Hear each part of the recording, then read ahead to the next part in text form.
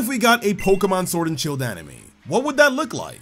For over a year now, I've been writing a reimagined version of Ash's Generation 8 journey, one where he traveled through the entire region of Galar. And now it's finally time to share with you all the complete series. How will this epic saga add to the legacy of Ash Ketchum? It's time to find out right now.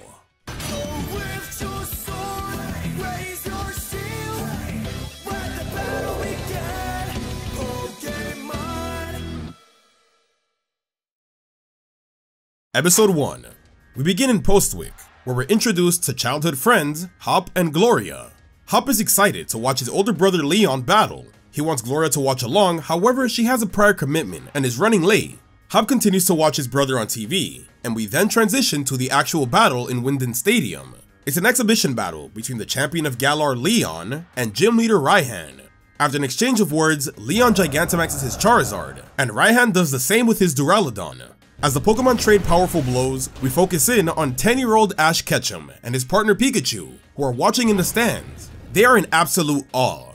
We then flash back to a few days earlier in Pallet Town. Professor Oak tells Ash that Leon of the Galar region has been trying to contact him.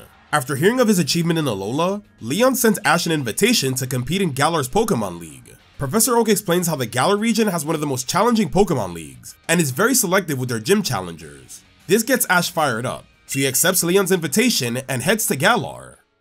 We return to the present, where Leon has defeated Raihan. Afterwards, Ash meets Leon. However, their introductions are cut short by Leon's fans. The two of them then decide to take a Corviknight taxi together to have a proper conversation. Leon congratulates Ash on the Alola League. He then hypes up the Galar League, and then they even bond over their love of Pokemon and battles. Ash was so impressed with Leon's exhibition match that he challenges him to a battle. Leon explains how they're on their way to meet his kid brother to give him a gift, but he doesn't mind squeezing in one more battle. We then see Team Rocket's balloon following closely behind. We find out that they were sent to Galar by Giovanni to catch strong Gigantamax Pokemon. They were originally going after Leon, but are surprised to see Ash is here as well. Ash and Leon then arrive at Postwick, where Hop eagerly awaits. Leon has a quick catch up with his brother, and he then introduces him to Ash. Leon apologizes to Hop as his gift will have to wait until he's done having a battle with Ash. Hop doesn't mind though, as he's excited to see a battle between two champions. Ash and Leon begin their battle. It's a one-on-one between Pikachu and Charizard. The battle starts with a clash between Pikachu's Thunderbolt and Charizard's Flamethrower. They're evenly matched. Pikachu then goes in for a quick attack, but Charizard dodges and uses Ancient Power. Ash smirks and commands Pikachu to jump on the rocks and then send the final one back with Iron Tail. This catches Leon and Charizard off guard, allowing Pikachu to hit it with a direct Thunderbolt. Ash says he figured out how to counter that move after watching Leon use it in his exhibition battle. Charizard then uses Air Slash. Pikachu flinches, giving Charizard the ability to launch a fully charged Solar Beam. Charizard then closes in on Pikachu, and Ash tries to slow it down with Electro Web, but Charizard dodges it and lands a point-blank Flamethrower. Pikachu is knocked down, and Leon decides to end the battle there. Although they were losing, Ash and Pikachu were really happy for the battle. Meanwhile, Hop is bursting with energy and loved every minute of it. The episode ends with Hop finally receiving his gift from Leon. He gets to choose one of the Galar starters, Grookey, Scorbunny, or Sobble. Episode 2. After giving it enough thought, Hop decides to go with Scorbunny. Leon explains how these starters came from Professor Magnolia, and that he'll be returning the remaining two. Suddenly, Scorbunny, Grookey, and Sobble are captured by Team Rocket. Ash is surprised to see them in Galar. He tries to hit them with Pikachu's Thunderbolt, but it's repelled by Wobbuffet. Leon and Charizard give it a try with Flamethrower, and overwhelm Wobbuffet so much that it accidentally unleashes the attack on the balloon. Team Rocket and the starters blast off towards Slumbering Weald. Leon heads after them, but tells Ash and Hop to stay behind, as Slumbering Weald can be pretty dangerous. Hop doesn't want to abandon his new Pokemon though, so he and Ash still go. At Slumbering Weald, Ash and Hop are attacked by a horde of coughing, led by a Galarian wheezing. Ash tells Hop to be careful since he doesn't have any Pokemon, but that's when Hop reveals that he actually does have one, his partner Wooloo. The two defeat coughing and wheezing and move deeper into the forest. As they continue, Hop talks about how he learned how to battle from watching Leon, and how his goal is to surpass him someday. The two eventually find Scorbunny, and Hop is relieved. Suddenly, the fog in the forest gets thicker, and two mysterious Pokemon confront Ash and Hop. They try to battle them, but none of their attacks seem to hit, and after an ominous howl, the two Pokemon disappear into the thickening fog. Eventually, Ash and Hop regain consciousness, and wonder about the encounter they just had. Not too long after though, they overhear Team Rocket trying to capture Grookey. Hop tries to help, but can't beat Wobbuffet. He's never had a serious fight like this before. Ash is able to outsmart the trio though by causing Wobbuffet to hit them with Pikachu's Electro Web, and then blasting them off with Thunderbolt. Grookey is now saved. Shortly after, the boys are reunited with Leon, who found Sobble, but got lost along the way. The episode ends with Leon along with Ash and Hop making their way to Professor Magnolia's lab to return the starters. Episode 3. Before reaching the lab, Hop asks Leon to let him partake in the gym challenge. Leon is conflicted as he doesn't think Hop is ready, and says they'll talk more later. The three then arrive at Professor Magnolia's lab, where Hop and Leon are greeted by a Yamper, and its trainer, Sonia. Leon introduces her to Ash, and explains how Sonia works as her grandmother's assistant, along with Hop's friend Gloria. They're studying Dynamax Pokemon in the battlefield out back. Just then, everything begins to shake. It's Gloria, who just Dynamaxed a Squavit for Professor Magnolia to monitor. They wrap up their research for the day and introduce themselves to Ash. Leon returns Grookey and Sobble to Magnolia. However, Sobble immediately runs towards Gloria. It's still shaken up from its encounter with Team Rocket. Professor Magnolia reveals that Gloria watches over the starter Pokemon for her, which is why Sobble is so comfortable around her. She then offers the boys to stay at her lab for the night. After dinner, Ash and Gloria see Hop outside looking bummed out. Ash explains how Leon wasn't sure about giving him an endorsement. Gloria can relate to him, as she hopes to go on a journey someday as well, to catch some rare Gigantamax Pokemon. However, she's worried the professor won't approve of her leaving, so she hasn't asked. Ash decides to support Hop and Gloria. He gives them a pep talk that motivates them to go for their dreams. Just then, something crashes down in front of them. It's two wishing stars. Gloria explains how they're used to make Dynamax bands, so Hop takes that as a sign that he's meant to travel just like Ash. He gives them to Professor Magnolia, who promises to turn them into Dynamax bands for them. Hop and Gloria then use this opportunity to ask for approval of their journeys. Magnolia approves, but Leon is still hesitant. He says that he'll give Hop an endorsement only if he can defeat Ash in a battle. If Hop truly wants to take on the gym challenge, then he has to be ready to face opponents just like him. This worries Hop a bit, but he's still willing to try. The next day, Ash and Hop begin their battle. Hop leads with Scorbunny. It's fast enough to land a double kick on Pikachu, but it's taken out right after. He then sends out Wooloo. They put up a decent fight, but it's still not enough, and Wooloo gets defeated by Pikachu. Hop is sad, but much to his surprise, Leon gives him the endorsement. He says that the moment he accepted the battle, he had proven to Leon how serious he was. Professor Magnolia then gives both Ash and Hop a Dynamax band and Rotom Foam Pokedex. And with that, Ash, Hop, and Gloria can all set out on a Pokemon journey. Episode 4. Sobble is sad to see Gloria leave, so Professor Magnolia allows her to take it with her as she sees how close the two are. Professor Magnolia then reveals that she was always planning on letting Gloria travel, as she needs her help catching lots of Pokemon to broaden her Dynamax research. Gloria accepts the task. Leon tells Ash and Hop that they must go to Motostoke in order to register for the gym challenge, and with that, the three trainers set out on their journey. However, it seems like Grookey is following closely behind. Taking the train, our heroes arrive at the wild area, where they hope to catch some new Pokemon. Ash tries to battle a Gossifleur, but Gloria insists to let her catch it, which she fails to do so. Ash tells her that it's better if she battles it, but she's too excited for that, and she tries to catch it again and succeeds. Next, they encounter a Squavit that Hop tries to battle, but Gloria jumps in and catches it too. This continues to happen for several more encounters. Ash and Hop get annoyed as they haven't been able to catch anything. Gloria then tries to catch an Onix, but fails. The Onix then angrily chases the gang until they accidentally stumble upon a den.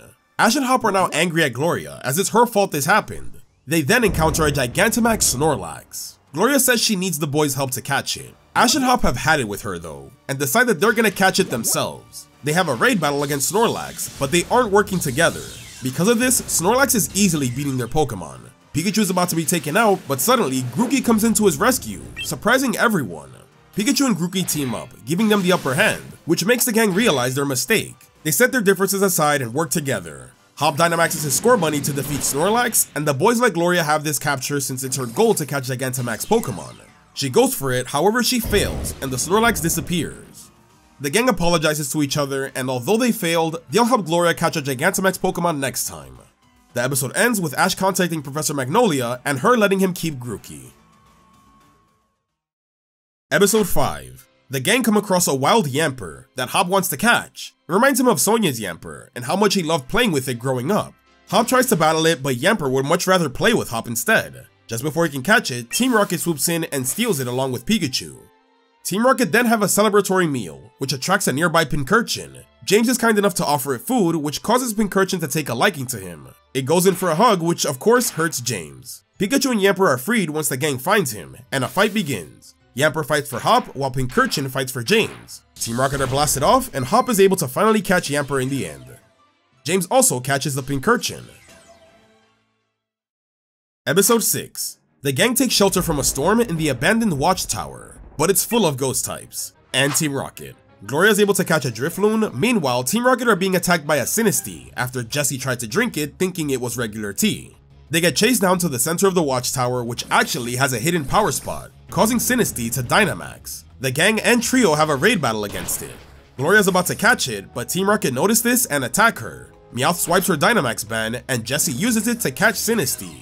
Thinking that Sinistea will remain Dynamaxed, Jessie sends it out against Ash and the gang, only to be disappointed and met with a blast-off. Gloria then gets her band back. Episode 7. The gang set up camp and make some curry for lunch, but soon they're attacked by a wild Rookidee. They were in its territory. Despite being at a disadvantage, it battles Pikachu head-on, which impresses Ash. It takes their food and flies away. Ash decides he wants to catch it and goes after it. Rookidee then goes inside a den and Dynamaxes. The group take it on in a raid battle, and Pikachu Dynamaxes for the first time, revealing it to be a Gigantamax Pikachu. Pikachu is struggling with its new form, but is able to defeat Rookidee, allowing Ash to catch it. Episode 8. The gang hears rumors of a Gigantamax Butterfree being in the area, but nobody's been able to catch it. They come across a group of Butterfree, but don't know which one it could be. Gloria notices one of them has slightly different colored poison dust on its wings, so she follows that one until it lands on a den, and it is in fact the Gigantamax Butterfree. The group work together, and using Dynamax Sobble, they defeat Butterfree, allowing Gloria to catch it, her first G-Max Pokemon. Episode 9. The gang arrive at Motostoke, and are reunited with Sonia at the Motostoke Stadium. Professor Magnolia sent her to research the mysterious Pokemon Ash and Hop met at Slumbering Weald. This has brought her to the famous hero statue. Here, Sonia tells the legend of the Darkest Day, how a hero wielding a sword and shield was able to save Galar from a black storm that was causing giant Pokemon to attack. Afterwards, Ash and Hop register for the gym challenge, and the league staff are surprised to see two trainers endorsed by Leon. This grabs the attention of a nearby trainer, Bede, who believes his endorsement is more valuable because it came from the chairman. This rubs Ash and Hop the wrong way. They get into a heated argument, and Bede declares that they'll settle it on the battlefield the next day. Ash and Hop are confused, but it's here that they learn that all the league challengers will be taking part in an exhibition tournament as part of the opening ceremony. This gets Ash excited. The gang stay at the Budu drop-in for the night, and the next day, Team Yell appears to prevent the gym challengers from making it to the opening ceremony. Ash and Hop battle them until Team Yell are stopped by Marnie. She apologizes for their actions and explains that they're her superfans. They all rush to the stadium and make it just in time for the opening ceremony. It begins with Chairman Rose's speech, and he then introduces the gym leaders. The episode ends with all the gym challengers making their way to the field, as the matchups for the tournament are about to be revealed. Episode 10. The exhibition tournament has officially begun. The battles are one-on-one, and Dynamax is not allowed. Ash's first opponent uses a Golett against his Pikachu. Ash wins the battle, which impresses Chairman Rose. We skip to Hop's battle, where he's also able to win. We then get a montage of all the different matchups until we reach the semifinals. It's Ash versus Marnie. The battle is between Grookey and Croagunk. Croagunk gives Grookey a hard time by using Sucker Punch and then poisoning it with Poison Sting. Luckily, Grookey gets the upper hand by using Screech and attacking from behind. Croagunk comes in with a Poison Jab, but Grookey stops it with Branch Poke to defeat it. The next match is Hop versus Bede. Hop uses Wooloo, while Bede uses Hatenna. Bede's Hatenna is able to confuse Wooloo with Confusion while also healing itself with Life Dew. This made it really challenging for Hop, and unfortunately, he loses to Bede. Episode 11. The finals of the exhibition tournament is Ash versus Bede. He brags about being able to defeat the champion's brother, and now he declares that he'll defeat Ash as well. The battle is between Rookidee and Hatenna. Rookidee starts with Fury Attack, but Hatenna quickly heals with Life Dew. Ash boosts Rookidee's power with Hone Claws, and then it goes for another Fury Attack. Bede let it get close, however, to use Confusion, which confuses Rookidee. This gives Hatenna the chance to heal with Life Dew and even use Calm Mind. Rookidee snaps out of Confusion, but it's too late. It goes down to Psybeam, winning Bede the exhibition tournament. After the tournament, the gang meet Leon, who wants to introduce them to Chairman Rose. He congratulates them on their well-fought battles. He says that he has high hopes for the both of them, as their recent endorsement has brought a lot of attention to the gym challenge, with Ash being Alola's first champion and Hop being Leon's younger brother. Although they might have lost, they both had a lot of fun, and will work even harder to win the next battle. Episode 12. Gloria learns about Pokejobs. She thinks it'll be a great way for her Pokemon to help out, as well as allowing her to earn some extra money for food and Pokeballs. She applies and receives her first Pokejob request. Pokemon are needed to perform various tasks at the Budu drop-in. Here we get fun antics as Gloria struggles to manage a bunch of Pokemon at the same time. Sobble is watering plants but accidentally soaks the guest, causing him to cry. Butterfree distributes room keys but mixes them up. P-Dove helps with message delivery but gets lost in the hallway. Bumblebee digs to lay cables but causes a minor blackout. Squavit is in charge of the kitchen's pantry but eats all the snacks. And Gossifleur is used to decorate the lobby, but its pollen causes sneezing chaos. While this is happening, Ash and Hop are training after their loss against Bede. Despite the mayhem, the episode ends with Gloria successfully completing her job and the gang leaving Motostoke. Episode 13. The gang are ambushed by Team Rocket and they steal Pikachu and the Galar starters. Ash is able to pop the balloon with Rookidee, but this causes the Pokemon to blast off. Separated from their trainers, Pikachu and the Galar starters embark on an adventurous journey, filled with unique challenges and encounters as they try to find their way back. Their journey is not only a test of survival, but also a bonding experience, showcasing their individual strengths and powers of teamwork. They eventually get a heartfelt reunion with Ash and the gang, however the joy is short-lived as Team Rocket confronts them once again. A fierce battle ensues, and amidst the chaos, Grookey surprises everyone by mastering a new move, Knock Off, turning the tide of the battle and saving the day. Episode 14. Ash and Co. arrive at the Galar mine. Gloria catches a Roly-Poly and Carkol. Meanwhile, Hop is challenged to a battle by a worker. After defeating them, they reveal that a powerful Colossal lives deep in the mine, so the gang try to help Gloria catch it to complete the evolutionary line. They eventually find it with the help of Roly-Poly and Carkol and face it off in a raid battle. It becomes too dangerous, however, as its attacks are causing the mine to cave in. Luckily, they are saved by Chairman Rose, who drives off the Colossal. He's here because his company mines for ore in order to process into energy. He helps lead the gang out of the mine, and they continue onward to the next city. Back at the mine, however, we see Bede, who's collecting wishing stars that were uncovered due to Colossal's attacks. Episode 15. Ash, Hop, and Gloria encounter Marnie, who just earned her first badge. She catches up with the group, and before she leaves, she reveals that the Turrfield gym specializes in grass-type Pokemon. Hop starts to doubt his chances of winning since Scorbunny's only fire-type move is Ember. Sensing Hop's worry, Gloria steps in with her Carkol to assist. Together they have an intense training session, aiming to boost Scorbunny's abilities. Hop's dedication pays off when he successfully teaches Scorbunny a new move, Flame Charge.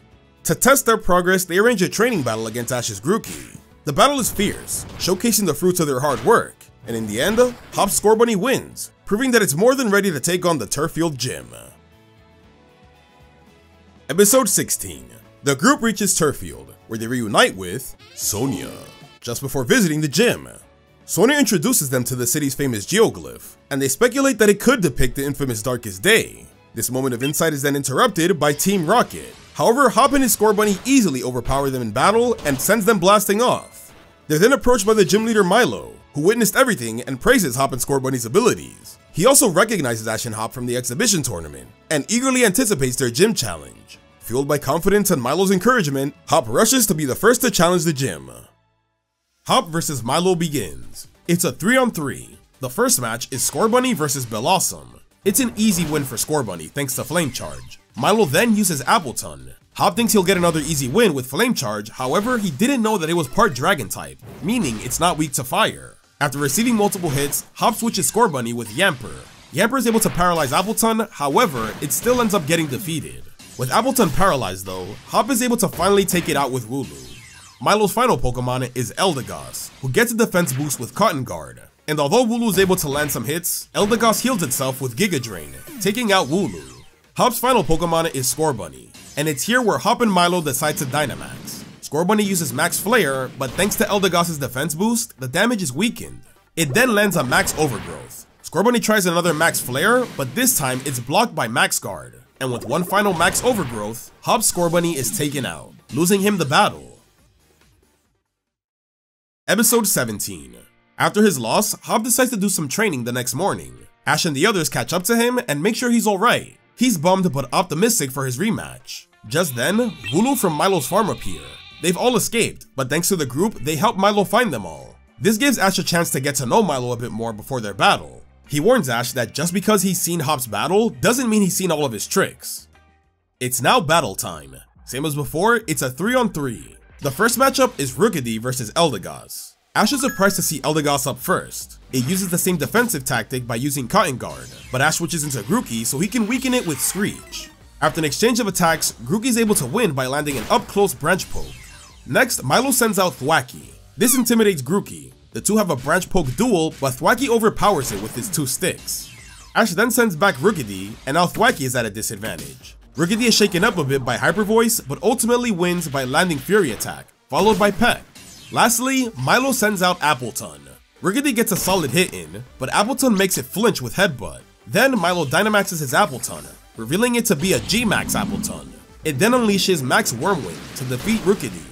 The final match is Pikachu versus Appleton, where Ash G-Maxes his Pikachu too. Pikachu lands a G-Max Volt Crash, which paralyzes Appleton, but with G-Max Sweetness, it cures itself.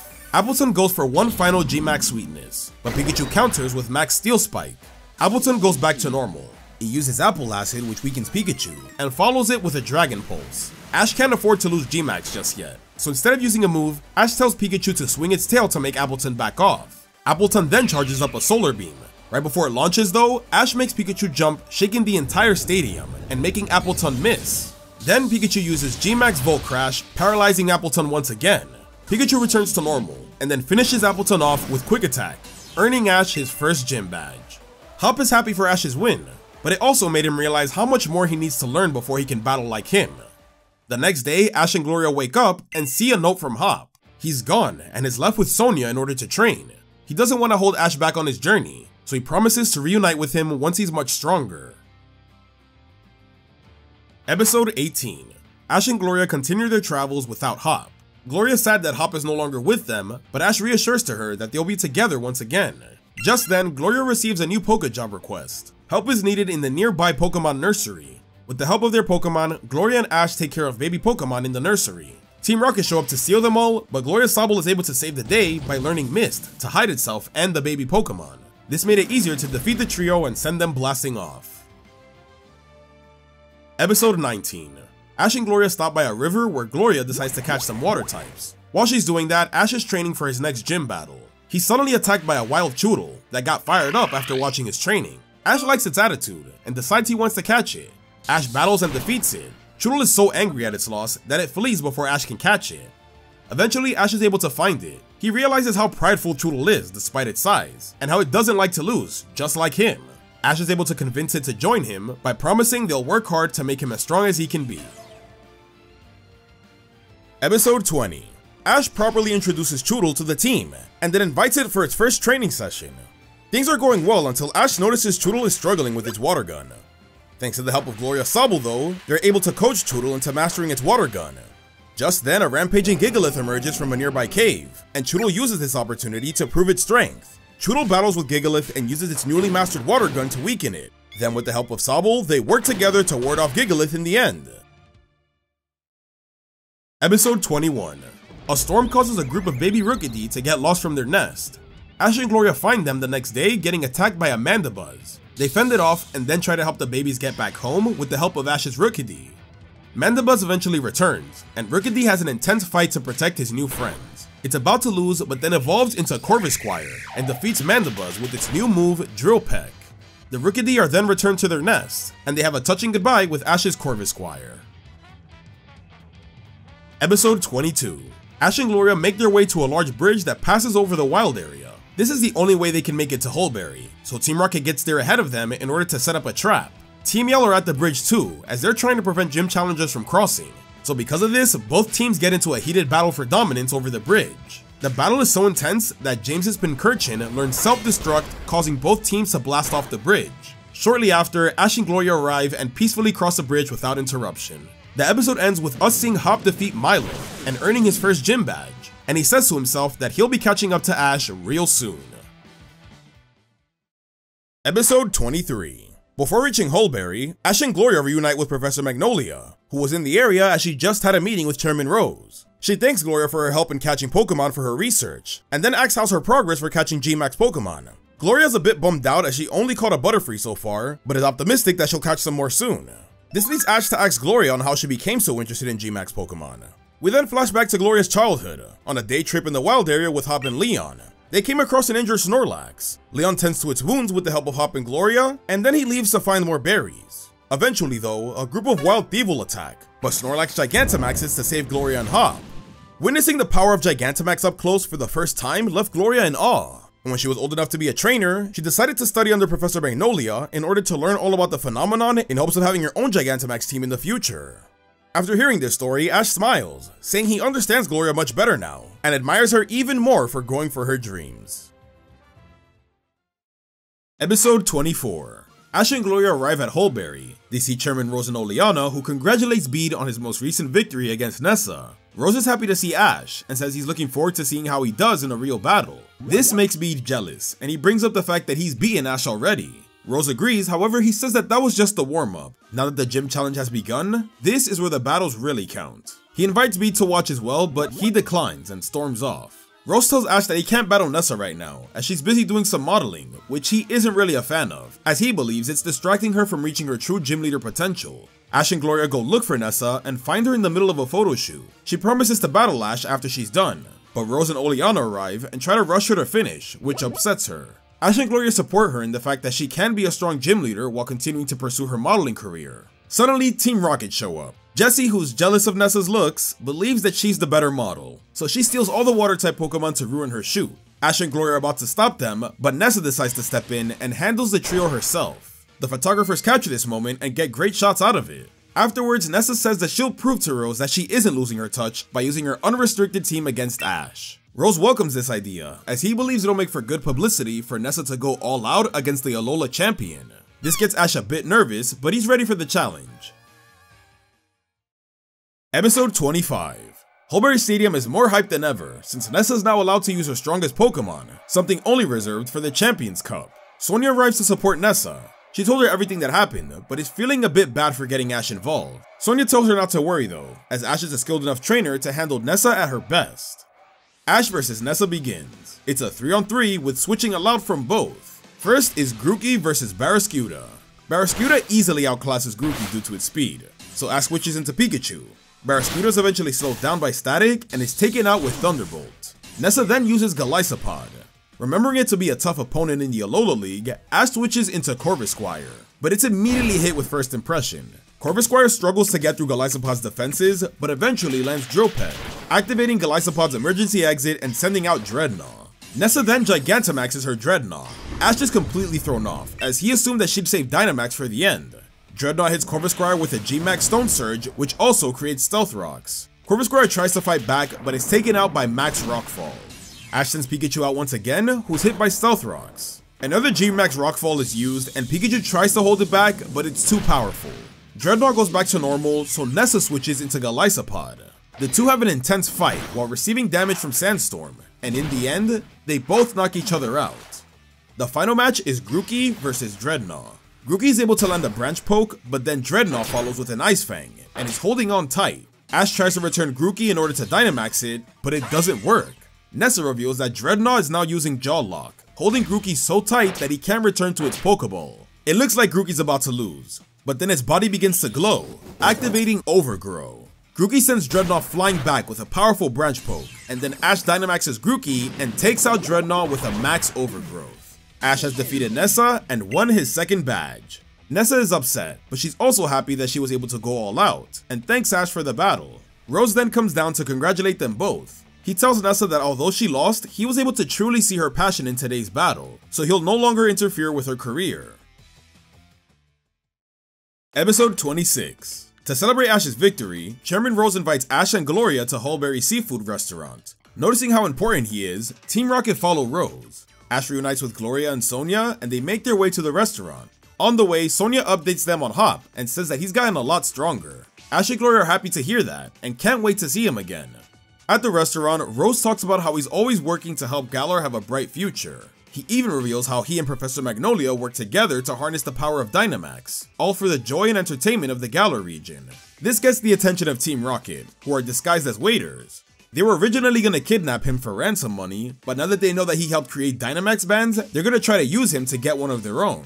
Rose then goes on to explain how Ash's gym challenge is the next big step, which confuses him a bit. Apparently, the news of Alola's first champion taking on the gym challenge has created a lot of buzz and publicity. Rose tells Ash to keep up the good work and aim to fight Leon, as having two champions battle will make for the biggest event in Galar. Ash is a bit shy about all this attention, but he's willing to try his best. The conversation then shifts to Sonia's research. Rose recommends she check out the vaults at Hammerlocke. Suddenly, Chairman Rose is kidnapped by Team Rocket, but before they can even escape, an enraged Oleana attacks. Team Rocket are absolutely destroyed and sent blasting off. Episode 27. Before leaving Hulbury, Gloria receives a new Poké job. This time she'll be working with Wailord Aquaculture, who need help wrangling all the water types that have escaped their habitats. Gloria and Ash are surprised to see Nessa there. It's her day off from gym battles, and is here to help her father who runs the company. The three eventually learn that the Pokemon have escaped due to a group of Crawdons who have ruined their habitats. Gloria catches a wild Arrokuda to lead her team in finding the Pokemon. Nessa collects them all by showing off her fishing skills, while Ash defeats the bully Crawdons. And after completing the job, Ash and Gloria set out to Motostoke. Episode 28. Ash and Pikachu have just finished blasting off Team Rocket, and Gloria's impressed with the incredible bond and power that they share. As they continue their travels, Ash shares the many incredible experiences he's had with Pikachu, until they reunite with Marnie. As they catch up, we cut back to Team Rocket, who request help from Giovanni in order to achieve their goals. So in return, he sends them the Rocket Prize Master, full of Giovanni's top Pokemon. As Ash continues to talk about his adventures with Pikachu, Marnie is inspired to battle him. Just before they do though, Team Rocket interrupts and uses the Prize Master to send out powerful Pokemon. The group struggles to face them, as they're a lot stronger than expected. They're eventually able to take them down, but Team Rocket just replaces them for new Pokemon. One by one, Team Rocket are able to take down Ash, Gloria, and Marnie's Pokemon, until they're all down to just Pikachu. Pikachu fights with all its might, but it's on the losing end of the battle. Ash still believes in his partner though, and Pikachu doesn't want to let Ash down. It then gets up and unleashes a new level of strength that Ash has never seen before. Team Rocket are in shock. Ash then tells them that they will never defeat him with those gacha Pokemon, because him and Pikachu have an inseparable bond. Ash then commands a powerful Thunderbolt that sends Team Rocket blasting off. Gloria and Marnie are blown away by Ash and Pikachu's strength, and Marnie vows to train hard in order to be able to properly face him in battle. Meanwhile, Team Rocket are just as impressed with the Twerp's strength, and make their own vow to be able to catch Pikachu with their own strength someday. Episode 29. Bede is at Galar Mine number 2, and during a call with Chairman Rose, learns of Ash's victory against Nessa. Bede is jealous as he didn't get to face Nessa's strongest team like Ash, so he vows to himself that he'll impress Rose by finding all the wishing stars in Galar, and more importantly, will defeat Ash once again. Coincidentally, Ash and Gloria make their way through the mine as well, and eventually run into Bede. He says that he's the one that was endorsed by the chairman, so he deserved to have that special battle. He then challenges Ash to a double battle. It's Choodle and Corvisquire versus Hattrem and Duosion. Duosion uses Reflect, making it harder for Ash's team to do damage. Meanwhile, Hattrem uses Disarming Voice to hit both Pokemon. After a bit of struggling, Choodle is able to get up close with the help of Corvisquire. It uses Bite, but Ash tells Choodle to hold on tight. It's knocked off by Hattrem. Ash continues this strategy multiple times until Choodle is able to bite again, and this time it's holding on so tight that it learns to use Jaw Lock, taking out Duosion. Ash mentions how he learned that from Nessa's Dreadnought. Bede gets even more upset, and then we flash back to his childhood in an orphanage and how Chairman Rose set him on the path to become a trainer. He says that Chairman Rose trusted him with a Pokemon. He trusted his talent, so he can't lose to a weakling like Ash. He then commands Hattrem to take out Choodle, making it a one-on-one. It's a close fight, but in the end, Corvisquire is able to win, redeeming its loss from the exhibition tournament. Bede is silent for a bit, but then he says that he only let Ash win because he was showing some effort. In the end, Ash and Gloria leave Galar Mine 2, but Bede actually stays behind and finds more wishing stars. Episode 30. A wild Galarian Farfetch'd is challenging trainers to battle. Ash and Gloria come across it, and they each try to take it on. Gloria is up first, and her Sobble is easily defeated. Then Ash gives it a try with Grookey. It puts up a better fight, but it still ends up losing. Ash prepares to use another Pokemon, but Farfetch'd deems Ash unworthy of another fight, and leaves. Ash and Gloria chase after it and eventually find it again, but to their surprise, Hop is beating them to it. He says he's been looking all over for it, and really wants to catch it, so he sends out his newly evolved Boltund to take it on. After a tough battle, Hop is able to defeat and catch Farfetch'd, impressing Ash and Gloria.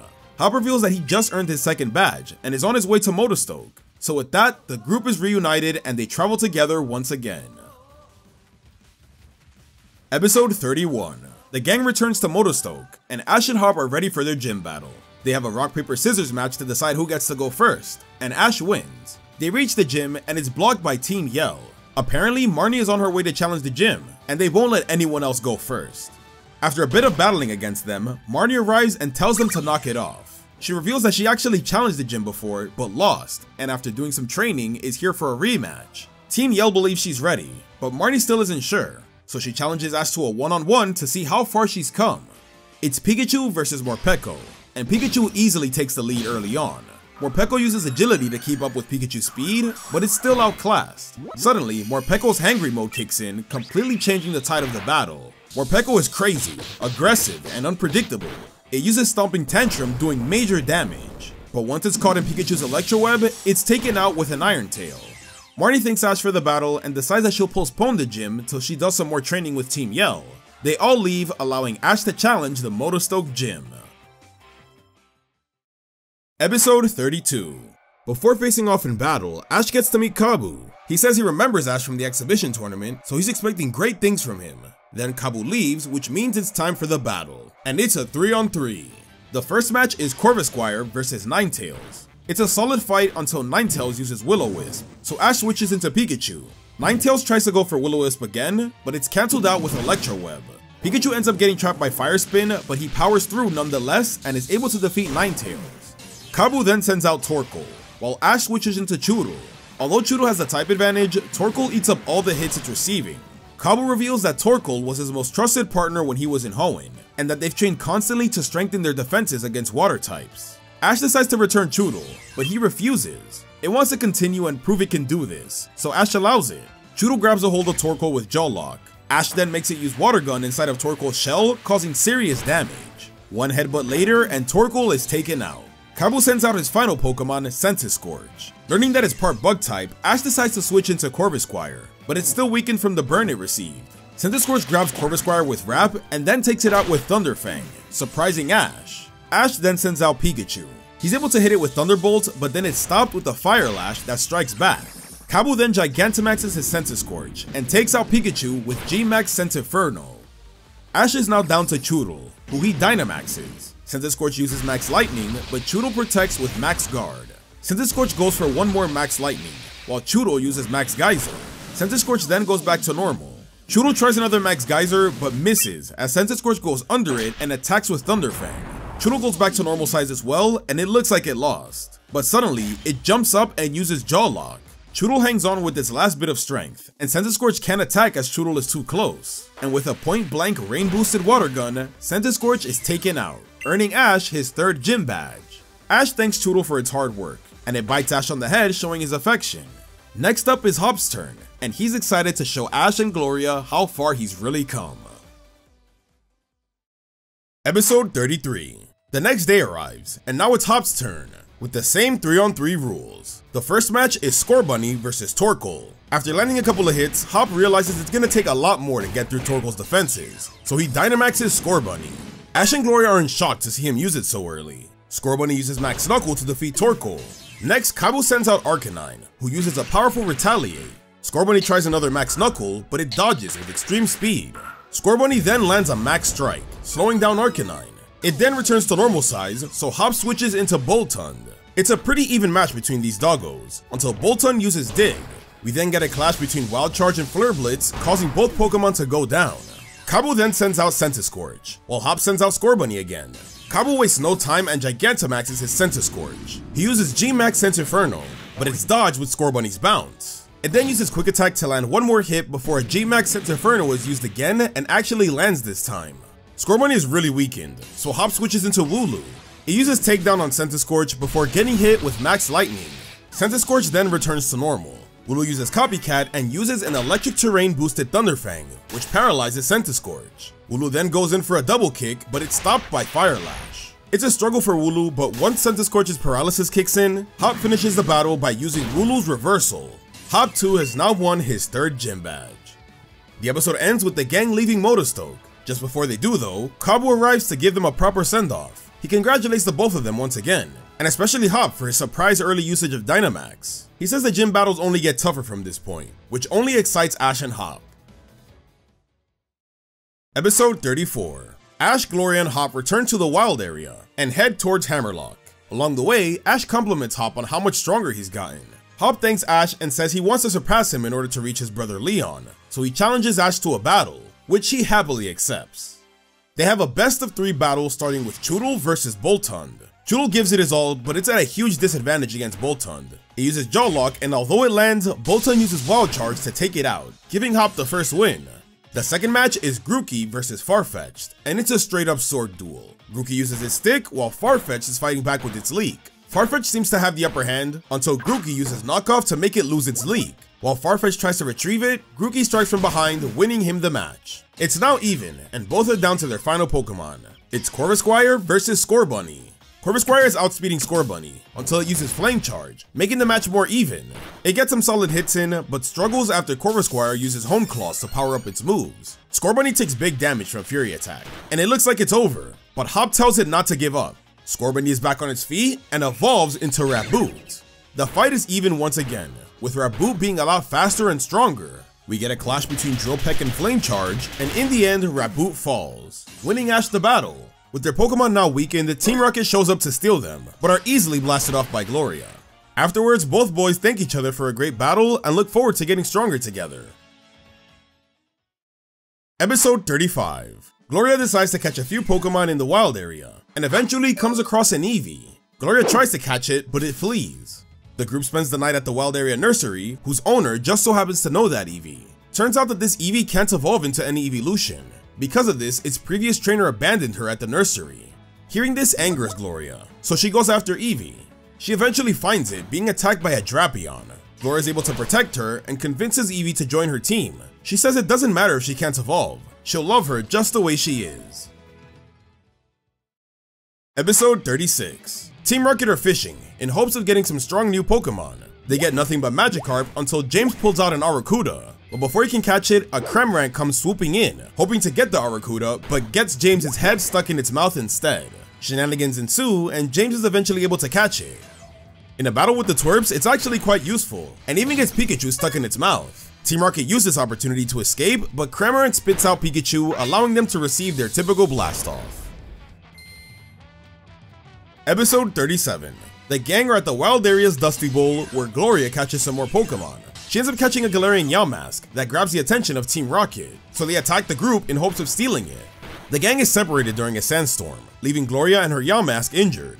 She's chased by Team Rocket until she passes under a stone bridge, causing her Yamask to evolve into a Runerigus. With its new power, it sends Team Rocket blasting off, and the group is then reunited. Episode 38. Gloria's determined to find another Gmax Pokemon in the wild area, and goes on a raid battle catching spree, but with no real luck on Gmax Pokemon. Eventually, Hop starts to feel a bit left out, and wants to make his own raid battle capture. He then sees a Rhyhorn that runs into a den, and realizes this is his perfect chance. The Rhyhorn reminds him of one that him and his brother used to ride in their childhood. During the raid, Rhyhorn uses powerful max moves that slowly take down the group's Pokemon. Hop then Dynamaxes his Farfetch'd, which helps even out the fight. Farfetch'd is tough enough to withstand Rhyhorn's attacks, and in the end, Hop catches Rhyhorn. Later that day, Hop calls Leon to share the happy news that brings back good memories. Episode 39. The gang are almost out of the wild area, when they suddenly encounter the Snorlax they battled when they first entered the wild area. They take it on in a max raid battle, and the gang is struggling. Eevee eventually decides to battle for Gloria when she's in trouble, and whips out 2 new moves, Sizzly Slide and Sappy Seed.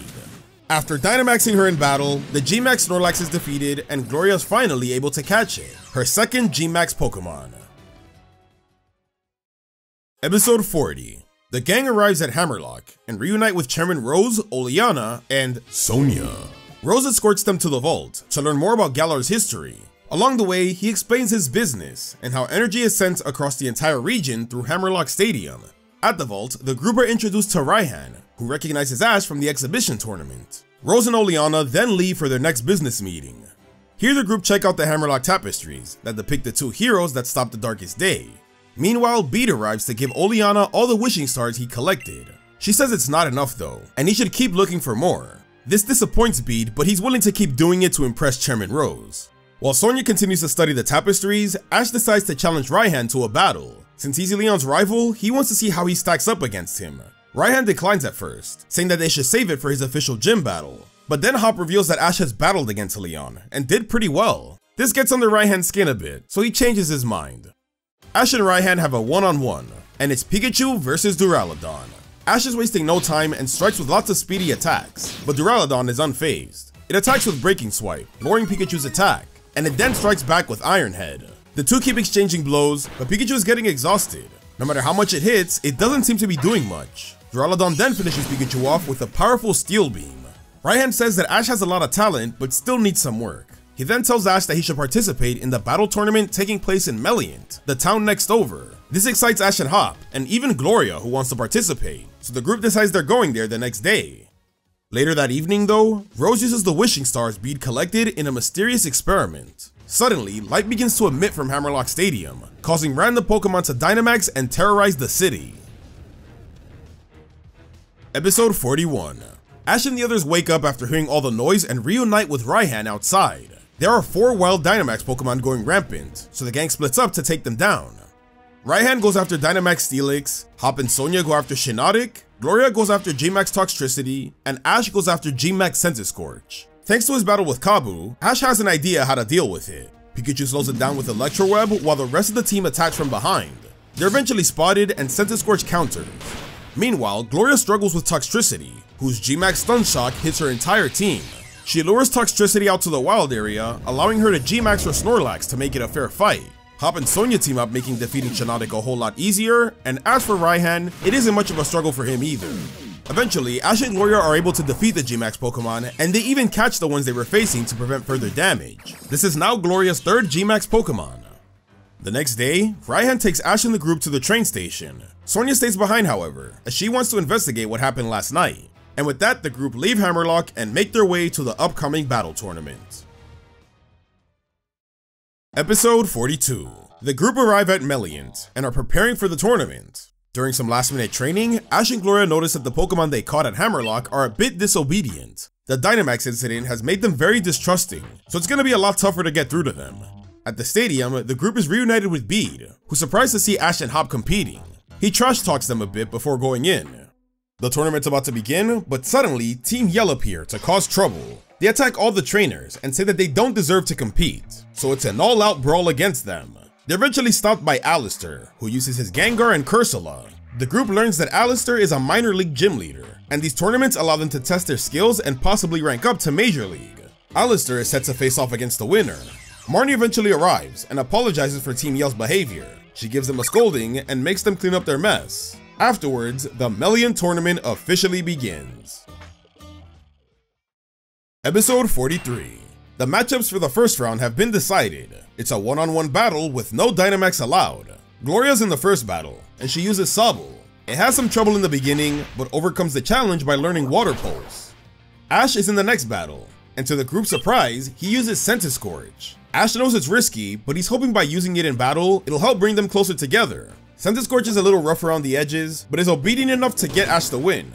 Marnie quickly wins her battle, and then we get to the final round match, Hop versus Bede, using Wooloo and Galarian Ponyta.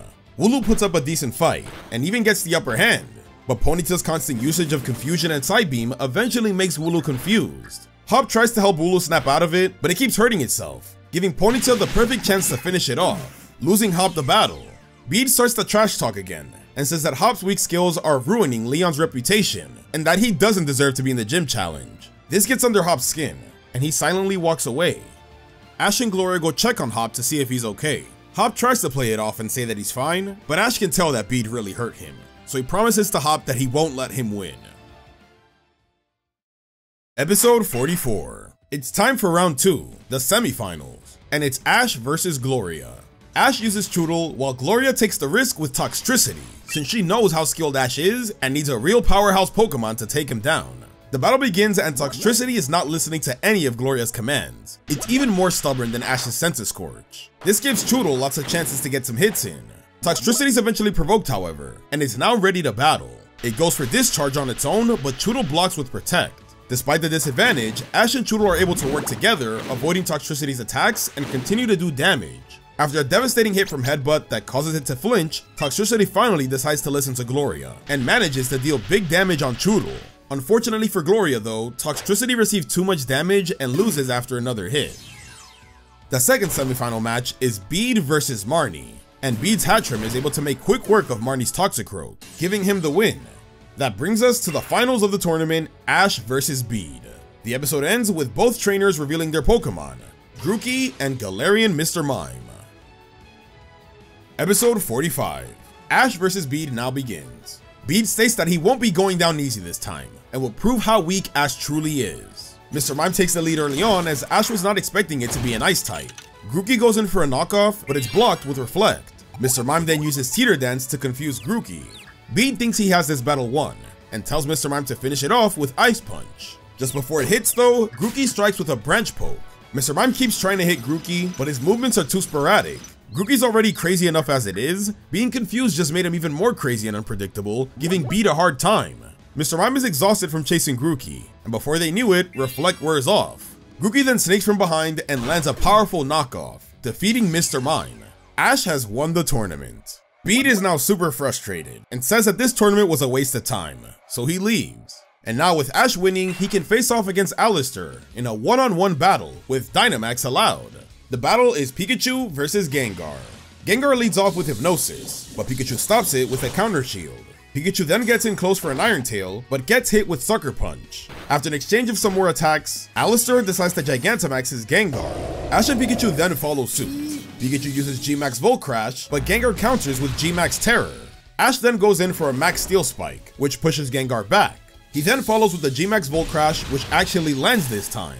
Pikachu then goes back to normal. Gengar uses Max Ooze, but it's dodged using Quick Attack. Gengar then prepares for G-Max Terror, but Pikachu traps it by using Electro Web and aiming it at Gengar's mouth, causing it to damage itself. Gengar goes back to normal, and we get a final clash between Thunderbolt and Shadow Ball, where Thunderbolt breaks through and takes out Gengar, winning Ash the battle. After the tournament, the group say their goodbyes and make their way back to Hammerlocke. Season 2, Sword and Shield Armored Adventure.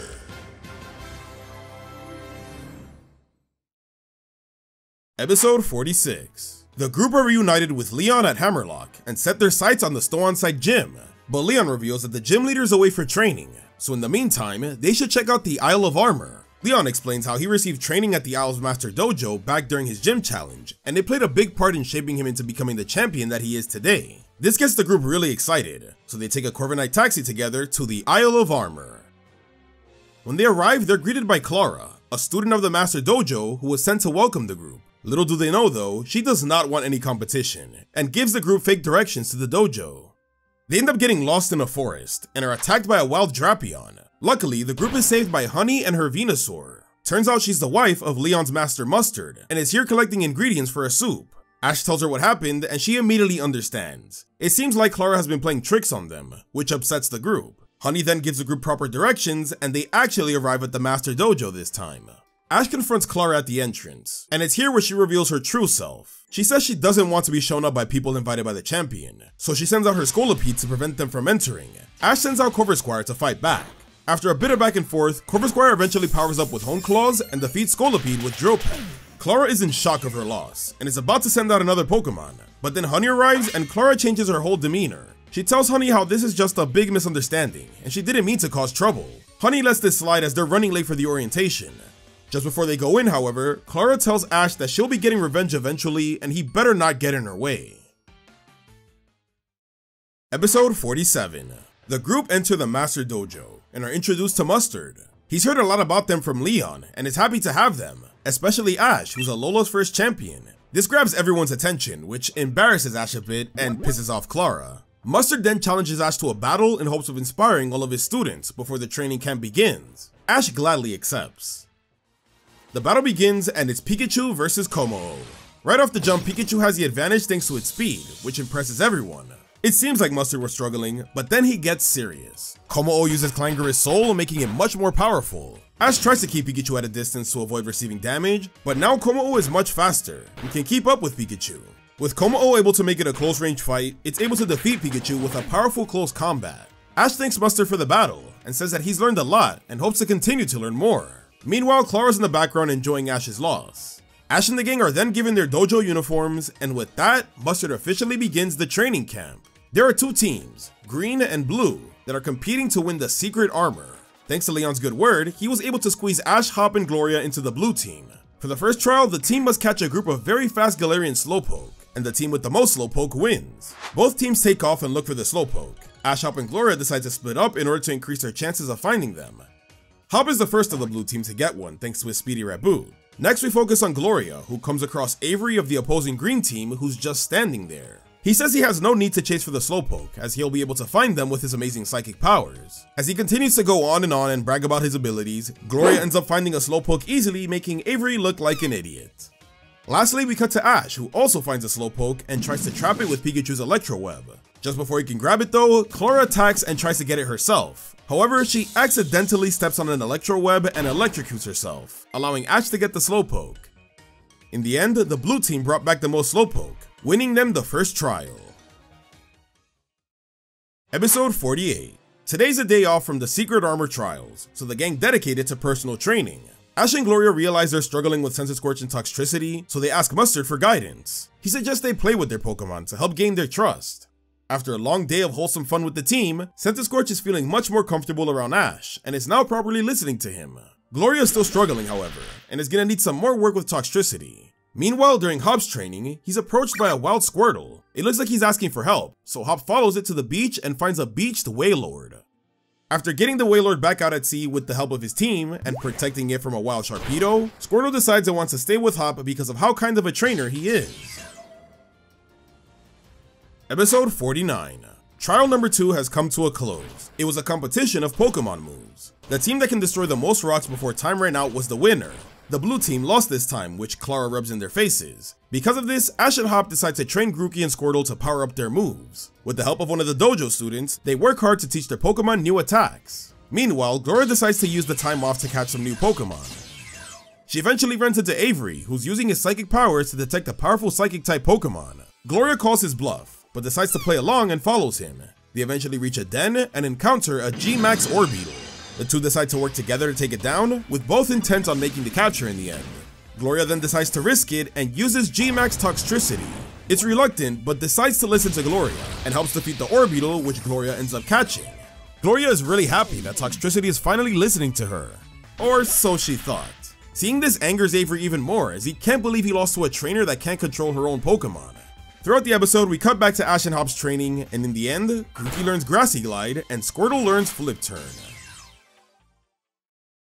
Episode 50. It's time for the third trial. This time they must find max mushrooms in order to make max soup. The team that collects 3 mushrooms first is the winner, and can choose one team member to turn their Pokemon into a Gigantamax Pokemon. This gets Gloria fired up, and she's determined to win. Ash and Hop want to help her win as well, and get the idea to search in the forest where they first met Honey. Gloria decides to go her own route, and eventually finds a max mushroom. However, Avery made it there as well. He declares that he won't lose again to someone that lacks such class, and challenges her to a one-on-one battle for the mushroom. Eevee decides to fight for Gloria, while Avery uses Grumpig. Eevee is able to get a burn off from Sizzly Slide, and regains health with Sappy Seed. Grumpig's psychic attacks continue to give Eevee a hard time though. Eevee is pushed so far that it ends up fighting back with a new move, Glitzy Glow. This sets up a light screen, weakening Grumpig's attacks. In the end, Eevee defeats Grumpig with Last Resort. Gloria collects the mushroom, but Avery isn't having it. He sends out more of his Pokemon and stops Gloria with Psychic. Suddenly, Ash and Hop arrive to save Gloria, and sends Avery blasting off. The episode ends with the blue team passing the trial, and Gloria letting her Eevee eat the max soup. Everyone goes to the battlefield out back, where Gloria is able to test out her G-Max Eevee for the first time. Episode 51. It's almost time for the final trial for the Secret Armor. Both teams must pick their best battler to face off in a one-on-one battle. Although green team is behind, they can still tie it up if they pass this trial. The blue team picks Ash, while the green team picks Clara. The night before the battle though, we see Clara and Avery on the battlefield. It seems like they're plotting something, as they're both in agreement that they can't afford to lose against the blue team once again. We cut to the next day, and it's time for the battle. Ash uses Choodle, while Clara uses Galarian Slowbro. As soon as the battle begins, Psychic Terrain is activated, catching Ash off guard, and Slowbro lands a powerful Psychic. Choodle gets up, but then all of a sudden it's poisoned as well. It seems like toxic spikes were set up. Avery begins to laugh. Ash and Choodle are completely thrown off. Their attacks aren't landing properly, and Slowbro is giving Choodle a thrashing. Eventually the Psychic Terrain vanishes, but the poison damage is starting to catch up to Choodle. Ash commands it to go in for a jaw lock, and Choodle holds on tight. Slowbro tries to get it off with Shell Sidearm, but Choodle isn't letting go. It continues to hold on with all its might until suddenly it evolves into Dreadnought. It then sends Slowbro flying back with its new move Stone Edge. With both Pokemon weakened now, Ash and Gloria finish the fight by Dynamaxing their Pokemon. We get a final clash between Max Geyser and Max Ooze, and when the dust settles, Slowbro goes down, winning Ash the battle. Gloria is in shock of her loss, but then Mustard steps in and calls her and Avery out. He realized from the beginning that they were plotting against Ash, but the fact that he was able to overcome this proves just how much he deserves the secret armor. Gloria and Avery apologize for their actions and run off in embarrassment. The episode ends with Mustard finally revealing to Ash the secret armor of the Master Dojo, the legendary Pokemon Kabu. Episode 52. Kabu officially joins Ash's team. He's shy but willing to work with such an experienced trainer. Mustard suggests doing lots of traveling, training, and playing with Kabu to help him get more comfortable with Ash. The group then go exploring the Isle and introduce Kabu to the entire team. Everyone's really nice to it, except for Toxtricity, who's his usual aloof self. Everything is going well, but Grookey gets too energetic and scares Kabu away. Using Corvisquire, Ash is able to find Kabu, who ran into the Stow-on-Side gym leader, B. This is where she's been training the whole time. Kabu is really interested in B's training, so Ash asks if they can join her. B accepts and the group take part in the intense training. During the training, Kabu begins to look up to B's Machamp, and he even learns Brick Break from him. At the end of the day, B decides to return to her gym, and looks forward to Ash and Hop's challenge. Now knowing this, the group are ready to head back to mainland Galar. They let Mustard know they're leaving, and he says that they can come back anytime to continue their training. And with that, the group leave the Isle of Armor and make their way back to Hammerlocke. Episode 53. The group returns to Hammerlocke, and Gloria receives a new Pokejob request. The Battle Cafe is understaffed, and needs people to work and accept challenges from customers. Ash and Hop take on the battles, while Gloria works behind the counter. Team Rocket were actually working here for a while to earn some extra money. They try to steal the gang's Pokemon, but Gloria steps up and sends them blasting off. In the end, Gloria completes the job and is given a Milcery for her hard work. Episode 54. On their way to Stow-on-Side, the group stumble upon an excavation site, where they meet the scientist Kara Liss. After doing some digging, the group uncovers some fossils that they're soon able to restore. In the end, Hop catches Dracovish and Gloria catches Arctozolt. Episode 55. The gang arrives in Stow-on-Side, ready for their battle with B, but she's not at the gym. After searching around town, they discover her in a nearby bakery, munching on sweets. They catch up and enjoy the treats before heading back to the gym for the battle.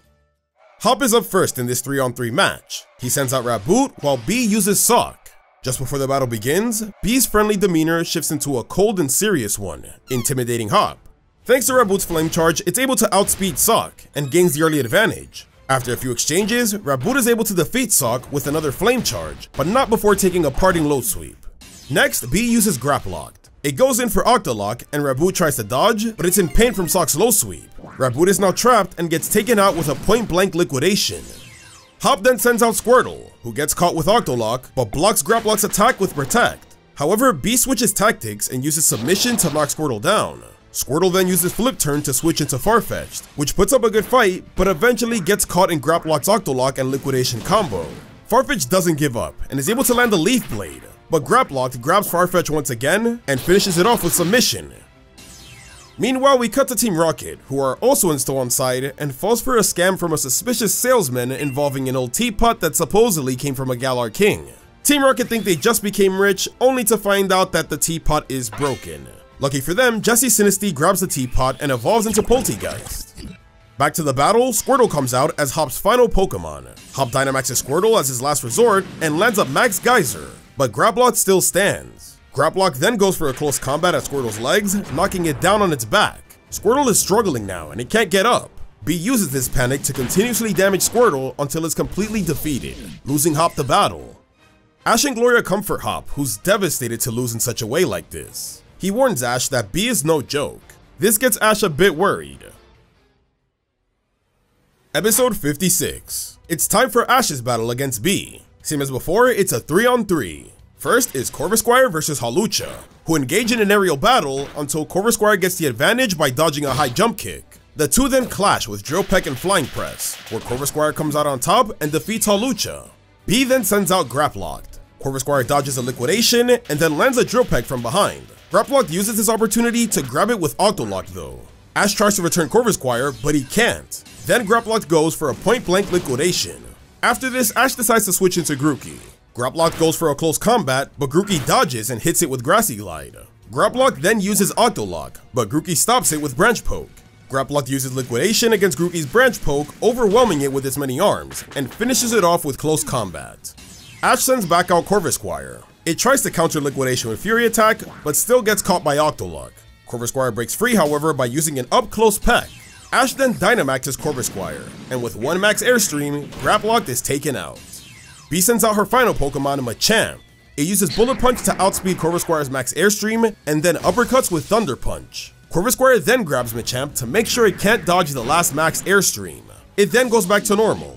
With its new boost in speed, Corvisquire goes for Drill Peck, but Machamp counters with Bullet Punch and defeats Corvisquire with another Thunder Punch. Ash is about to send out Pikachu as his final Pokemon, but suddenly, Kubfu jumps out to battle instead, much to Ash's surprise. Kubfu really wants to face Machamp, so Ash lets him. Kubfu goes for Brick Break, but it's overpowered by Machamp's Brick Break. Machamp then goes for a Cross Chop, but Kubfu dodges with Aerial Ace and strikes from behind. It continues to use this tactic, chipping away at Machamp, but he's stopped with Thunder Punch. Kubfu is now paralyzed, but he's not letting it stop him. He continues to fight with all his might, but in the end, he tries a Brick Break once again, but it's no match for Cross Chop. Kubfu is defeated, losing Ash the battle. The episode ends with both Ash and Hop down about their loss. Episode 57. After training all night, Ash thinks he's come up with a great strategy for his rematch with B. Hop, however, isn't as motivated and decides to delay his rematch. Before heading to the gym, they run into Sonia, who plans to study the Stow-on-Side mural after Ash's battle. At the gym, B warns Ash that she won't be holding back again, and hopes that he's improved since their last battle. The battle starts with Kubfu versus Pangoro. Kubfu uses Rock Smash, lowering Pangoro's defense. Pangoro uses Hammer Arm, but Kubfu dodges with Aerial Ace and then strikes. Kubfu still ends up getting hit with a Drain Punch though. Kubfu then uses Focus Energy, but Pangoro's Circle Throw switches it with Grookey. Caught off guard, Grookey gets hit with Hammer Arm, but it fights back with a Grassy Glide that knocks Pangoro down. Grookey then climbs on top and bashes Pangoro's head with a series of Branch Pokes, knocking it out. B then uses Graplock. Grookey uses Screech to weaken it. Graplock goes for Liquidation, but Grookey dodges with Grassy Glide and continues to use Screech. Ash continues with this strategy, until B catches onto Grookey's movement patterns and traps it with Octolock. Graplock tosses Grookey's stick so it can't use Branch Poke, and then defeats it with close combat. Ash brings back Kubfu, who prepares to use Focus Energy. B uses that chance to use Octolock, but it was a trick. Kubfu switches to Aerial Ace at the last second, which does major damage. Graplock tries to catch Kubfu, but he's too fast, and switches to Brick Break to finish it off. B is now down to Machamp, and Ash switches into Corvisquire. It uses multiple Hone Claws to boost its attack, letting Machamp easily come on top with the flurry of Thunder Punches. Corvisquire fights through the pain though, and continues to power up, and then pushes through with the fully powered Drill Peck before going down. Corvisquire might have lost, but now Machamp is severely weakened. The final match is Kubfu versus Machamp, and both Pokemon are Dynamaxed, with B revealing her G-Max Machamp. Kubfu lands a Max Airstream, while Machamp uses G-Max Chi Strike. Machamp then uses Max Lightning, but Kubfu dodges using Max Airstream. Kubfu is getting a lot faster, and runs up to Machamp. Both Pokemon attack, resulting in a clash of Kubfu's Max Knuckle and Machamp's G-Max Chi Strike. Neither Pokemon gives in, until a huge explosion happens, and both Pokemon go back to normal. They're really weak now and are reaching their limits, but Kubfu uses Focus Energy, and now both Pokemon are ready for their final attack. Machamp uses Bullet Punch, but Kubfu dodges at the last second with Aerial Ace, and lands a critical Brick Break from behind, taking out Machamp and winning Ash the battle. B congratulates Ash and Kubfu on their great battle, and awards Ash his 4th gym badge. Episode 58. The group now focus their attention on Hop's rematch, however he's lacking confidence. Sonia suggests they join her at the Stow-on-Side mural to help clear Hop's head a bit. Suddenly they hear a loud sound, and find Bede, who's trying to destroy the mural. Sonia tells him to stop, but Bede says he's on a mission to collect wishing stars for Chairman Rose, and continues to attack the mural. This upsets the group, and Hop sends out Wooloo to stop Copperajah, but it's quickly defeated. Bede boasts about the chairman's powerful Pokemon, and how weaklings like Hop won't be able to stop him. This makes Hop feel even worse. Ash and Pikachu then decide to step in and face Copperajah. Although powerful and tanky, it's eventually slowed down with Electro Web, and Pikachu paralyzes it with Thunderbolt. Bede is now livid. He tells Ash that an elite like himself won't be shown up again, so he sends out all of his Pokemon and attacks Pikachu. Gloria sends out Toxtricity to help, but he ignores her. Pikachu makes Bee's Pokemon back off though with a powerful Thunderbolt, and then Ash decides to send out more Pokemon. It's about to be an all-out brawl, but the fight is stopped by Chairman Rose and Oleana. Rose is disappointed with Bee's actions, and says he's disqualified from the gym challenge. Bee can't believe this. He starts to break down. He says he did this for Rose, to help him with his goal of saving Galar's future. Bee then runs off, and Oleana and the League staff go after him. Rose apologizes for Bee's behavior. He reveals the truth about his abandoned past and how he helped Bede get to where he is now. After hearing this, the group sympathizes with Bede and start to understand why he is the way he is. Rose says he'll handle the situation before things get worse, and then he leaves. Right after though, the mural falls apart, revealing statues depicting two heroes alongside sword and shield Pokemon, similar to the ones that Ash and Hop encountered at Slumbering Weald. Sonia takes note of this and leaves to report this to Magnolia. Later that night, Hop has a serious talk with Ash and Gloria. He tells them that he's leaving them once again, but this time for good. He thought he'd caught up to Ash, especially after their training in the Isle of Armor, but now he realizes how behind he truly is. He keeps thinking about the words Bede told him at the Meliant tournament, how he's ruining Leon's reputation. He feels bad for not being picked to battle for the blue team at the Isle of Armor, he's embarrassed about his loss against Bee, and he couldn't even stop Bede from destroying the mural. Hop is feeling utterly worthless. Ash and Gloria try to convince him to stay, and even offer to help with his training, but Hop's mind is made up. He says in order to surpass his brother, he has to stop relying on Ash and must step out of his shadow. Hop then leaves the group and travels on his own. Episode 59. Hop is feeling lost after his defeats from Bee and Bede. He might have put up a brave face in front of Ash and Gloria, but Hop is actually extremely depressed. He's noticed, however, by gym challenger Victor, who decides to cook him a meal to cheer him up. Victor then introduces himself and they share a meal together. Hop thanks him and explains his recent sorrows. Victor then explains that he recently struggled against Bee as well, but was able to get the upper hand by catching his alchemy. This gives Hop the idea to catch new Pokemon. With the help of Victor and his cooking, they're able to lure Pokemon, allowing Hop to battle and catch it. In the end, Hop has formed a new team of Pokemon, and thanks Victor for the inspiration. Once they part ways, Hop begins to train for his rematch with Bee, but his Wooloo is showing a bit of concern for Hop's new training method. Episode 60. Ash and Gloria's next destination is Ballonlea, and along the way, they discover a shiny Scyther. Gloria's excited to catch it, so she battles it with Sobble and manages to weaken it. Just before she can catch it, however, her Pokeball accidentally clashes with another, allowing Scyther to get away. Turns out Scyther was being pursued by another Pokemon trainer, Go. Go is a shiny hunter, and has been after Scyther for days. He doesn't have much right now, but his goal is to someday have one of every shiny Pokemon. Gloria and Go get into a heated argument about who gets to catch Scyther, until Ash suggests they make it a competition. The first to find and catch Scyther gets to keep it. As the day goes along, Gloria and Go struggle, until Gloria is able to find Scyther, but ends up losing in a battle this time. Go eventually finds it just before Gloria again, so she allows him to have this battle. Go uses Scorbunny, and after an intense battle, Go is able to catch it fair and square.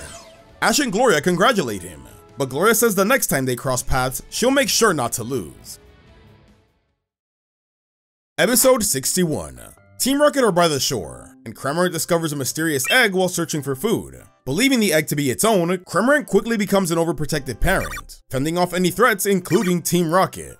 As Team Rocket try their usual antics to capture Pikachu, Cramorant focuses on defending its egg, giving them a disadvantage. To prevent hurting the egg with their fighting, Cramorant learns Liquidation to send Team Rocket blasting off. Things take a twist when the egg begins to hatch, revealing it to be a Shellos. Cramorant is confused, but soon understands that it has to part ways with the baby. After an emotional search, they locate Shellos' real family and return it to them. Though it's sad for a moment, James comforts Cramorant, assuring her that she did the right thing. The episode ends with Cramorant shedding a tear, but also strengthening her bond with James. Episode 62. Gloria gets another Pokejob request, this time for an air delivery service. Gloria has a good amount of flying Pokemon, but has Ash help lead with his more experienced Corvisquire.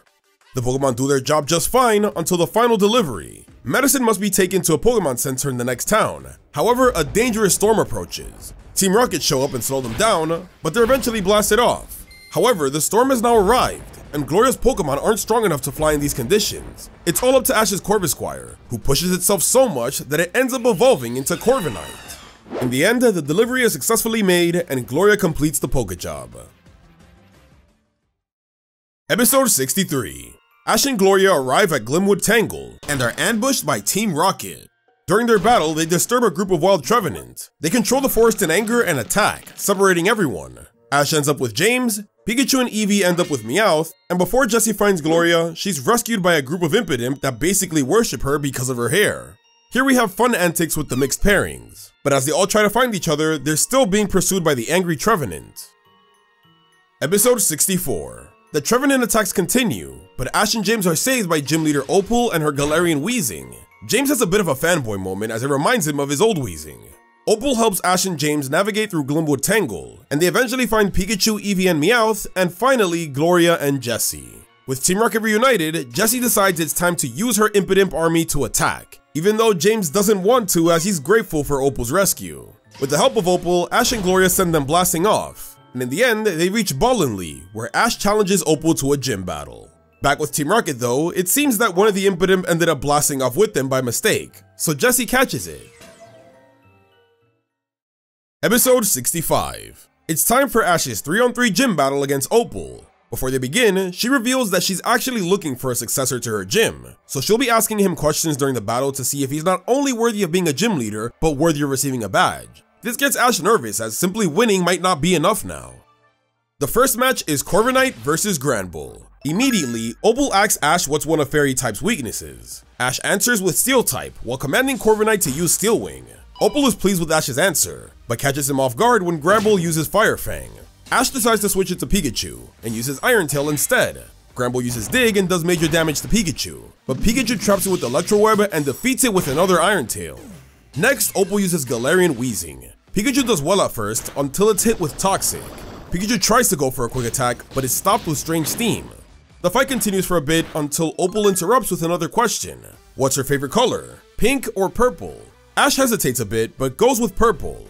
The answer was correct, but it distracted Ash from the battle, and Pikachu gets taken down with Venoshock. Opal tells Ash that a skilled trainer must remain sharp at all times. Next, Ash uses Sensiscorch. It gets hit with Toxic as well, but it's able to power through and defeats Weezing with Flame Wheel. Opal's final Pokemon is Alchemy. Deciding to end the battle now, Ash G-Maxes Sensiscorch and uses G-Max Sentinferno, trapping Alchemy in a Fire Spin. However, Alchemy uses Mystical Fire to control the flames and send it back to Sensiscorch. Opal has one final question. What's her age? 16 or 88? Ash easily answers 88, and although the answer was correct, Opal is angry with how insensitive Ash was, and as punishment, she G-Maxes her Alchemy. We get a clash between G-Max Finale and G-Max Sentinferno that cancels each other out. The toxic damage catches up to Sensiscorch though, and it goes down anyways. Ash's final Pokemon is Corviknight. It uses Hone Claws to power up, but gets hit hard with Max Flair. Corviknight is still standing though, and it goes in for multiple Steel Wings. Alchemy goes for one more G-Max Finale, and Ash counters with a Drill Peck and Steel Wing combination. Corviknight fights with all its might, and pushes through to land a direct hit on Alchemy's face, causing its defeat. After the battle, Opal says that Ash passed, and although he's not pink enough to be the gym's successor, he's still good enough to earn his 5th gym badge. Episode 66. After a battle with the Twerps, Team Rocket are blasted off, and crash land in a forest full of Galarian Meowth. Meowth enjoys the attention, and begins to question his loyalty to Team Rocket after seeing how happy the Galarian Meowth are with their simple lives. Jessie and James decide to leave Meowth when they see how happy he is, and they have a touching goodbye. Later that day, a bully Berserker shows up. Turns out it shows up often to steal their food, but the Galarian Meowth are too afraid to fight back. Meowth stands up for them, and despite being beaten down, he uses a new move, Night Slash, which rallies the Galarian Meowth to fight back and drive off the bully. Later that night, Meowth is missing Jessie and James, and the experience with the Berserker reminds him of his own goal to dethrone Giovanni's Persian. Inspired by the Galarian Meowth's ability to stand up for themselves, Meowth leaves the group and has a heartwarming reunion with Team Rocket. Episode 67. Ash and Gloria stop by Hammerlocke on their way to Circhester. They're reunited with Leon and Raihan, who are helping with Sonia's research. Leon says that he recently contacted Hop and heard everything that happened back in Stow-on-Side, but apparently he's doing a lot better now. This relieves Ash and Gloria, and then Ash shows Leon his latest gym badge and requests a battle to show how much he's grown. Raihan objects, saying Ash isn't worthy enough yet until he reaches the Galar League, but Leon ignores him and battles with Ash on a 3-on-3 anyways. The first match is Dreadnought vs Charizard. While the two Pokemon go at it, Chairman Rose and Oleana continue their experiments with the remaining Wishing Stars bead collected. This causes random Pokemon to Dynamax once again. Ash and Leon's battle is interrupted, and the gang split up to help take down the rampaging Dynamax Pokemon. During this conflict, Gloria and Sonia work together to take down a G-Max Kingler that Gloria ends up catching, her 6th G-Max Pokemon. In the end, it seems like they were done, but even more Dynamax Pokemon begin to pop up. This has Leon concerned, as he believes something might be up at the energy plant. Episode 68. While the Dynamax Rampage continues, Team Rocket infiltrates the energy plant in hopes of getting closer to Chairman Rose. They overhear his plan to awaken a Pokemon called Eternatus, who he believes will save Galar from his energy crisis. The trio end up getting spotted by Rose, who tells Oleana to handle them, while he tries to calm things down outside. Team Rocket are then confronted by a bunch of Macrocosmos members. After a tough fight, it seems like they're gonna lose, but then stray Galar particles hit Meowth, causing him to Gigantamax. With Meowth on a rampage, Jesse and James are able to snoop around and gather more information. Oleana eventually steps in with her G-Max Garbodor and sends the trio blasting off. Eventually, all the Dynamax Pokemon are defeated, and Rose catches up to the gang and assures to them that there's nothing to worry about. Leon is still concerned, but then Rose distracts him by reminding Leon that he has an upcoming championship title battle against Bee and Winden, and how he must focus on giving Galar another spectacular battle. In the end, everyone parts ways, with Ash and Gloria leaving Hammerlocke. Back at the energy plant though, Rose and Oleana are struggling, as Team Rocket's attack set them back on their progress, and now Leon is starting to grow suspicious. Rose says that they have to make their next experiment a success, and that their best hope is to find the Eternatus meteorite. Meanwhile, back to the trio, we learn that they were able to get away with a Dynamax band, and they'll be sending their intel back to Team Rocket HQ. Episode 69. Ash and Gloria are reunited with Hop, who reveals that he just won his 5th gym badge. The group catch up and Hop tells Ash how much he's changed since he's been on his own, and he's so confident that he challenges Ash to a full battle. Ash accepts. Hop leads with Corvisquire, surprising Ash. He says he caught it in hopes of being like Ash, and believes that his might have even surpassed Ash's. Little did he know that Ash had evolved his. Corvisquire is easily outclassed by Corviknight, and is one-shot by Corviknight's Steel Wing. Hop then sends out Heatmor, who does decent damage, so Ash switches into Dreadnought for an easy victory. Hop then sends out Trevenant, who damages Dreadnought with an Energy Ball. Ash switches into Sensiscorch, who suffers a bit from Trevenant's ghost attacks, but is still able to win.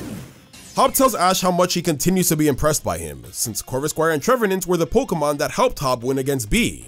He then uses Squirtle, who goes for a bite and holds on tight. Sensiscorch tries to get it off with Slam, but still gets blasted with a point-blank water gun that defeats it. Hop tells Ash how he learned that trick from him and his Choodle. Ash then sends Pikachu, but Squirtle uses Flip Turn to switch into Silicobra, who Hop reveals he caught just to take on Pikachu. Pikachu struggles for a bit and gets caught in Sand Tomb, but is able to get out with Iron Tail and takes out Silicobra with Quick Attack. Hop then sends Squirtle back out, while Ash switches into Kubfu, who hammers away at Squirtle's defenses until it's defeated. Ash then recalls Kubfu and wants to end the battle. He says Hop is clearly doing something wrong as he isn't getting the results he wanted. Hop doesn't accept defeat, however, and sends out his final Pokemon, Wooloo. Ash sends out Grookey. The two battle it out, but Grookey is coming out on top. Hop then starts to doubt himself and begins to wonder why he's doing so bad. He spent a lot of time catching new Pokemon that he'd hope would allow him to catch up to Ash, but it's making him even worse. Ash then snaps and yells at Hop. He tells him he's doing it all wrong because he lacks the trust in his Pokemon. He doesn't even have Raboot with him anymore. Hasn't he noticed? The only Pokemon who's put up a good fight so far was Squirtle, a Pokemon he actually has a bond with. Ash tells Hop to stop worrying about what Bede, himself, and even what Leon thinks. He should focus on his relationship with his Pokemon. Hop realizes his mistake and begins to break down and cry. He apologizes to Wooloo and the rest of his team. Wooloo sees this and gets fired up. It now puts on an incredible fight. Grookey doesn't want to give up though, and fights back with the same intensity, until suddenly, both Pokemon evolve. Grookey is now Thwackey, and Wooloo is now Dubwool. Ash says that this is the true Hop that he knows. This is how he should really be battling. Hop and Dubwool give it all they got one more time, and so does Ash and Thwackey. But in the end, Thwackey wins with its new move Double Hit. Hop thanks Ash for the battle, and for helping him realize his errors. He leaves the group once again, but this time with a new sense of clarity, and with hope of truly being a better person the next time they meet. Episode 70. After losing to Ash again, Hop realizes that he needs to reconnect with his original team. Feeling guilty for having replaced them, Hop seeks to rekindle their friendship. We get touching moments of Hop playing and interacting with each Pokemon as he tries to rebuild their bonds. However, Rabu remains distant, still hurt by Hop's earlier decision to replace the team. Hop's next destination is the Ballonlea gym, but as he makes his way through Glimwood Tangle, he's stopped by Team Yell, who want to prevent him from reaching the gym as Marnie's already there. During a battle against them, Rabu initially refuses to listen to Hop's commands, putting him at a disadvantage. Squirtle is able to step up though, and battles so intensely for Hop that it evolves into Wartortle. Witnessing this inspires Rabu and shows it just how much Hop is worth fighting for, so Rabu finally starts to obey him again. Together they defeat Team Yell, allowing them to continue onward.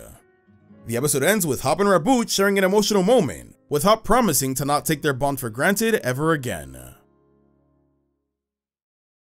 Episode 71. Ash learns that the Circhester gym specializes in rock types, so he plans to use Kabu in order to win.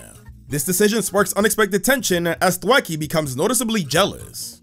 Ash trains Kabu rigorously, overlooking Thwacky's feelings. Thwacky's frustration escalates when Kabu is accidentally knocked into him, causing them to fight.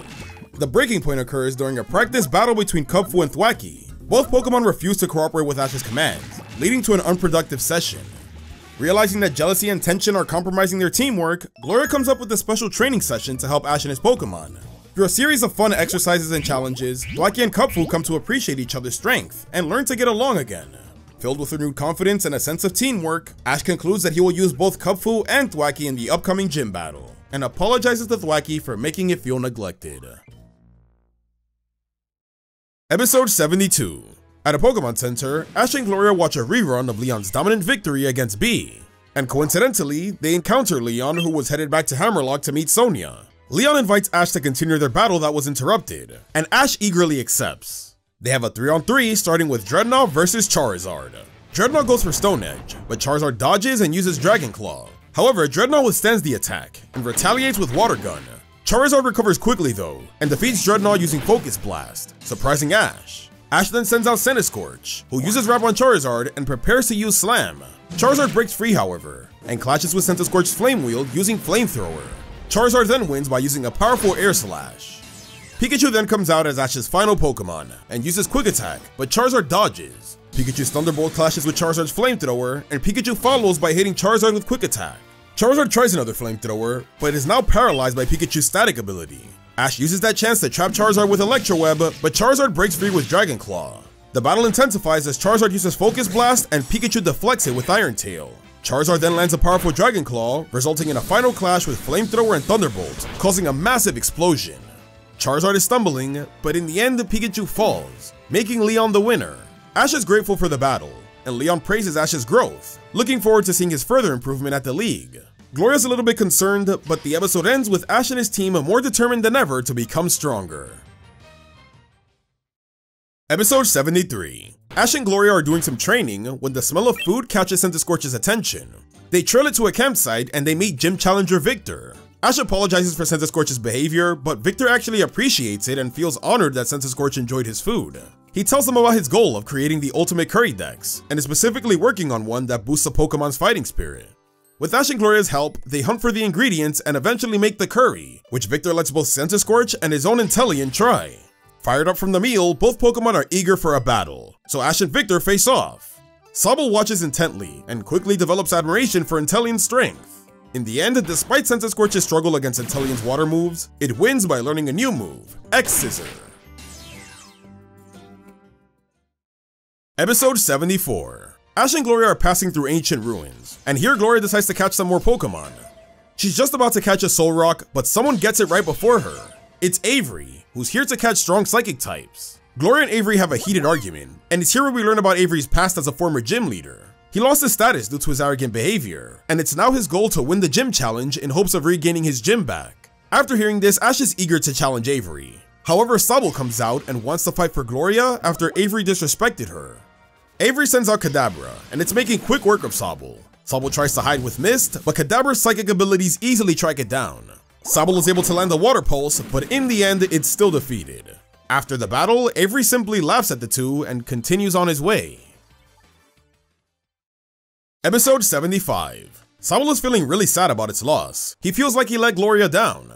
Ash then suggests they try a new battle style that works best for Sobble, and so the training begins. It's very difficult at first with Sabo's constant crying, but eventually he's able to muster enough confidence and learns to use U-turn during a battle against Ash's Thwackey. Toxtricity is eventually sent out as an next sparring partner, but he just roams off like usual. After some more training, Gloria is really proud of Sabo's hard work, and this makes him so happy that he evolves into Drizzile. And after a long day of training, Gloria and Drizzile have gotten much closer, and this seems to get Toxtricity's attention. Episode 76. Ash and Gloria are at a Pokemon trading event, where Gloria makes a few trades. Eventually, they reunite with Go, who's evolved his Scyther into a Scizor here. Ash really wants to battle it, but before he does, Gloria's Eevee dashes off towards Chloe, Go's friend. Chloe starts to cry and hugs Eevee, but Eevee pulls away. It turns out Chloe is the one who abandoned Eevee, so Gloria angrily confronts her. Chloe apologizes and says that she was inexperienced when she abandoned Eevee. After a scare from a wild Pokemon, she wished she still had her Eevee. Go helped her that day, and she realized that the bond between a Pokemon and a trainer isn't determined by how strong or how evolved a Pokemon is, but by trust and understanding. She's been studying Pokemon evolution ever since, in hopes of understanding Eevee better if they ever reunited. Gloria can see that Chloe is sincere, however Eevee is still upset, so Go suggests they have a tag battle to let Eevee express her feelings. The battle begins, and it's Pikachu and Eevee versus Scizor and Frostmoth. Pikachu starts with Quick Attack, while Eevee uses Sappy Seed. Scizor tanks the hit and counters with X-Scissor. Frostmoth then uses Bug Buzz on Eevee. Pikachu follows with Thunderbolt, paralyzing Scizor, while Eevee uses Glitzy Glow. Scizor then uses Air Slash on Eevee, and before Pikachu can use Iron Tail, Frostmoth uses Blizzard to hit both Pokemon. Scizor then goes for X-Scissor, but Eevee uses Sappy Seed to save Pikachu, allowing it to take out Scizor with Iron Tail. With Go out, Gloria tells Ash to let Eevee finish the battle, which he respects. Frostmoth uses Struggle Bug, but Eevee withstands it and uses Sizzly Slide to cause burn damage. Chloe doesn't give up though, and uses Aurora Beam to lower Eevee's attack. We then get a clash between Blizzard and Last Resort, and although Eevee is losing, it pushes through for the sake of Gloria and uses a secret 5th move, VV Volley, defeating Frostmoth. Eevee is feeling much better now, as all she wanted to do was prove her strength to Chloe. Gloria considers giving Eevee back to Chloe, who seems to have matured, but in a touching moment, Eevee nudges to Gloria, affirming her choice to stay. Chloe smiles, grateful that Eevee has found a loving trainer, and accepts that she lost her chance, but gained a lesson. The episode ends with the group parting ways, and Eevee's heart finally at peace, confident that she's with someone that loves her for who she really is. Episode 77. While Ash and Gloria continue their travels, we focus on Hop, who is back at the Isle of Armor. He is now back to his original team, and is not only won against Opal, but has also evolved his Squirtle and Rhyhorn. He just finished a training session with Mustard, who congratulates Hop on how well he's done. He is now ready to face Mustard in a serious fight. The next day, they have a 2-on-2 battle. It starts with Luxray versus Rhydon. Although Hop has the type advantage, he's staying level-headed, and does not underestimate Mustard. Luxray uses Ice Fang for big damage, but Rhydon hangs tough. It then finishes Luxray off with its new move Meteor Beam. Mustard then sends out Kommo-o, who defeats Rhydon with close combat. Hop then sends out Farfetch'd for a clash of fighting moves. Kommo is overpowering Farfetch'd, and its Scale Shot is able to knock it down. It seems like Farfetch'd is done, but Hop calls out to Farfetch'd and says he believes in him. He gets back up and lands a critical dual wing beat, followed by Leaf Blade. It then lets out a loud cry and evolves into Surfetch'd. The two Pokemon continue their head-to-head fighting battle, and after using Meteor Assault, Mustard's Kommo-o is defeated. Hop and the rest of his team are really happy for the win. Mustard then tells Hop that he's officially completed his training. Hop thanks Mustard for everything, and is now ready to continue his gym challenge. The episode ends with Hop taking a Corviknight taxi to Circhester. Episode 78. Ash and Gloria are having dinner with their Pokemon, but Toxtricity continues to be its rebellious self and runs off. Gloria goes after it. A snowstorm begins, however, causing the two to get lost. They take shelter in a cave, and it's here where Gloria tries to have a heart-to-heart with Toxtricity, and says how she just wants them to be close like her other Pokemon. This seems to interest Toxtricity, but it's still reluctant. Suddenly, the two are attacked by a wild Mamoswine. Toxtricity tries to fight it alone, but is failing, so Gloria jumps in to defend it. Seeing this makes Toxtricity realize how much Gloria cares for it, so it finally decides to obey and fight by her side. In the end, Gloria and Toxtricity are able to ward off the Mamoswine with its new move Boom Burst, and they reunite with Ash the next day. Episode 79. Ash and Gloria arrive at Circhester and head to the gym, but are blocked by fans.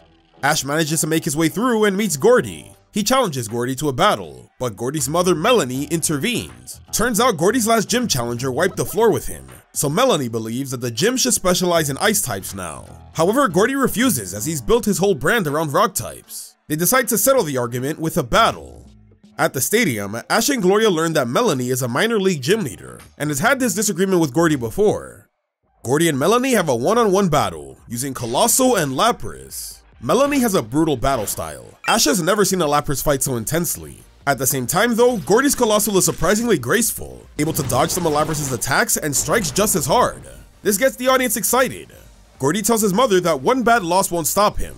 If anything, it motivates him and his Pokemon to work even harder for their fans. This reminds Ash of his loss against Leon. Gordie and Melony then Gigantamax their Pokemon, with Lapras using G-Max Resonance countered by Colossal's Max Flair. Colossal then uses G-Max Vocalith, ultimately defeating Lapras, making Gordie the winner. Melony reveals that her intentions were to test Gordie's resolve, and it appears that he didn't need her help after all. Gordie thanks his mother, now feeling more determined than ever to face his next challenger. Episode 80. The next day, Gordie apologizes for the delay, and accepts Ash's challenge. The two then begin with their 3-on-3 gym battle. First up is Thwackey versus Kabutops. Its speedy movements throw off Thwackey, and it even uses Ice Beam much to Melony's surprise. It then uses Rock Tomb to slow down Thwackey, and then uses X-Scissor. Thwackey is almost out, but activates Overgrow to land a powerful Branch Poke. The two have a head-to-head fight, and then the match ends with an X-Scissor and Branch Poke collision, taking them both out.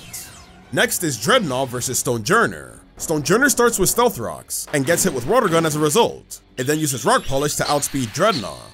The two have a Stone Edge clash that's evenly matched, but then Stonjourner follows with Heavy Slam. Dreadnought uses Jaw Lock, however, to prevent it from escaping, and then uses a point-blank Water Gun. Stonjourner continues to zoom around the battlefield to confuse Dreadnought, and then goes for another Heavy Slam. However, Ash sees this coming, and commands Dreadnought to surround itself with Stone Edge to counter the blow, hurting Stonjourner. Dreadnought then finishes it off with Water Gun. Gordie then sends out his final Pokemon, Colossal. It uses Tar Shot, getting Dreadnought sticky. It tries to use Water Gun, but Colossal dodges and finishes Dreadnought off with Heat Crash. Ash is now down to his final Pokemon, Kubfu, and it's immediately hit with Stealth Rocks. He uses Focus Energy and charges in for a Rock Smash, but Gordie lets this happen so he can get hit with Tar Shot. Colossal then uses Heat Crash, and Kubfu tries to dodge it with Aerial Ace, but it's too sticky and still gets hit. With Kubfu taking a lot of damage, Ash decides to Dynamax, and Gordie does the same. Kubfu tries to use Max Knuckle, but it's too slow, and gets hit with a G-Max Vocalith. The Burning Rocks hurt Kubfu, and it even ignites the tar on its body. Colossal goes for another G-Max Vocalith, but Kubfu holds this one back. It's in a lot of pain, but it fights through it. He then uses all of his might to push it back. Colossal's able to stop it, but then Kubfu's able to smash through it with Max Knuckle. Now Colossal is suffering from its own attack. It then goes for Max Flair, but Kubfu counters with Max Airstream. Colossal goes back to normal, and now with its speed increased, Kubfu lands a powerful Max Knuckle to defeat Colossal. Gordie is in disbelief, but impressed with Ash, and awards him his 6th gym badge. Episode 81. Before leaving Circhester, Gloria receives a Pokejob request for the Bob's Your Uncle restaurant. At the restaurant, they reunite with Sonia, who joins in on the fun restaurant antics, with Sonia as the waitress, Gloria cooking with her Pokemon, and Ash attracting customers with Centiskorch as the restaurant mascot. Eventually, Sonia notices a potential clue about the 5th tapestry of the Galar legend, hinting that the legendary Sword and Shield Pokemon might have been sealed away. With this newfound information, Sonia decides to continue her research journey once Gloria completes her Pokejob. Episode 82. Ash and Gloria's next destination is Spikemuth, and along the way, they encounter Melony again. They catch up and learn about Melony's family life, and how she trained Gordie to be an Ice-type user, but he chose Rock types instead.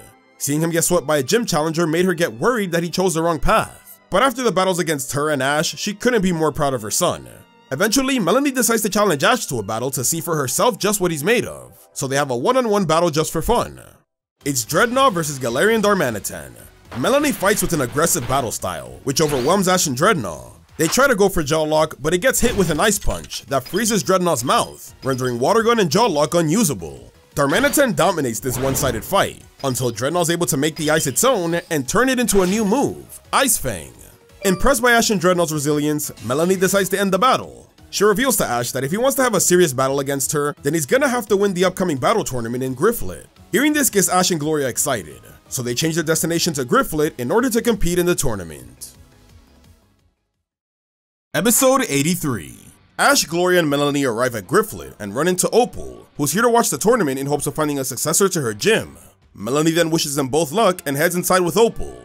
Shortly after, Ash and Gloria reunite with Hop, who's excited to see them again and reveals that he's also competing.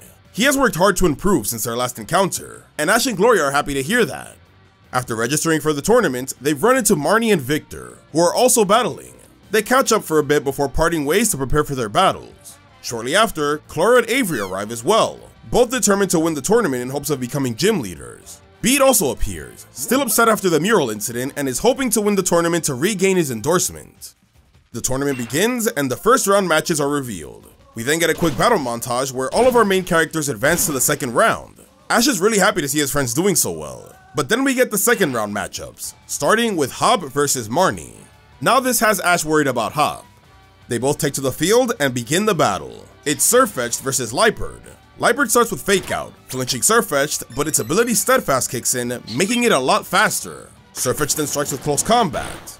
Next, Liepard uses Night Slash, but Sirfetch'd counters with Leaf Blade.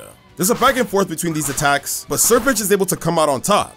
Marnie's frustration begins to show, as it seems she really wants to prove herself, and she orders Liepard to use Shadow Claw, but it's blocked by Sirfetch'd's shield. It then goes for a dual wing beat, which causes Liepard to stumble. Hop then uses that chance to finish it off with a devastating Meteor Assault. Hop has won the battle. Marnie's disappointed but congratulates Hop on his win. Ash and Gloria are really impressed with Hop's progress. Melony then arrives and reveals that Hop was in fact the challenger who swept Gordie. Ash and Gloria are in shock, and now suddenly, this tournament just got a lot more interesting. Episode 84. Ash's battle against Victor is next, and it's Kubfu versus Flapple. Ash starts with a direct aerial ace, but Flapple traps it with Twister. Kubfu struggles a bit, but it uses focus energy and frees itself with another aerial ace, followed by Brick Break. Flapple retaliates with Grav Apple and slowly weakens it with Leech Seed. Ash encourages Kubfu to keep fighting, and it uses a powerful close combat to win the match. Ash and Victor then thank each other for the battle. Hop, Gloria, and Marnie cheer for Ash's victory, while Clara and Avery make snarky comments about the secret armor helping him. Just then, they realize that they have to face each other in the third match. Clara sends out Galarian Weezing, while Avery uses Galarian Slowpoke. Opal takes notice of Clara's pink hair and Galarian Weezing. The battle begins with Weezing using Strange Steam. Slowpoke then tries to use Thunder Wave, but it misses. Weezing goes for Toxic Spikes, but Slowpoke destroys it with Psychic before it reaches the ground. Slowpoke then uses Scald, burning Weezing, and Weezing counters with Sludge Bomb. Slowpoke looks like it's about to lose, however Avery smirks and commands it to use Slack Off to heal its wounds. Weezing tries to use Fire Blast, but Slowpoke counters with Scald, creating a steam explosion. Avery takes advantage of the confusion and finishes off Weezing with Psychic, winning him the match. Clara is upset about her loss and throws a tantrum, which disappoints Opal. The next match is Gloria versus Bede. Gloria sends out Drizzile, while Bede uses Hatterene. Opal is impressed with Bede's pink Hatterene. The battle begins with Drizzile using Water Pulse, but Hatterene dodges and lands a direct hit with Psybeam. Drizzile tries to use Mist to hide itself, but Hatterene uses Dazzling Gleam to reveal its location. Drizzile then uses Water Gun, but it's overpowered by Psybeam. Hatterene then uses Magic Powder, turning Drizzile into a Psychic type. Gloria tries to use U-Turn, but Hatterene lands a point-blank Shadow Ball that takes out Drizzile. Bede wins the match. Gloria apologizes to Drizzile and thanks it for its efforts. Bede mocks her, however, and says that weak trainers like her have no place in this tournament. This gets Hop upset, so he gets out to defend her. Bede laughs and reminds Hop of his previous losses to him, but Hop says things will be different next time. Just then, the semifinal matchups are revealed. It's Ash versus Avery and Hop versus Bede. The two stare each other down, ready for their upcoming battle. Episode 85. The semifinals begin with Ash versus Avery. Avery says he wished he could have defeated Gloria, but he'll happily take out Ash as well. Ash says he won't let him though, and they send out Corviknight and Alakazam. Alakazam starts by using Telekinesis on itself to fight Corviknight in the air and land Psychic, knocking Corviknight to the ground. Corviknight counters with Drill Peck, but Avery quickly heals Alakazam with Recover. Ash takes this opportunity to power up with Hone Claws. Corviknight and Alakazam clash again with Thunder Punch and Drill Peck, and both Pokemon are knocked back. Alakazam uses Telekinesis to immobilize Corviknight and lands a direct hit with Thunder Punch. Alakazam tries to use Telekinesis once more, but Ash comes up with a quick plan and tells Corviknight to hold on to the ground. Corviknight is able to hold on, and Alakazam exhausts itself. Using this opening, Corviknight strikes with Steel Wing, winning Ash the battle. Ash thanks Corviknight for its hard work, and in the stands, Hop, Gloria, Marnie, and Victor congratulate him. It's now time for the second semifinal battle, Hop versus Bede. Bede arrogantly declares that he'll make a joke out of Hop once again, and reclaim his endorsement. Hop, however, remains quiet and focused, and sends out Double to battle against Galarian Rapidash. Double starts by using Cotton Guard. However, Bede says defending won't help, and uses Mega Horn. Hop counters with Double Edge, and the moves collide with Double coming out on top. Bede is surprised, and decides to use Play Rough, but Double dodges and strikes back with Zen Headbutt, causing Rapidash to flinch. Bede taunts Hop and claims that he'll show him what a real psychic attack looks like, and uses Psybeam, which confuses Double. Bede laughs and thinks he's got this battle won. Rapidash then strikes with a barrage of Psycho Cuts. Ash and Gloria become worried, but Hop is still calm, and calls out to Double, snapping it out of confusion. Double then uses Reversal, while Bede tries to counter with Mega Horn, but in the end, Double wins. Hop has won the battle. Hop and Double are thrilled with their victory, but Bede is furious and storms off, shouting about how this wasn't supposed to happen. In the locker room, Opal appears and tells Bede that she was impressed with his battling. She says that he's misguided, however, but offers to train him as her apprentice to make him even stronger. Bede takes a moment and looks at Hop and Ash before ultimately accepting, and the two leave Griflet. The episode ends with the finals of the tournament being Ash versus Hop. Episode 86. Before the battle, Ash compliments Hop on his new strength and tells him how excited he is to face him. Hop thanks Ash and says he can't wait to show off his progress. The battle begins, and it's Thwackey versus Raboot. Despite being at a disadvantage, Ash is determined to win. He starts with Knockoff, however Raboot dodges and counters with Quick Attack. It then follows with Double Kick, and Thwackey counters with Double Hit. Hop then commands Raboot to use Flame Charge, causing serious damage. Ash realizes he's in trouble and quickly strategizes to finish the battle. When Raboot charges for another Flame Charge, Ash tells Thwackey to charge in head first with Branch Poke to weaken the blow. Thwackey took some damage, but it was at least able to stop the full force. This allows it to land a double hit and pushes Raboot back. Hop is surprised by Ash's tenacity, but regains his focus and orders Raboot to use Quick Attack, while Thwackey uses Grassy Glide. The two Pokemon continue their head-to-head battle, but Thwackey throws off Hop by using Knockoff and lands a critical hit, bringing Raboot down. However, Raboot refuses to give up for Hop's sake. It then jumps up in the air and evolves into Cinderace. Everyone is surprised. Cinderace uses Double Kick to knock down Thwackey, and then it uses its new move, Pyro Ball, to defeat it and win the battle. Although Ash is disappointed by the loss, he's happy for his friend and congratulates Hop on his hard-earned victory. After the battle, Gloria, Marnie, and Victor congratulate Hop on his win. He thanks them and explains that he went back to the Isle of Armor and worked hard to strengthen his bond with his Pokemon. And now that Hop has won the tournament, he prepares for his exhibition battle against Melony. It's a one-on-one with Dynamax allowed, and it's Cinderace versus Lapras. Cinderace starts with Flame Charge, but Lapras counters with Blizzard, slowing it down. Hop tries Power Ball, but Melony anticipates that and uses Hydro Pump, doing heavy damage. Hop is starting to feel overwhelmed, so he decides to Dynamax to change the tide of the battle, but surprises Ash and Gloria by revealing G-Max Cinderace. He reveals that he had his Raboot eat a Max Soup during his training in preparation for its evolution. Melony also Gigantamaxes, and then uses G-Max Resonance, but Cinderace counters with G-Max Fireball, creating a massive explosion. Hop orders Cinderace to use Max Knuckle to power up its attacks, and Lapras tries to use Max Geyser, but Cinderace protects with its Fireball. Lapras tries one more time, but Hop makes Cinderace use its Fireball as a platform to dodge the attack. Lapras then goes back to normal, and Cinderace finishes it off with the G-Max Fireball, winning Hop the match. Melony congratulates Hop on his win, and now understands how he was able to defeat her son. After the tournament, Ash and Gloria reset their sights to Spikemuth, which is where Hop and Marnie are going, so they tag along as well. They bid farewell to everyone else and set off to their next adventure. Episode 87. While the group take a short break, they're surprised to learn that Marnie is the younger sister of Spikemuth's gym leader. Marnie explains that her hometown has been through hard times, so she hopes to become champion in order to bring some more attention to Spikemuth. She reveals to Ash that she really admires him, as he's someone who was able to become a champion. Turns out she was really hoping to face him in the Griflet tournament to see how she stacks up compared to him. Ash then suggests they have a battle now to make up for the one they couldn't have, and this would also be great practice for their next gym battle. Marnie accepts and the battle begins. It's Centiskorch versus Morgrem. Ash starts off with Flame Wheel. Marnie then responds with Play Rough, but Centiskorch is able to stop it by using Wrap and follows with X-Scissor. Marnie decides to switch tactics and commands Morgrem to use False Surrender. Centiskorch falls for the trick and is hit by Morgrem's throat chop right after. Ash is getting thrown off by Morgrem's underhanded battling. He decides to finish it quickly with Flame Wheel. Marnie counters with Dark Pulse, however, and when the dust clears, both Pokemon go down. Marnie thanks Ash for the battle and is happy with her progress. Meanwhile, Ash is feeling concerned. First he struggled against Melony, then Hop at the tournament, and now Marnie? People are working really hard to surpass him specifically. The episode ends with the group continuing their travels to Spikemuth and Hop getting a call from Leon. He heard about the Griflet tournament and wants to properly congratulate him for the win. He says he'll be in Hammerlocke in a few days, and Hop assures to him that they'll make it just in time once him and Ash win at the Spikemuth gym. Episode 88. Ash and the group are almost at Spikemuth when Team Rocket ambush them, stealing Pikachu.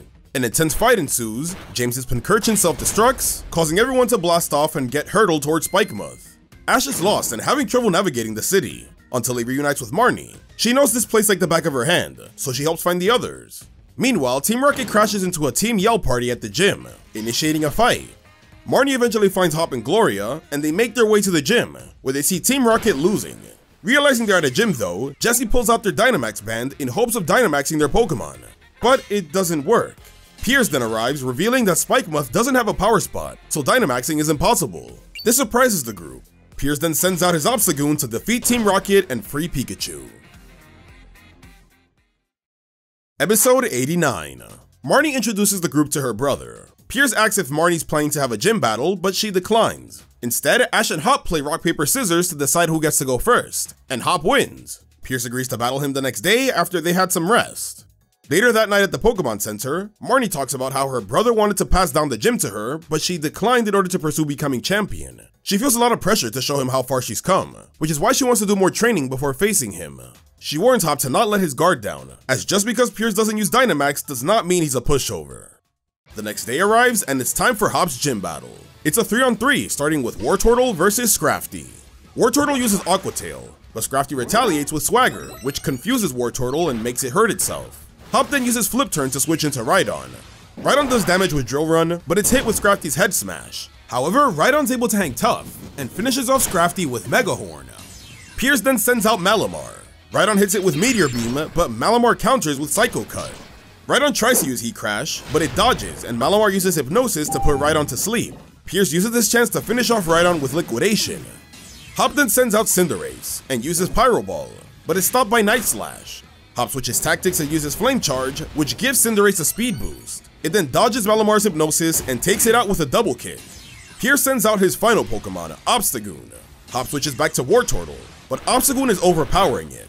Hop uses Flip Turn to switch back into Cinderace, which goes for Double Kick, but it's blocked with Obstruct, weakening Cinderace. Obstagoon then counters with the Cross Poison, which poisons Cinderace. Cinderace tries to use Pyro Ball, but it's blocked again with Obstruct, and Obstagoon takes it out with a brutal Throat Chop. Hop is now down to Wartortle. It uses Aqua Tail, but it's blocked with Obstruct. Obstagoon then strikes back with Double Edge. Piers begins to taunt Hop and says that he'll never overcome Obstagoon's Obstruct. Hop gets upset for a second, but then calms down and comes up with a strategy. After successfully protecting from Throat Chop, Wartortle uses Rapid Spin. But just before contacting Obstruct, Hop tells Wartortle to change the spin's direction, hitting Obstagoon from behind. Piers is caught off guard, and Hop uses that chance to finish Obstagoon off with an Aqua Tail, winning Hop the battle. Piers is impressed with Hop's quick thinking, and awards him his 7th badge. And with that, now it's Ash's turn to battle. Episode 90. The next day, Hop receives a call from Leon, who reminds him that he'll be leaving Hammerlocke in a few days. Hop tells him that they're waiting for Ash before heading over there. Ash assures them not to worry, as he's confident he'll beat Piers and make it to Hammerlocke in time. It's now time for Ash versus Piers. Same as before, it's a 3-on-3. First up is Kubfu versus Malamar. Kubfu starts with Brick Break, but Malamar uses Hypnosis. Kubfu tries to dodge, but it's still put to sleep. Ash then switches to Centiskorch and uses Flame Wheel. Malamar fights back with Psycho Cut, but Centiskorch dodges the attack and uses Wrap to hold Malamar, and then finishes it off with X-Scissor. Assuming Scrafty would be next, Ash switches to Corviknight, but to his surprise, Piers uses Toxtricity instead. Toxtricity uses Overdrive, doing extreme damage. It's shaken up, so Piers follows with Snarl. Corviknight powers up with Home Claws and then attacks with Steel Wing. However, Toxtricity takes the attack and uses a point-blank Volt Switch to take out Corviknight. Piers then switches to Obstagoon and taunts Ash for underestimating him. Ash sends out Centiskorch again and uses Flame Wheel, but but Obstagoon blocks with Obstruct. Ash tries to redirect the attack, but Pierce sees that coming and makes Obstagoon use a backwards double edge, and then defeats Sensascorch with Cross Poison. Pierce said he'd figured Ash would try something like that after seeing yesterday's battle, so he made sure not to fall for that again. Ash is now left with his sleeping Kabu, which wakes up after taking a Cross Poison from Obstagoon. Ash feels backed into a corner, and desperately wishes he can Dynamax. Pierce can tell what's on Ash's mind, and taunts him for heavily relying on Dynamax in his previous gym battles. This gets Ash and Kabu riled up, leading to them falling for Obstagoon's Obstruct and Throat Chop combo, but Kabu is able to counter with Brick Break. Ash is worried about Obstruct, so he focuses on countering Obstagoon's attacks to chip away. However, Pierce catches on and baits Ash into falling for the Obstruct and Throat Chop combo again. Ash is frustrated that he's losing. He reminds himself that he's the Alola champion. He can't afford to lose like this. He makes Kabu charge forward with close combat, but Obstagoon blocks with Obstruct. Kabu keeps attacking with all its strength until it breaks through though and lands a punch, surprising Pierce. However, Kabu collapses from exhaustion, losing Ash the battle. Ash rushes to Kabu and apologizes for pushing him too hard. Pierce then tells Ash that he doesn't care if he's the Alola champion. If he can't beat him, then he has no hope of reaching Leon. Later at the Pokemon Center, Ash apologizes to Hop for delaying their trip to Hammerlocke and insists that Hop go on without him. He doesn't want to hold him back from getting his brother's approval that he worked so hard for. Hop accepts and leaves the group, but with the promise that they'll reunite once again. With Hop gone, Gloria asks Ash what he'll do, and Ash says that he's got a lot more growing to do, so he decides he'll do just what Hop did. He's returning to the Isle of Armor. Episode 91. Ash and Gloria return to the Isle of Armor, where Ash tells Mustard everything that's happened. Mustard realizes it's time for Ash to complete his training with Kabu, so he sends them to the Tower of Darkness to strengthen their battles against Dark types. This is a training that they must do alone, which leaves Gloria and Pikachu feeling helpless. Luckily, Honey has a job for Gloria that will help Ash. At the Tower of Darkness, Ash and Kabu battle their way through several Dark-type Pokemon, while Mustard coaches them and helps them learn. They eventually reach the final trainer, and to Ash's surprise, he uses an Obstagoon. This reminds Ash and Kabu of their battle against Piers, which makes them struggle. However, Kabu lands a Brick Break and reveals the Pokemon to actually be a Zoroark. After a hard-fought battle, Kabu is able to win and passes the Tower Challenge. Mustard congratulates Ash and Kabu, and reveals that Kabu is now ready to evolve. Mustard instructs Kabu to read the Scroll of Darkness, which causes it to evolve into Urshifu. Ash is really excited. Mustard then tells Ash that he has one final test before completing his training, to defeat him in a one-on-one battle. Episode 92. Honey asks Gloria to find Max Mushrooms for a Max Soup she's making for Ash's team. However, she also needs Max Honey from Honeycomb Island to help Gigantamax Ash's Kabu. Gloria accepts the job and sets off on her journey.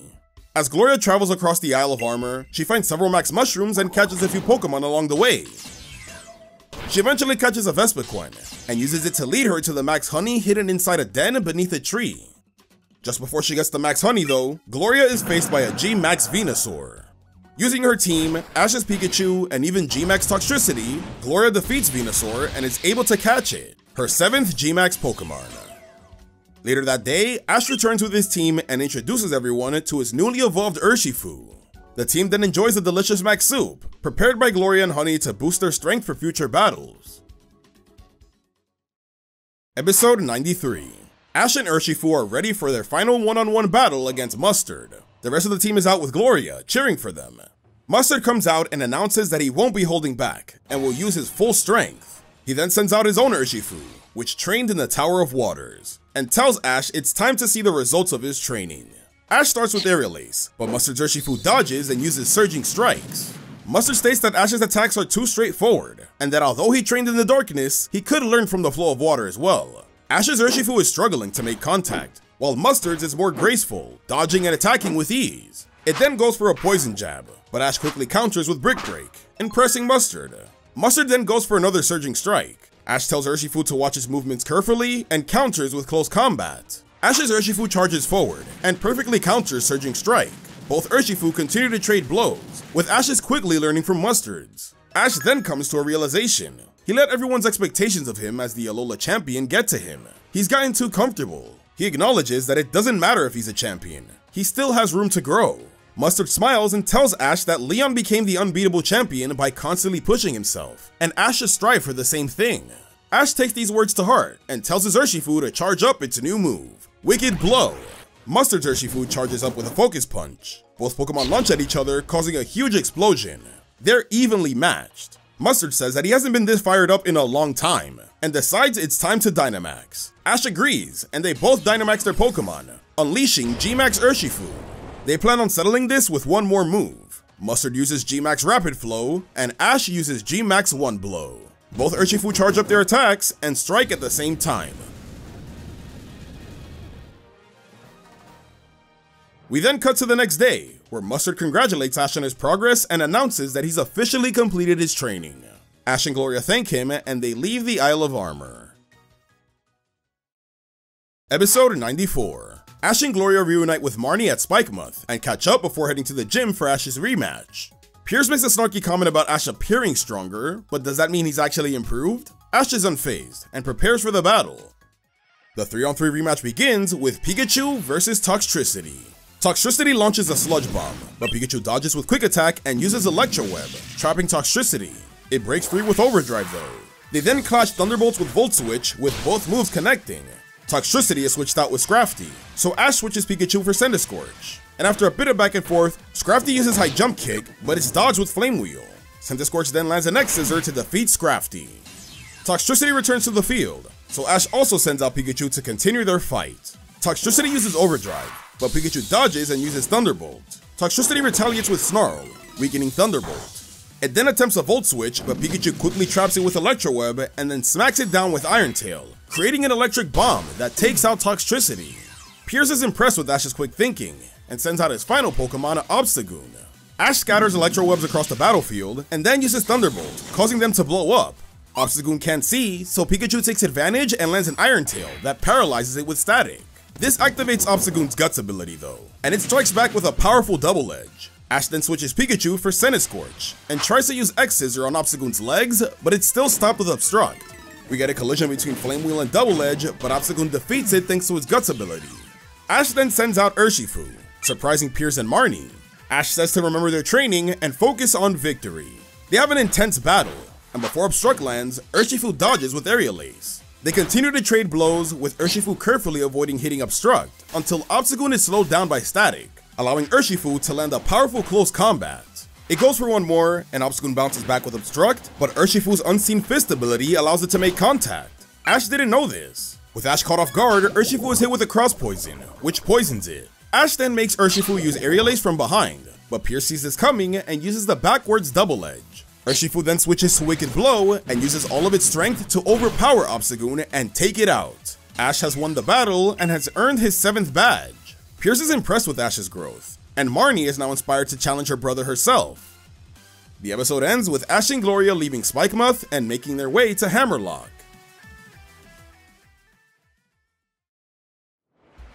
Season 3, Sword and Shield Crowning Legacy.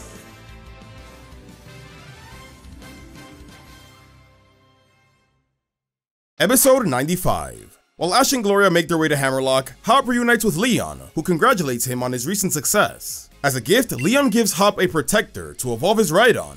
Excited to do so, Hop and Leon head to the Pokemon Center to use the transfer machine. After evolving his Rhydon, Hop is surprised when Leon challenges him to a quick battle to see how far he's come.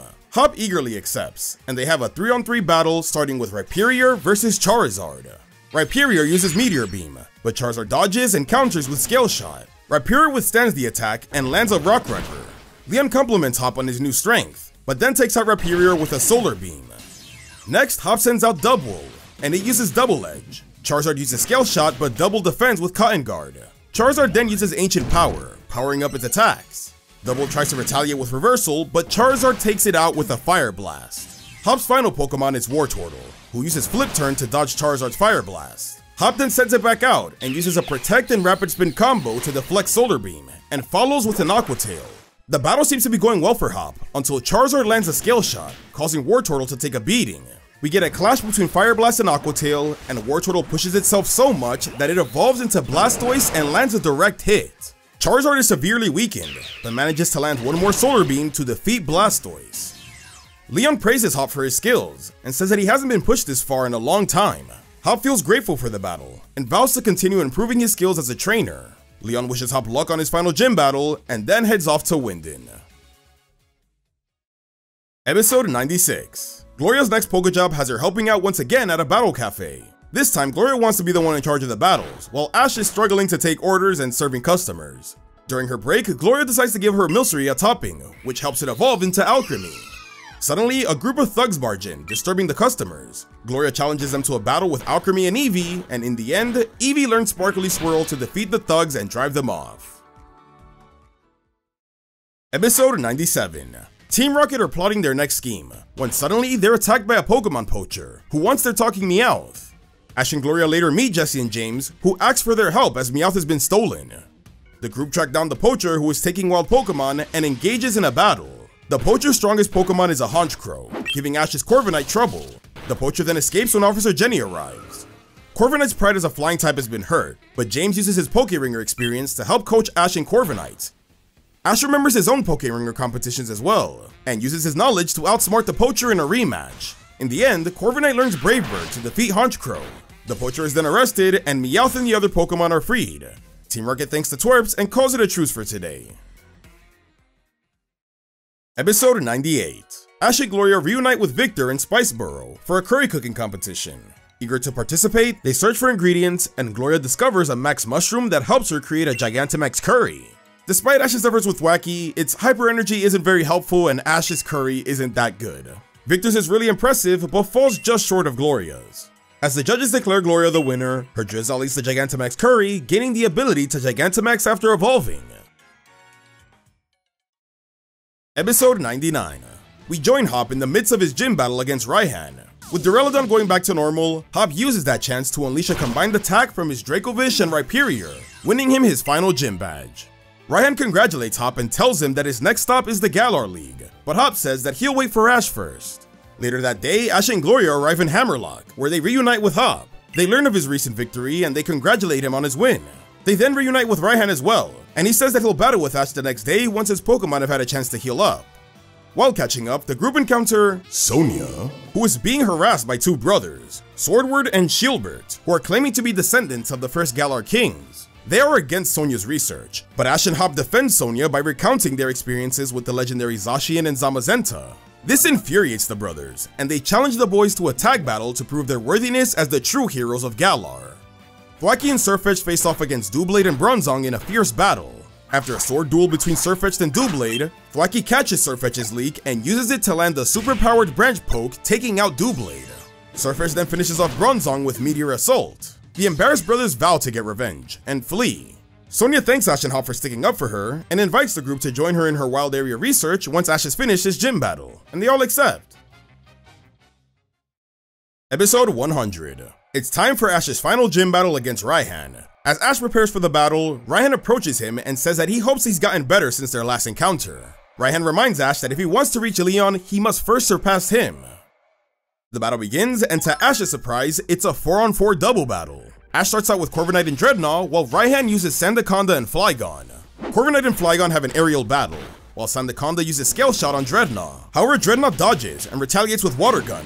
Although it's a direct hit, Sandaconda's Sandspit ability creates a sandstorm that affects the visibility of Ash's Pokemon. Raihan says that he's mastered control over the weather, and it's what'll lead him to victory.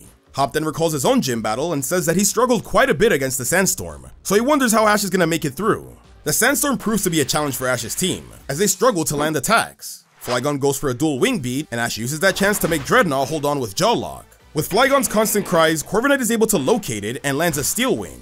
Sandaconda then tries to use Sand Tomb on Dreadnought, but Corviknight swoops in to save it. From above, Dreadnought uses Water Gun and continues to do damage. Flygon comes back and strikes with Dragon Rush though, knocking both Pokemon down and trapping Dreadnought in the Sand Tomb. Corviknight tries to help, but Sandaconda uses Fire Fang. Ash then makes Dreadnought use Stone Edge on itself to shoot itself out of the Sand Tomb. Flygon comes swooping in, but Corviknight's able to knock it out with Brave Bird, allowing Dreadnought to take out Sandaconda with Ice Fang. The Sandstorm then disappears. Raihan is impressed, but then sends out Steelix, the same Steelix that once attacked the gym, and then his final Pokemon, Duraludon. Dreadnought and Duraludon have a Stone Edge collision, while Steelix uses Ice Fang to hold on to Corviknight. It then uses Dig and pops up to land a devastating Iron Tail attack on Dreadnought, taking it out of the battle. The episode ends with Ash sending out Urshifu, and Raihan responding by Gigantamaxing his Duraludon, shocking everyone. Gloria and Sonia are worried for Ash, but Hop has faith that he'll turn things around soon enough. Episode 101. Ash vs. Raihan continues. Right away, Ash frees Corviknight from Steelix with Urshifu's Brick Break. Raihan then commands Duraludon to use Max Rockfall. Ash tells Corviknight to carry Urshifu, allowing them to make a quick getaway. However, Sandstorm is activated once again. Urshifu's feeling the damage, and Steelix attempts to take it down with Dragon Breath, but Corviknight's aerial movement allows it to reach G-Max Duraludon, giving Urshifu a chance to land a close combat. Corviknight tries to escape again, but Steelix slows it down with Dragon Breath, and Duraludon deals a crushing blow with a direct G-Max depletion, taking out Corviknight. Ash is now down to his final Pokemon, Pikachu. Steelix uses Dig, hitting both Pikachu and Urshifu, so Ash decides to Gigantamax Urshifu to level the playing field. Steelix goes underground with Dig once more, but Urshifu uses G-Max One Blow to obliterate Steelix from underground and defeat it. Only Duraludon remains, and he uses one more G-Max depletion while Urshifu uses Max Airstream. Meanwhile, poor Pikachu is trying to hang on from the blast. Duraludon goes back to normal, and Pikachu traps it with Electro Web, giving Urshifu the perfect chance to finish it off with one more G-Max One Blow. However, at the last second, Duraludon uses Stone Edge on Pikachu, sending it flying into the path of Urshifu's attack. Urshifu redirects it to avoid hitting Pikachu, and the move is wasted. Urshifu then goes back to normal. Pikachu and Urshifu charge in, but Duraludon weakens their attack with Breaking Swipe. Pikachu slows down Duraludon with Electro Web, while Urshifu attacks with Aerial Ace. Raihan retaliates by commanding Duraludon to launch a powerful Steel Beam on Pikachu, but Urshifu jumps in the way to take the blast, knocking him out. Ash thanks Urshifu for protecting Pikachu, and vows to make the most out of the opportunity he gave them. Pikachu uses Electro Web, but Duraludon breaks free with Breaking Swipe. It was a diversion though, as Pikachu knocks Duraludon down with Iron Tail. Duraludon uses Stone Edge, but Pikachu strikes back with a mid-air Thunderbolt. Duraludon then uses Steel Beam again, but Pikachu uses the Blast Momentum to finish it off with a powerful Iron Tail, winning Ash the battle. Raihan congratulates Ash and awards him his 8th gym badge. Hop, Gloria, and Sonia are really happy for him. The episode ends with Team Rocket arriving in Hammerlocke and getting a call from Motori. It seems like Giovanni has sent her to Galar, and she's gonna need the trio's help for a very special mission. Episode 102. The group returns to the wild area, en route to the Lake of Outrage. Sonia explains that Professor Magnolia sent her to study a meteorite that's linked to Dynamax's origin. Meanwhile, Team Rocket meet the Motori Matrix, and despite Jessie and Meowth's reluctance, they receive a mission directly from the boss to acquire a meteorite with thousands of wishing stars. The meteorite is believed to be the origin of Eternatus, and will enable them to harness the power of Dynamax without a power spot. The trio agrees and joins forces with the Motori Matrix. Back to the group, they traverse the Lake of Outrage and encounter a sandstorm, caused by a G-Max Sandaconda. They face it off in a raid battle, and Gloria uses G-Max Venusaur to defeat Sandaconda, and then catches it, her 8th G-Max Pokemon. They discover that the Sandaconda was protecting the location of a meteorite that Sonia hypothesizes might have been the cocoon for a Gigantamax Pokemon. While examining the meteorite, they're attacked by Gozu. He then Mega Evolves his Aggron to prevent them from getting closer to the meteorite. Hop confronts Gozu alone, while the rest of the group try to protect the meteorite. Team Rocket attacks, however, and in response, the trio Gigantamaxes their Meowth, leaving Ash and his friends totally surprised. Episode 103. As the battle against Team Rocket continues, Ash, Gloria, and Sonia struggle against G-Max Meowth's powers. Gloria can't Dynamax as she just used it, so Ash decides to Gigantamax Pikachu for a fair fight. As he takes on Meowth, Gloria and Sonia face Jessie and James. Meanwhile, Chairman Rose is also on his way to the wild area. He's frustrated to find out that others have already discovered the Eternatus meteorite before them, which Rose considers their last hope in saving Galar's future. We then flash back to how Macrocosmos discovered Eternatus. Rose used wishing stars to lure and capture the legendary Pokemon at Hammerlocke. Since then, he's been feeding it wishing stars to unlock its true form that'll supposedly provide limitless energy for the Galar region. Back at the wild area, Hop struggles against Mega Aggron, so he Dynamaxes Double, and after a tough battle, Hop is able to defeat Gozu. Meanwhile, Pikachu and Meowth continue their G-Max fight. Pikachu uses Max Steel Spike, knocking Meowth over and crushing the meteorite, revealing the wishing stars hidden inside. Motori is furious, but Pikachu defeats Meowth with a G-Max Volt Crash. Rose and Macrocosmos then arrive, and help defeat the Motori Matrix until they decide to retreat. The trio refuses to give up, however, leading to Oleana blasting them off. Rose thanks the group for protecting the meteorite, and decides it's best to take the remains back to his company for safekeeping. The episode ends with Sonia leaving a report to Magnolia, while the gang leave Hammerlocke. Back at the energy plant though, Rose begins to prep his final experiments with the wishing stars, grateful that Ash and the group have found the meteorite. Episode 104. On their way to Winden, the gang run into Kabu, who's training for the Galar League Winden Conference. It's here where Ash learns that gym leaders can also compete in the league, which gets him excited. They join Kabu's training, and Ash shows off his own Centiskorch that's trying to learn the new move Burn Up. After an encounter with Team Rocket, and thanks to the help of Kabu, Ash and Centiskorch are able to perfect the move. The episode ends with the group parting ways with Kabu, but not before he reveals that the Galar League is only 1 month away. Episode 105. The group make a pit stop at Aglovale, which is currently celebrating the Sinnoh Festival, a festival showing off the culture of the Sinnoh region. They join in the festivities, take a puffin baking class, and learn about the landmarks and mythology of Sinnoh. They eventually hear that a top coordinator from the Sinnoh region is doing a performance, and to Ash's surprise, it turns out to be Dawn. She spots Ash in the crowd and is happy to see him. After the performance, she reunites with Ash and they do their signature high five. Ash introduces Hop and Gloria to Dawn, and tells her that he's here in Galar to compete in the Galar League. Dawn reveals that she recently achieved her goal of becoming top coordinator, and is now traveling to different regions to inspire new aspiring coordinators. Her recent performance was aimed at promoting an exhibition contest being held at the festival, and she invites the group to participate. Team Rocket also learn about this, which ignites Jesse's desire to come out of retirement. Episode 106. Just before the contest, Dawn gives Hop and Gloria advice on the appeals round and provides them with ball capsules to use. While they practice their routines, Ash and Dawn catch up with their Pokemon. Dawn reveals her evolved Quilava, which shocks Ash as his Pokédex has no data on it. Dawn explains that during her travels through the Sinnoh Underground, she was caught in what's called a space-time distortion, and after a battle with an unidentified Pokemon, her Quilava evolved. Professor Rowan identified this as his Suian Typhlosion, a previously extinct form. Ash is thrilled and looks forward to facing it. At the stadium, as the participants prepare for the contest, the group meet Jesselina, who Dawn is surprised to see here in Galar. Jesselina is determined to prove her worth as a performer, and to surpass the competitors. She's interrupted, however, by Clara, who is also competing. Clara confidently asserts that her experience as a pop singer will help her outshine everyone else, and then in a mocking tone, she ridicules Ash, Hop, and Gloria for attempting to compete. The tension escalates, leading to an interesting start to this contest. Episode 107. The Sinnoh Festival contest has begun, and Dawn kicks off the appeals round with Baniri. It uses Ice Beam and then sculpts an ice sculpture with Triple Axle. It then finishes with a powerful Dizzy Punch that scatters the ice, creating a snow effect that delights the audience. Backstage, Hop and Gloria admire Dawn for her performance, while Baniri happily reunites with Pikachu, showing her affection. After a series of other performances, it's Hop's turn. Cinderace displays its incredible kicking skills with Pyro Ball, leaving the crowd in awe. Next is Jesselina and Poltegeist, who uses Aromatic Mist and performs a disappearing act with Phantom Force. It then does a surprise Shadow Ball fireworks display to amaze the spectators. Then comes Clara with Galarian Wheezing.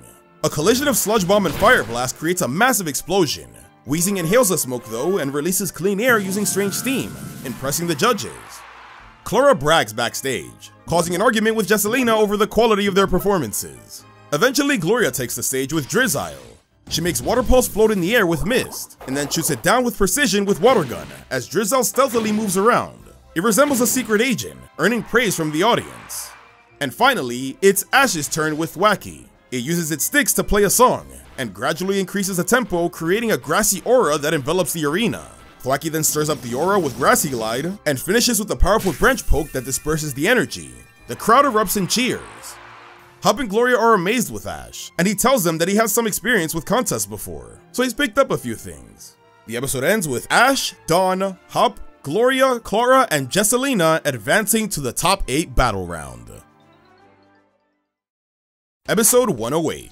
The first round of contest battles begins with Clara and Dawn as the first contenders. Clara confidently boasts about her battle skills, believing that she can easily defeat Dawn.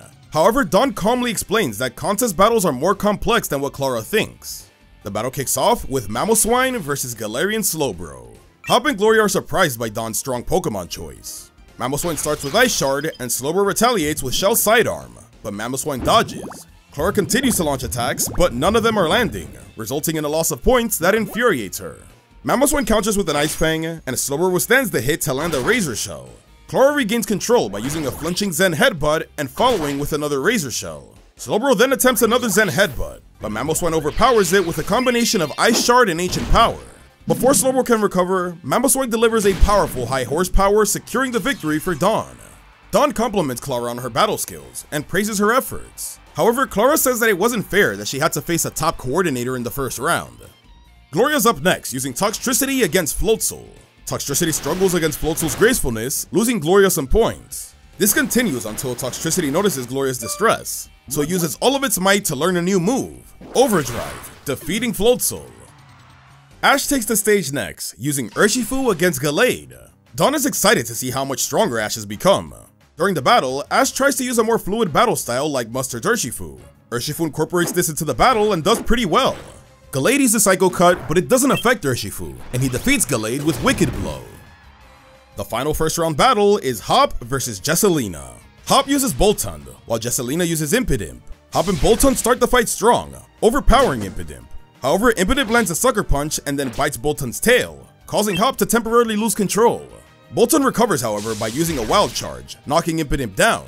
Impidimp gathers its strength to get up though, and evolves into Morgrem. Morgrem then uses False Surrender to trick Boltund and lands a powerful strike. Hop is ready for a counter, however, time runs out, and since Hop lost the most points, Jesselina is the winner. After the battle, Hop tells Dawn that he had a lot of fun, but contests aren't really for him. Dawn says it's okay though, as she's just happy that he gave it a try.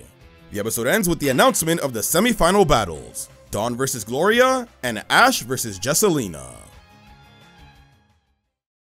Episode 109. The semifinals begin, starting with Dawn versus Gloria. Dawn's Togekiss faces off against Gloria's Eevee. Dawn starts with Aura Sphere, but it's countered by Eevee's Glitzy Glow. Gloria then retaliates with Sizzly Slide, but Togekiss dodges and uses Air Slash. Dawn then charges up Togekiss's Sky Attack, allowing Eevee to use Sparkly Swirl. Togekiss then strikes. Eevee follows with Last Resort, but Togekiss flutters around gracefully, making Eevee miss, until it strikes with another Air Slash. We then get a collision between Sparkly Swirl and Fairy Wind, creating a powerful Twister. Both Pokemon battle for dominance, until Dawn commands Togekiss to circle around the Twister with Sky Attack, gaining control and sending it towards Eevee to defeat it. Dawn is the winner. Gloria congratulates Dawn and praises her contest skills, and Dawn tells Gloria that she did really well too. Next is Ash versus Jesselina. Jesselina's worried about facing him, but plans to use her contest experience to outclass Ash. It's Dreadnought versus Morgrem. Dreadnought starts with Water Gun, but Morgrem dodges and uses Sucker Punch. Ash tells Dreadnought to use Stone Edge, but just before that, Morgrem uses False Surrender. Dreadnought still retaliates and uses its attack, dealing big damage. Dreadnought then prepares to use Ice Fang, but Jesselina thinks quick and makes Morgrem use Dazzling Gleam, blinding and hitting Dreadnought, and then from within the flash, another False Surrender is used, landing a direct hit. Ash is losing a lot of points. Morgrem goes in for a finishing bite, but Ash makes Dreadnought use Water Gun to launch itself above Morgrem and lands an Ice Fang that freezes it. Ash then finishes off with Stone Edge, winning him the battle. Jessie shocks James and Meowth as she's surprisingly calm about her loss. Jessie states that she had a lot of fun doing contests again, and was reminded why she loves them so much. Now it's the finals of the festival contest, Ash versus Dawn, and both are really excited to face each other in a serious battle. Episode 110. Before the battle, Dawn proposes they make it a double performance to showcase what a Grand Festival battle is like. Since Ash is really experienced, he could probably handle this. So Ash agrees, and the battle begins. Ash uses Pikachu and Centiskorch, while Dawn uses Piplup and Typhlosion. Ash starts with Quick Attack and Flame Wheel, but it's countered by Typhlosion's Infernal Parade. Then Piplup strikes with Bubble Beam, doing serious damage to Centiskorch. Ash then goes for a Thunderbolt, but Typhlosion's Smokescreen causes Pikachu to miss, and Piplup hits it with a Hydro Pump. Pikachu uses Electro Web to separate them, but Piplup counters with a Bubble Beam counter shield. Ash compliments Dawn, but says she's not the only one with tricks up their sleeve, and then commands Centiskorch to use Burn Up. Dawn counters with Typhlosion's Blast Burn, creating a huge explosion. Pikachu tries to attack Typhlosion, but Piplup stops it with Aerial Ace. As it continues to hold up Pikachu, Centiskorch instead goes for a series of X-Scissors. Piplup stops it though with Hydro Pump, but with Centiskorch's fire typing gone, it's able to withstand it. Typhlosion then regains its strength and hits Pikachu with Infernal Parade. Dawn compliments Ash on his strength, but then decides it's time to finish things off. Typhlosion and Piplup combine Flame Wheel and Ice Beam to create the Flame Ice combination. Ash then decides to counter by combining Pikachu's Thunderbolt and Centiskorch's Flame Wheel, resulting in a massive collision. When the dust settles, both sides are struggling to stay up, but in the end, Typhlosion goes down just before time runs out, making Ash the winner. Dawn congratulates Ash and acknowledges his strength, while also expressing her own room to grow. Hop and Gloria also congratulate Ash from the crowd. In the evening, during the closing ceremony of the Sinnoh Festival, Dawn jokes about Ash joining more contests, but Ash says that his focus right now is to defeat Leon. When asked about her plans, Dawn reveals that the next stop for the Sinnoh Festival is the Kalos region, where she'll be getting help from a well-known performer. The group then wishes her luck, say their goodbyes, and continue their way to Winden. Episode 111. After planning the Galar League festivities with Leon, Rose is eagerly returning to his wishing star experiments, but with a hint of melancholy, as he realizes he's approaching his dream without his brother. Meanwhile, as Ash and Hop train for the League, Gloria receives a call from Professor Magnolia. She thanks her for her help with catching G-Max Pokemon and asks the group to visit the Crown Tundra's Dynamax adventure to potentially find some more. The group agrees and take a detour trip to the Crown Tundra. At the station, the group meet Peonia, who's hiding from her overbearing father. She's en route to a Dynamax adventure as well, so she decides to join the group. On their way to the Max lair, Peonia's father, Peony, finds them. They argue as Peony had planned a special father-daughter trip, but Peonia wants to do her own thing, so Ash steps in to defend Peonia. Peony is confused, and wonders if Ash is her secret boyfriend or something. Ash and Peonia deny it, but Peony remains skeptical, and becomes overprotective. Peony challenges Ash to a one-on-one battle, stating that he'll only allow his daughter to be with a boy that's as strong as him. It's Pikachu versus Shiny Caporaja. Peony starts with Heavy Slam, but Pikachu dodges with Quick Attack and counters with Thunderbolt. Peony commands High Horsepower, dealing big damage, but Pikachu retaliates with Iron Tail, knocking Caporaja down, and traps it with Electro Web. Caporaja breaks free with Superpower though, hitting Pikachu. Peony goes for another Heavy Slam, but Pikachu traps it again with Electro Web and defeats it with Thunderbolt. Peony is shocked, but then recognizes Ash as the Alola champion endorsed by Leon. He reveals that he used to be a champion himself, and so he understands why Ash is strong enough to beat him. Everyone is amazed, and because he's true to his word, Peony allows Peonia to travel with the group, but he still tags along as well for the Dynamax adventure. Episode 112. The group arrives at the Max Lair for a Dynamax adventure, but they're told only 4 trainers should go to avoid overexposure of Galar particles. Peonia suggests leaving Peony behind, but Peony refuses to leave his daughter, so they enter as a group of 5. They first encounter a Dynamax Luxray, and easily defeat it, with Gloria catching it. Afterwards, they reach a fork in the path, and Peonia uses that chance to split from the group. She takes Hop and Gloria with her, leaving Peony with Ash to go in the opposite direction. The group encounters and battles more Dynamax Pokemon, including a G-Max Lapras that Gloria defeats with her G-Max Eevee, and then she catches it, her 9th G-Max Pokemon.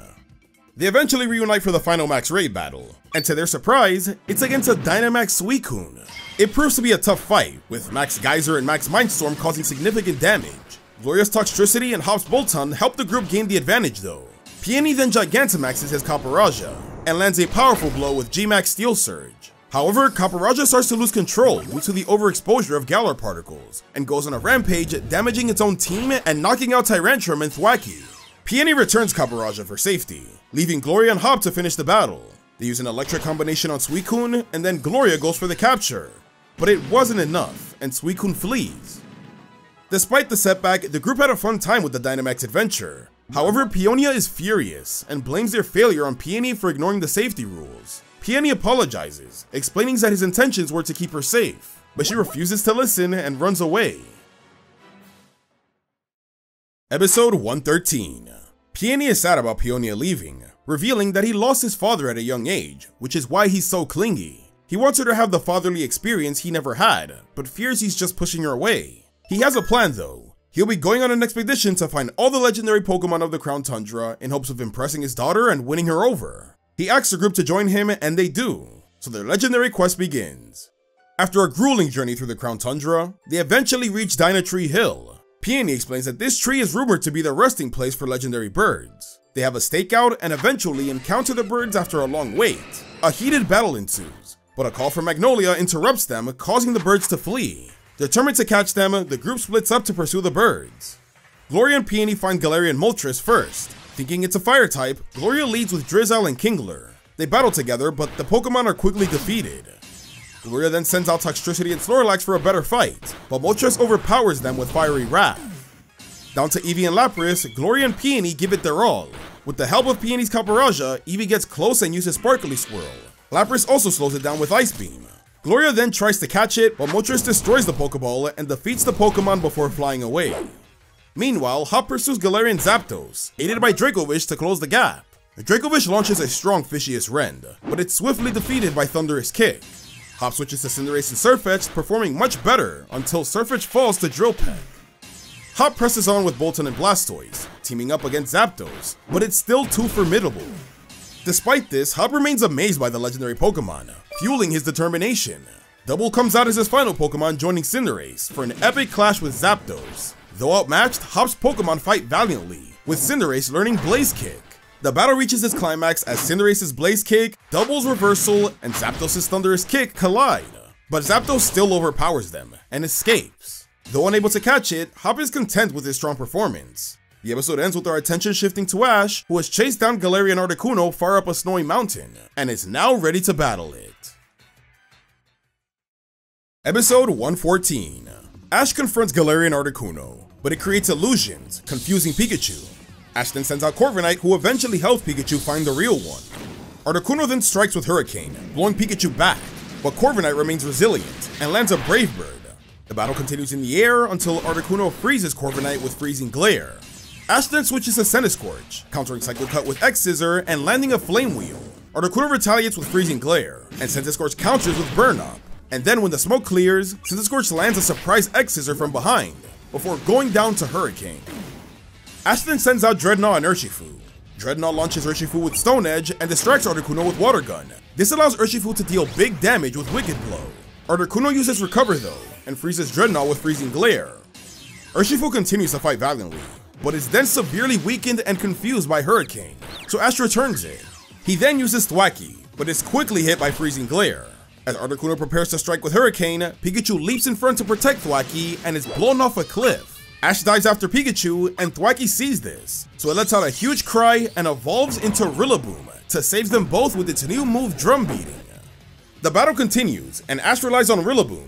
It dodges Freezing Glare with Grassy Glide and disorients Articuno with Drum Beating, before delivering a powerful knockoff. However, it wasn't enough to win, and Articuno flees with Hurricane. Ash commends Rillaboom for its evolution, and praises its new strength. Ash then sets off to regroup with the others, but then gets lost in a dangerous snowstorm. Overwhelmed by the cold, Ash and Pikachu collapse in the snow, and pass out. Luckily, someone arrives just in time to rescue them. Episode 115. Ash wakes up in a cozy cabin, surprised to find Brandon there. Brandon explains that he's been using this as his base while he searches for ancient ruins in the Crown Tundra. Hop, Gloria, and Peony arrive after, who got in touch with Brandon through Ash's phone.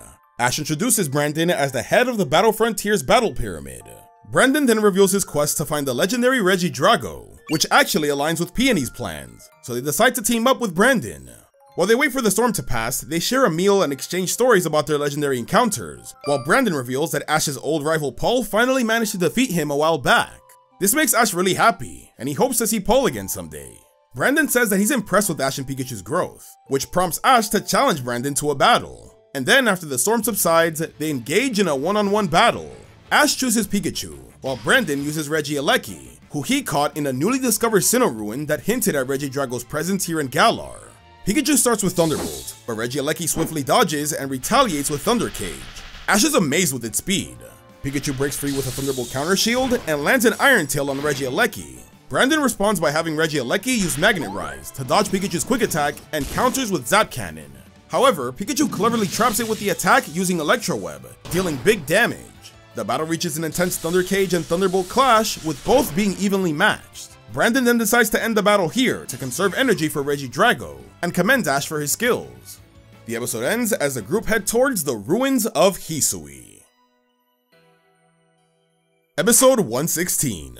The group make their way to the ruins of Hisui.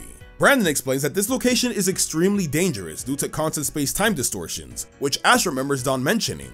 Before going in, they get caught in a distortion, where they're faced by a Hisuian Braviary who's easily defeated by Brandon's Regirock, allowing Gloria to catch it. They enter the Hisui ruins, where Brandon explains its connections to the Sinnoh region, and how his mission is to reunite the creations of Regigigas. And then a Hisuian Arcanine, Hisuian Avalugg, and Cleavor appear. Gloria stays to fight while the rest go ahead, but not before Brandon leaves his Regirock to help. Hop then stays behind to confront a Hisui Electrode, Sneasler, and Hisuian Goodra, aided by Brandon's Registeel. Brandon suspects that these Pokemon are guarding Regidrago's chambers, so they better hurry up before even more show up. Soon, Hisuian Lilligant, Ursaluna, and Hisuian Zoroark emerge, faced by Peony and Brandon's Regice. Now it's up to Ash and Brandon, who reach Regidrago's chambers. They quickly solve the puzzle, and the legendary Pokemon appears. Ash and Brandon battle Regidrago using Pikachu and Regieleki.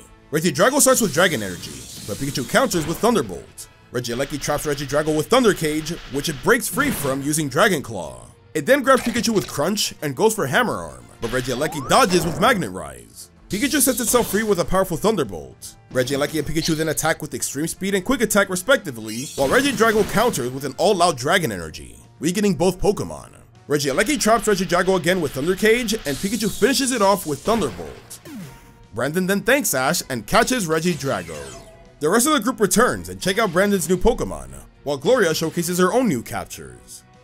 Brandon then thanks everyone and leaves for the Snow Point Ruins in Sinnoh. The episode ends with Ash and his friends continuing their legendary journey, but little do they know that capturing Regidrago has also awakened the shiny Regigigas deep within the tundra. Episode 117. The group heads to Freezington and reunites with Peonia. Peony is thrilled to see his daughter again, and asks her to join their legendary quest. After hearing about their adventures from Ash, Hop, and Gloria, she reluctantly agrees. Before joining, however, she needs to complete her first task of collecting Galarica twigs for a Galarica wreath. The wreath is intended for none other than Avery, who plans to evolve his Slowpoke. Him and Gloria get into their usual banter, and then Gloria decides to help him in order to face him in a battle afterwards. After finding the twigs, Peonia creates the wreath, and Avery evolves his Slowpoke into Galarian Slowking. Gloria proposes they have a Dynamax battle, so they locate a nearby den and have a one-on-one battle between Drizzle and Slowking. Drizzle starts with Water Gun, while Slowking readies its Sludge Wave. Drizzle dodges the attack with Mist, and continuously flips across the battlefield with U-turn, making it difficult for Slowking to locate it. Eventually, Slowking lands a hit with the Shadow Ball, but Drizzle retaliates with Water Pulse. Avery unleashes a barrage of Sludge Waves though, nearly defeating Drizzle. Determined to not disappoint Gloria again, Drizzle gathers its strength and evolves into Inteleon. Gloria commands it to use its new move Snipe Shot to push back Slowking.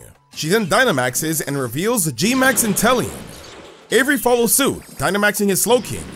An intense exchange of Dynamax moves ensue, culminating in Inteleon's devastating G-Max Hydro Snipe defeating Slowking for the win.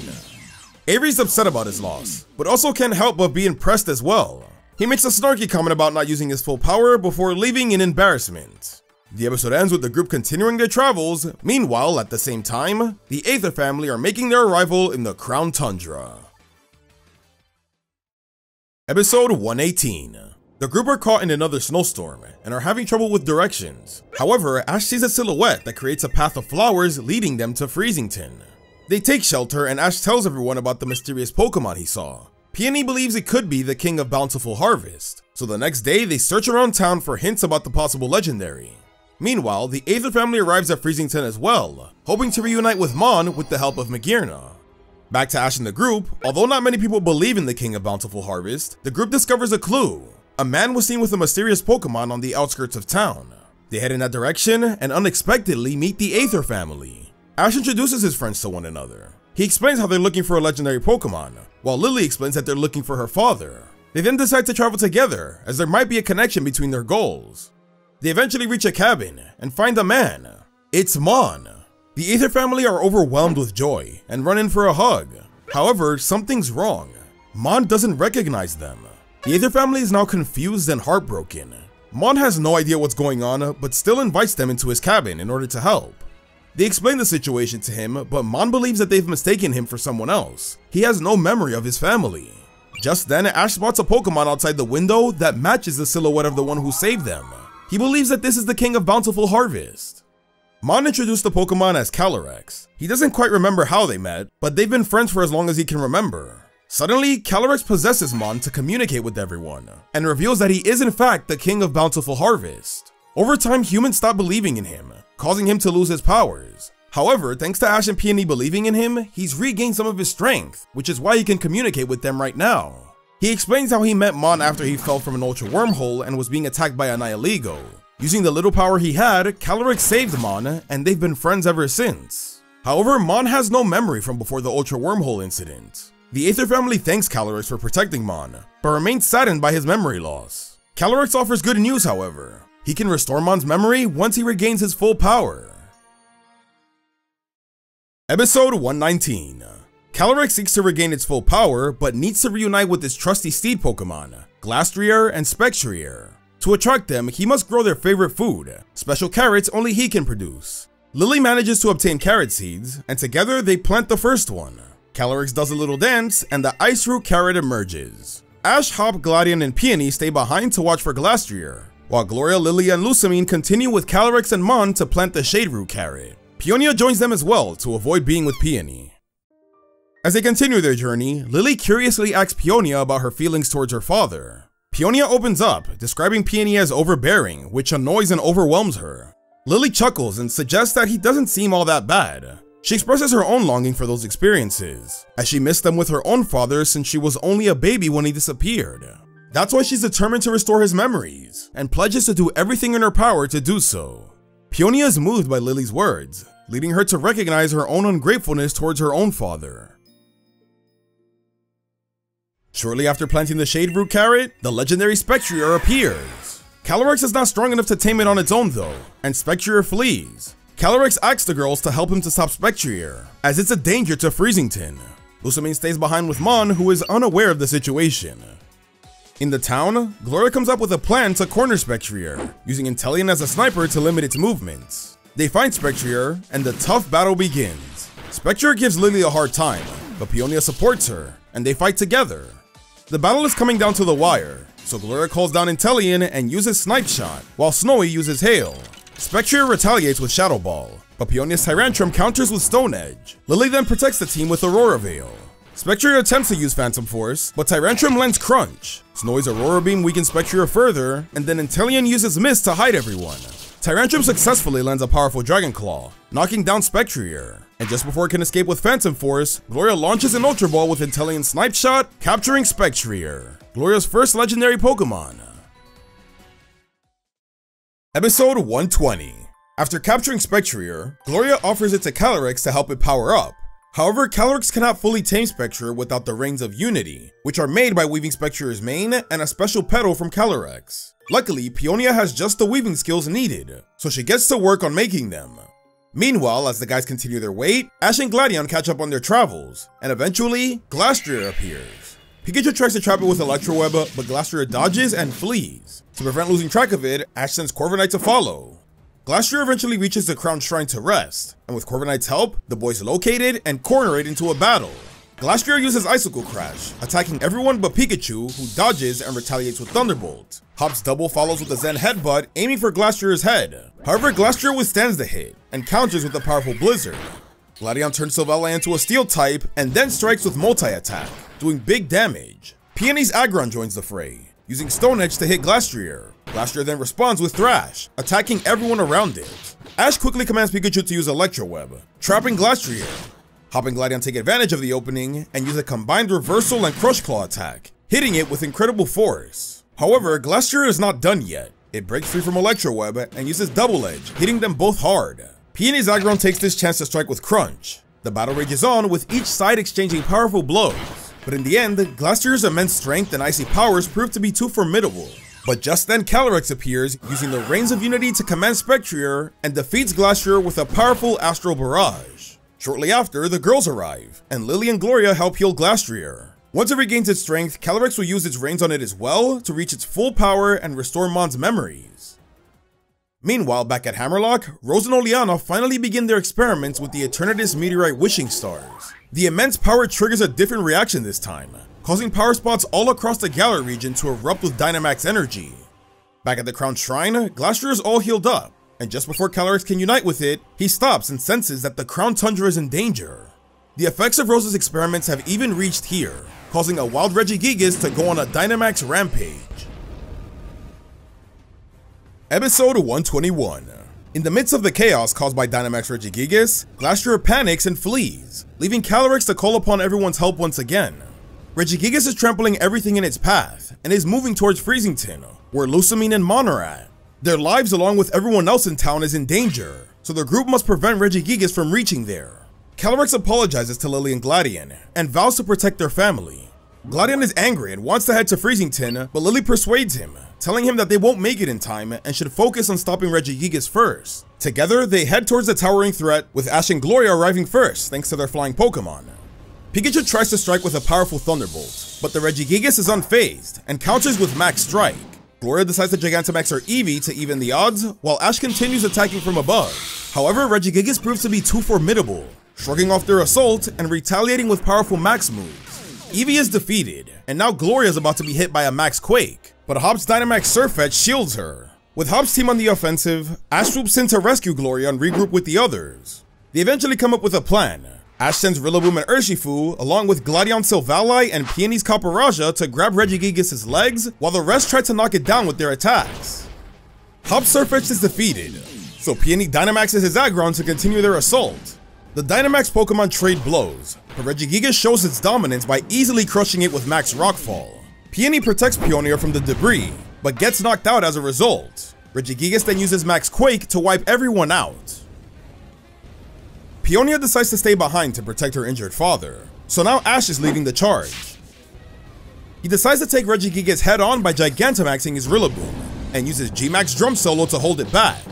Meanwhile, Calyrex eventually finds Glastrier, and uses its reins to fully sync itself with both steeds. Calyrex is now at full power, and even gains extra sight through Glastrier and Spectrier.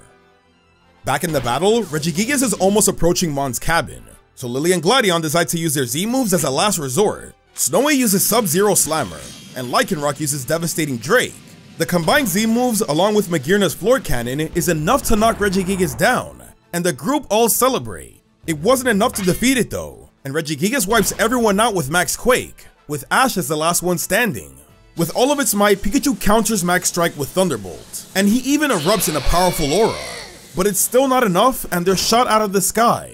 Calyrex intervenes, however, and uses its psychic powers to rescue Ash and transport everyone safely. As a former king of Galar, Calyrex refuses to let Regigigas bring further harm to the region.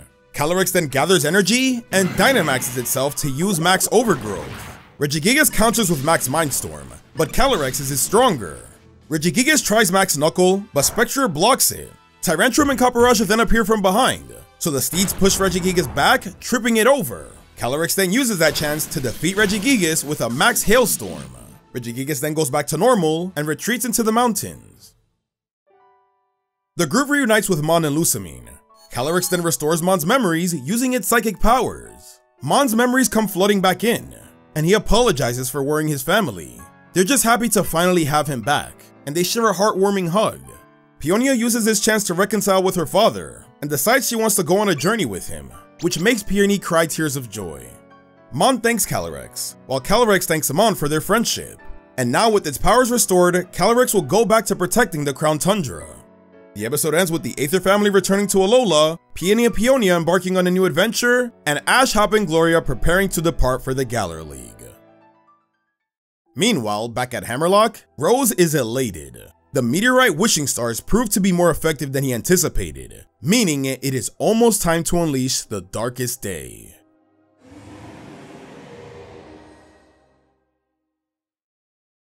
Episode 122. Ash, Hop, and Gloria have arrived in Winden, just in time for the Galar League. Ash and Hop are brimming with excitement, as they reminisce about the battles and training that brought them to this point. They eagerly head to the stadium for registration, unaware that Team Rocket are here as well, posing as innocent streamers while secretly plotting to steal powerful Pokemon.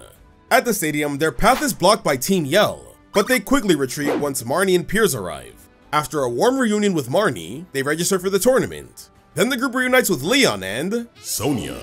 Leon is proud to see that Hop and Ash qualified for the league, and can't wait to see them in battle. As the opening ceremony approaches, Ash and Hop catch up with familiar faces among gym leaders and rivals. Unexpectedly though, they encounter Bede, who's representing the Ballonlea gym. He blames Ash and Hop for his past troubles, and although he hated his experience with Opal, he's trained hard to prove himself once and for all. Swordward and Shieldbert are here as well, and use their clout to enter the league in hopes of humiliating Ash and Hop. Just then, Leon arrives, who's taken the chairman's place to inaugurate the start of the Galar League. He then announces the preliminary round, Dynamax battles, consisting of intense one-on-one matchups allowing only 3 turns per Pokemon. Victory goes to the trainer who knocks out their opponent, lands the most moves, or inflicts the most damage. We then get a montage of the fierce battles that unfold, featuring gym leaders and rivals advancing. Piers impresses as he's not using Dynamax, relying on Obstagoon's tactics and a well-executed combo of Throat Chop and Double Edge. Hop's Double utilizes clever strategies to secure a hard-fought victory, and then Ash faces gym challenger Rinto, who he faced in the Sinnoh Festival contest.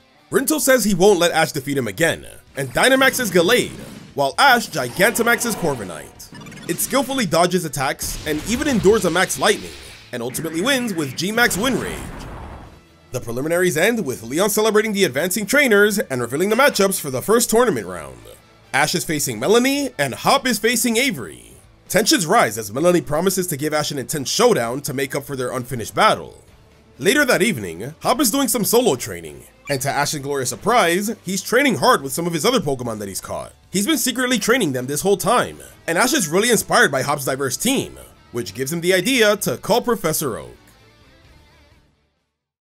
Episode 123. Ash, Hop, and Gloria return to Winden Stadium, meeting up with Marnie and Victor. Everyone's excited for the upcoming matches, except for Clara and Avery, who secretly hope they all lose today.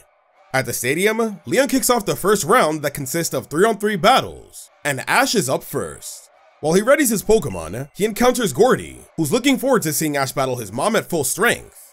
Ash and Pikachu then exchange determined looks before entering the field. The battle starts with Lapras against Buizel. Ash says that Buizel is the best choice to face Melony. We then cut to Dawn and Serena, who are watching Ash's battle on TV. Buizel and Lapras clash Water Gun and Hydro Pump.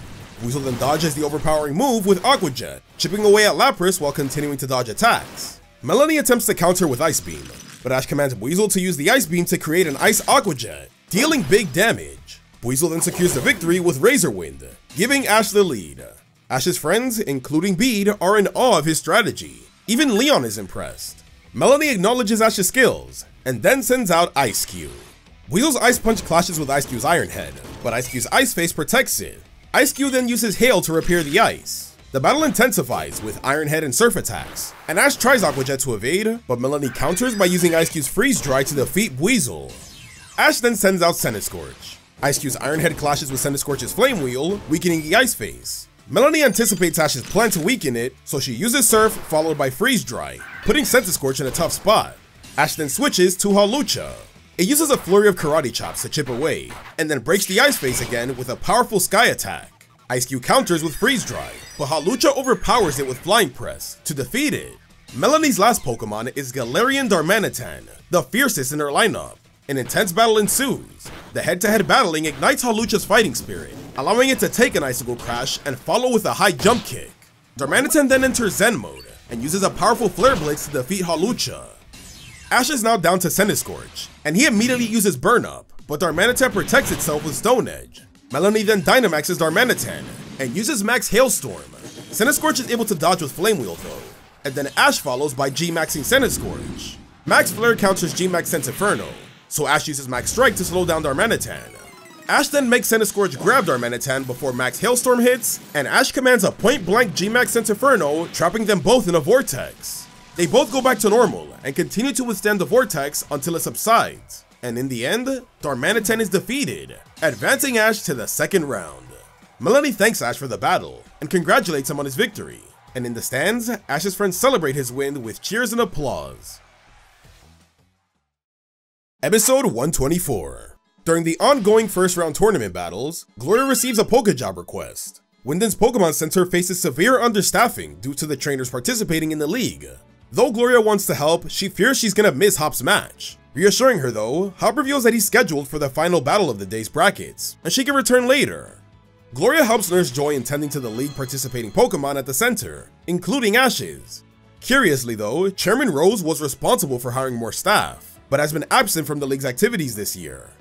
After Nessa's win, she goes to the Pokemon Center along with Sonia, and they decide to help Gloria as well. Meanwhile, Ash and Hop continue to watch the exciting league battles, with Marnie, Victor, and most of the other gym leaders advancing. And as the day progresses, they go to the Pokemon Center to treat their Pokemon. Swordward and Shieldbert refuse to get help from Gloria and Sonia though, and opt for a more luxurious treatment elsewhere. Eventually, Bee arrives after her win, revealing that Hop is up next. Gloria then rushes back to the stadium just in time for Hop versus Avery. Gloria tells Hop to kick Avery's butt. However, Avery says that he'll embarrass her little boyfriend in front of everyone. The clash begins with Trevenant versus Grumpig. Trevenant's Energy Bolt misses Grumpig, and is countered by Power Gem. Hop then follows with Wood Hammer. Avery uses Confuse Ray, but it's countered by Trevenant's Will-O-Wisp. In the midst of the smoke, Hop doesn't hesitate to use Shadow Ball, defeating Grumpig. Avery then sends out Alakazam, and uses telekinesis to lift Trevenant. Trevenant breaks free though with Energy Ball, but Alakazam retaliates with Psychic. Trevenant Shadow Ball misses Alakazam due to telekinesis, but then Hop surrounds Alakazam with Will-O-Wisp, allowing a Shadow Ball to hit. Alakazam is about to use Recover, but Trevenant defeats it with a powerful Wood Hammer just before. Avery's last Pokemon is Galarian Slowking, and Hop switches into Cinderace. Avery is desperate now, so he Dynamaxes Slowking. Hop then Gigantamaxes Cinderace and uses G-Max Fireball, but it's countered by Max Geyser. Cinderace then uses Max Strike, and Slowking follows by using Max Mindstorm. Slowking tries one final Max Phantasm, but it's too slow, allowing Cinderace to use G-Max Fireball to defeat it and win Hop the battle. The crowd goes crazy for Hop's overwhelming win, and Leon gives his brother a nod of acknowledgement. With the first round concluded, the episode ends with the reveal of the second round battles. Episode 125. Chairman Rose arrives at Winden Stadium, thanking Leon for his temporary leadership. He says his absence was for a good reason, and promises to soon explain himself. Rose then steps onto the field and commences the 3-on-3 round 2 battles. Everyone is happy to see him, except for Bede, still resenting his gym challenge disqualification. Gordie defeats Allister in the first battle, while the second has Victor winning against Milo. Next up is Ash's battle against Clara, and Victor wishes him luck as he steps out into the field. Clara wants revenge for the Isle of Armor, and is aiming for a fair victory this time. The battle begins with Galarian Weezing versus Gible. Weezing starts by using Toxic Spikes. Gible then tries to use Dragon Pulse, but it doesn't work due to Weezing's Fairy typing. Ash forgot. Clara laughs at Ash's dumb mistake, and then uses Strange Steam, dealing heavy damage. So Ash decides to switch into Infernape. Team Rocket are really happy to see him again, and start rooting for Ash. He makes Infernape dodge Sludge Bomb by using Dig, and then destroys the Toxic Spikes by using an underground Flare Blitz, hurting Weezing. We then cut to Paul, who's watching Ash's match and remembers the same strategy being used on him. Clara panics and switches into Slowbro, and then hits Infernape hard with Razor Shell. Infernape uses Dig, but it's stopped with Psychic, followed by a Shell Sidearm. Ash switches back to Gible, while Clara brings back Weezing. Gible dodges a Sludge Bomb, and then strikes with Bite, but Weezing uses Fire Blast to push it back. Clara then tries to end it with Strange Steam, but Ash commands Gible to use Draco Meteor on the ground, launching it into the sky, and obscuring Weezing's sight. Gible then uses Earth Power from above to defeat Weezing. Clara brings out Scolipede, protecting from Gible's Dragon Pulse, and then defeats it with a Mega Horn. Ash then sends out Dreadnought, who uses Water Gun, but then gets poisoned by Poison Tail. Dreadnought counters with Jaw Lock, but Scolipede uses Rock Slide to knock it off. Clara's starting to gain the momentum, so Ash Gigantamaxes Dreadnought, and overpowers Clara's Protect with a G-Max Stone Surge. Dreadnought then uses Max Rockfall to defeat it. Clara's final Pokemon is Slowbro, who's hit by Stealth Rocks. Dreadnought prepares for a G-Max Stone Surge, but Slowbro lands Venoshock first, defeating Dreadnought. Ash is now down to Infernape, who's hurt from the Poison and Sandstorm effects. Clara tries using Venoshock, but Infernape dodges and counters with Power-Up Punch. Slowbro knocks Infernape back with Psychic. Clara then uses that chance to Dynamax Slowbro and use Max Geyser. Clara begins to gloat, as it seems like she's won. However, Infernape gets back up, activating its Blaze ability. Leon is amazed by its strength. Infernape uses a strong Flamethrower to push back Slowbro. Clara follows up with Max Ooze, but Infernape escapes with Dig. Clara doesn't want to lose her Dynamax yet, and struggles to control Infernape, who attacks with a flurry of power-up punches. Clara then tries to finish the battle with Max Mindstorm, and Ash responds with a powerful Flare Blitz. The moves clash, and despite the rain, Infernape overpowers Slowbro, knocking it out and winning Ash the battle. Ash now advances to the top 8. Clara accepts her defeat, and shares her determination to become a gym leader and beat Ash someday. The episode ends with Ash's rivals more motivated than ever to surpass him now, with even Chairman Rose showing interest in his strength. Episode 126. Inspired by Ash's recent victory, Marnie channels that energy to help her defeat Kabu. Piers and Ash are really proud of her win. Now it's Hop's turn. Before the battle, Leon warns Hop about B's strength, recalling how she shattered his confidence in their first battle. Hop remains confident though, and trusts his Pokemon. Ash decides to join Gloria and Sonia to watch Hop's battle, and it begins with Corvisquire versus Graplock. Corvisquire starts with Tailwind, boosting the team's speed. Graplock retaliates with Octolock, trapping Corvisquire. Corvisquire breaks free though using Air Slash. Graplock tries Liquidation, but Corvisquire dodges with Fly and strikes back. Hop then switches to Boltund, and with the Tailwind boost, it outspeeds Octolock and defeats Graplock with Psychic Fangs. B then sends out Phalanx, and uses No Retreat to boost its strength. Boltund uses Fire Fang, and Phalanx follows with Close Combat. Boltund then uses Psychic Fangs, but Phalanx counters with Zen Headbutt. The battle rages on, with Phalanx showcasing his endurance. And after a wild charge and close combat collision, both Pokemon are taken out. With only her Machamp left, B faces Hop's Blastoise. She compliments Hop's growth, but says she'll finish him with her best Pokemon. Hop disagrees though, and states that this battle is just a stepping stone for him to become champion. Machamp starts with Bullet Punch, but Blastoise counters with Hydro Pump. Machamp withstands it though, and strikes back with Thunder Punch, and then follows with Brick Break. But Blastoise quickly protects, and uses Rapid Spin. Machamp is able to grab it though, and then lands a powerful Cross Chop. Seeing how strong Machamp is, Hop decides to Dynamax Blastoise, and to his surprise, it actually Gigantamaxes. B does the same with her Machamp. Machamp uses Max Lightning, but Blastoise defends with Max Guard. Blastoise then counters with Max Strike, slowing Machamp down, but allowing a Max Lightning to hit. Both then prepare for their final moves. Hop commands G-Max Cannonade, and B uses G-Max Cheese Strike. Blastoise's speed makes its move hit first, but Machamp doesn't give up, and it powers through to land its attack, causing a big explosion. When the smoke clears, Machamp falls, winning Hop the battle. B congratulates Hop, and he thanks her, saying he learned a lot from their battles. Ash, Gloria, and Sonia cheer for Hop's victory. Meanwhile, Leon is feeling very proud of his brother. Episode 127. The Galar League's second round continues, with Raihan easily beating Shieldbert, and Piers defeating Swordward shortly after. The brothers are shocked of their loss, and leave Winden Stadium in anger. Now it's time for the final battle of round 2. Bede versus Nessa. Bede remembers when he couldn't face Nessa's best team like Ash did, but now Bede wants to show Rose that he is strong enough. Ash and Hop watch to see how Bede's improved, while Gloria and Sonia cheer for Nessa. The battle begins with Gardevoir versus Toxapex. Toxapex begins with Baneful Bunker, but Gardevoir uses Calm Mind. Nessa then tries Venoshock, but Gardevoir dodges and hits it with a powerful Psychic, one-shotting Nessa's Toxapex. Everyone is surprised. Bede then looks up for Rose's reaction, but he's not there, which gets Bede frustrated. Turns out, Rose left the stadium to stop the Sword and Shield brothers. He says he needs the help of Galar royalty such as themselves, and asks them to wait for him at Rose Tower. Back at the stadium, Bede Dynamaxes his Gardevoir against Nessa's G-Max Dreadnought, and wins with Max Overgrowth. Bede has swept Nessa to advance into the third round. Bede checks for Rose one more time, and he's returned now, applauding for Bede's victory. Rose then announces tomorrow's quarterfinal matchups. Hop versus Victor, Raihan versus Gordie, Ash versus Bede, and Piers versus Marnie. Later on, Victor celebrates with a cookout to mark their quarterfinal entry. The group hang out and have a fun time with their Pokemon.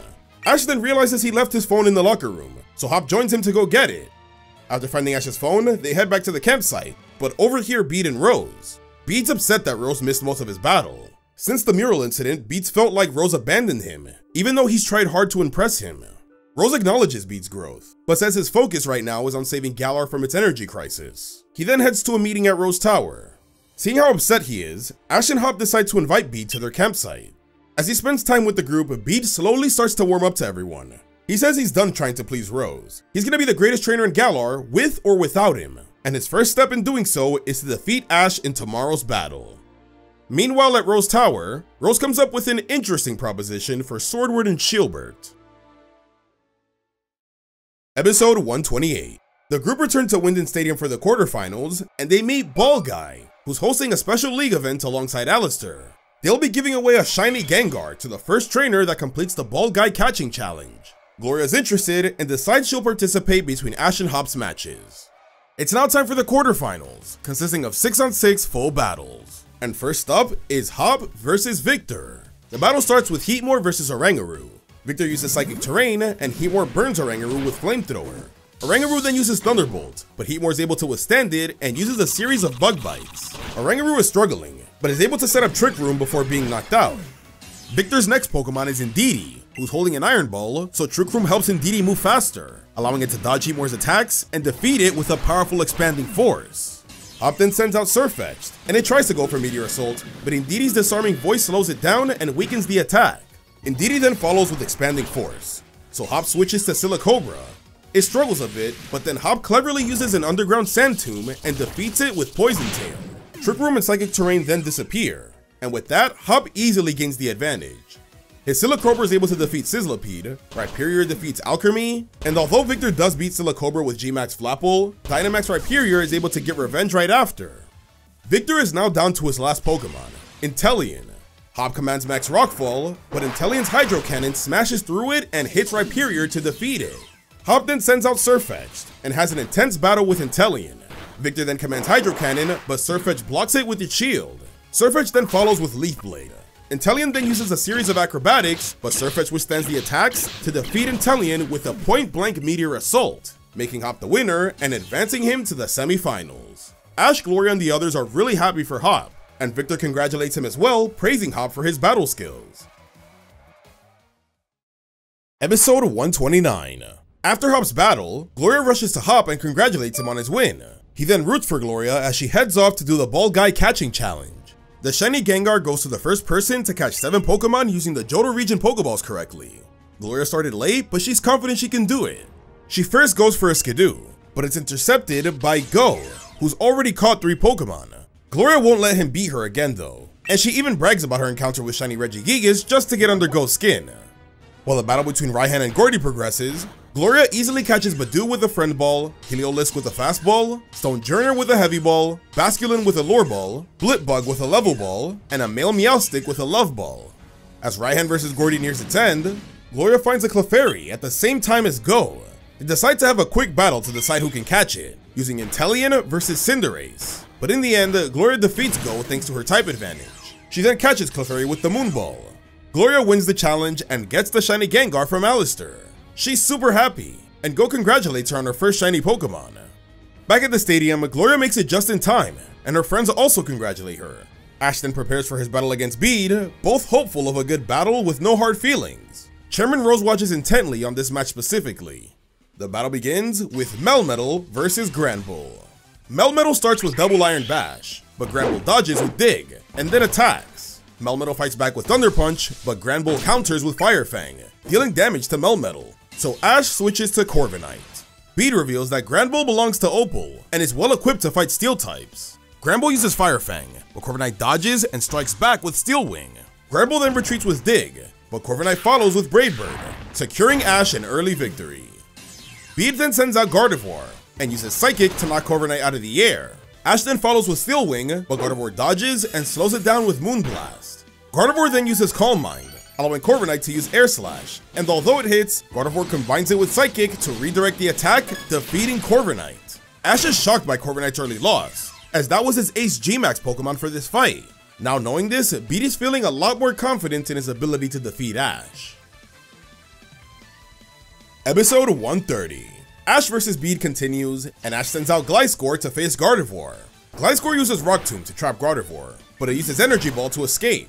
Bede then switches to Mr. Rime, and immediately uses Reflect. Gliscor attempts to trap Mr. Rime with Rock Tomb, but Mr. Rime dances out of the way with Teeter Dance. With Gliscor confused, Ash switches to Torkoal.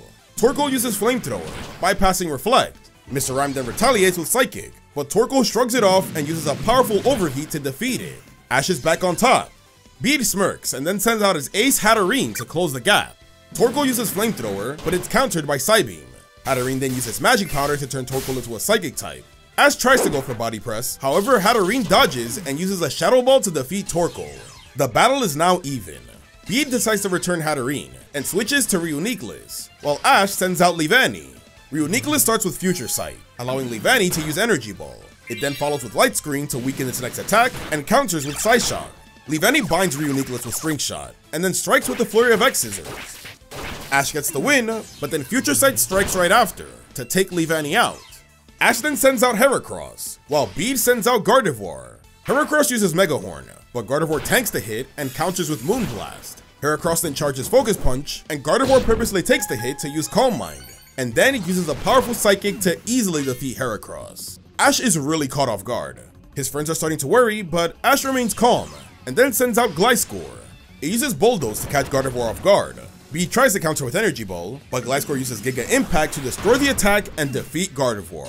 The battle is now even again.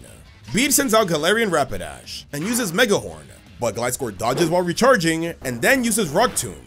While Rapidash breaks free with Psybeam, Gliscor follows with Fire Fang. Rapidash then uses Play Rough, but Gliscor uses Bulldoze to escape. and we get a Mega Horde and Giga Impact clash, knocking both Pokemon out. Ash and Bede are now down to their final Pokemon, Melmetal and Hatterene. Bede wastes no time and Gigantamaxes Hatterene, and says that this is where he'll end Ash's League Challenge. Ash is a bit nervous, but Melmetal turns to him as it wants to Dynamax as well. Ash trusts it and follows suit, but to everyone's surprise, Melmetal actually Gigantamaxes. Ash is completely stunned, and Gloria is in awe as she never knew this form existed. Meanwhile, back at Alola, Ash's friends and family are excited to see Melmetal unleash this new power. Hatterene uses G-Max Smite, but right before it lands, Melmetal uses G-Max Meltdown. Melmetal is now confused, allowing Bede to follow up with Max Mindstorm. Melmetal then begins to hurt itself, so Bede decides to finish it off with the Psychic Terrain boosted Max Mindstorm. But due to the effects of G-Max Meltdown, Hatterene can't use the same move twice. Bede is furious, as this throws off his momentum. Melmetal then snaps out of confusion, grabs Hatterene's tentacles, slams it down to the ground, and uses a powerful G-Max Meltdown to defeat Hatterene. Ash is the winner and advances to the semifinals. Ash thanks Melmetal for its hard work. Meanwhile, Bede is upset about his loss. At the locker room though, he's approached by Rose, who commends him for doing so well against the Alola champion. He said he made him so proud, and offers to mentor him once again. Touched but conflicted, Bede remembers that he no longer needs validation from Rose to measure his own worth. He thanks him, but chooses to continue his path with Opal. Rose respects Bede's decision, and then he leaves. Witnessing this though, Ash approaches Bede, leading to a moment of mutual respect, as their rivalry rekindles, with Bede vowing to train hard for the next championships. Episode 131. After healing up his Pokemon, Ash returns just in time for the finale of Marnie vs Piers. Both are down to their final Pokemon, Obstagoon and Grimmsnarl. They have an intense battle, and although evenly matched, Piers senses that Marnie is holding back, and urges her to use Dynamax. She resists at first, wanting a fair fight since Piers doesn't use it. Piers thinks that's ridiculous though, and convinces her to use her full potential. Energized by Team Yell's support, Marnie Gigantamaxes her Grimmsnarl.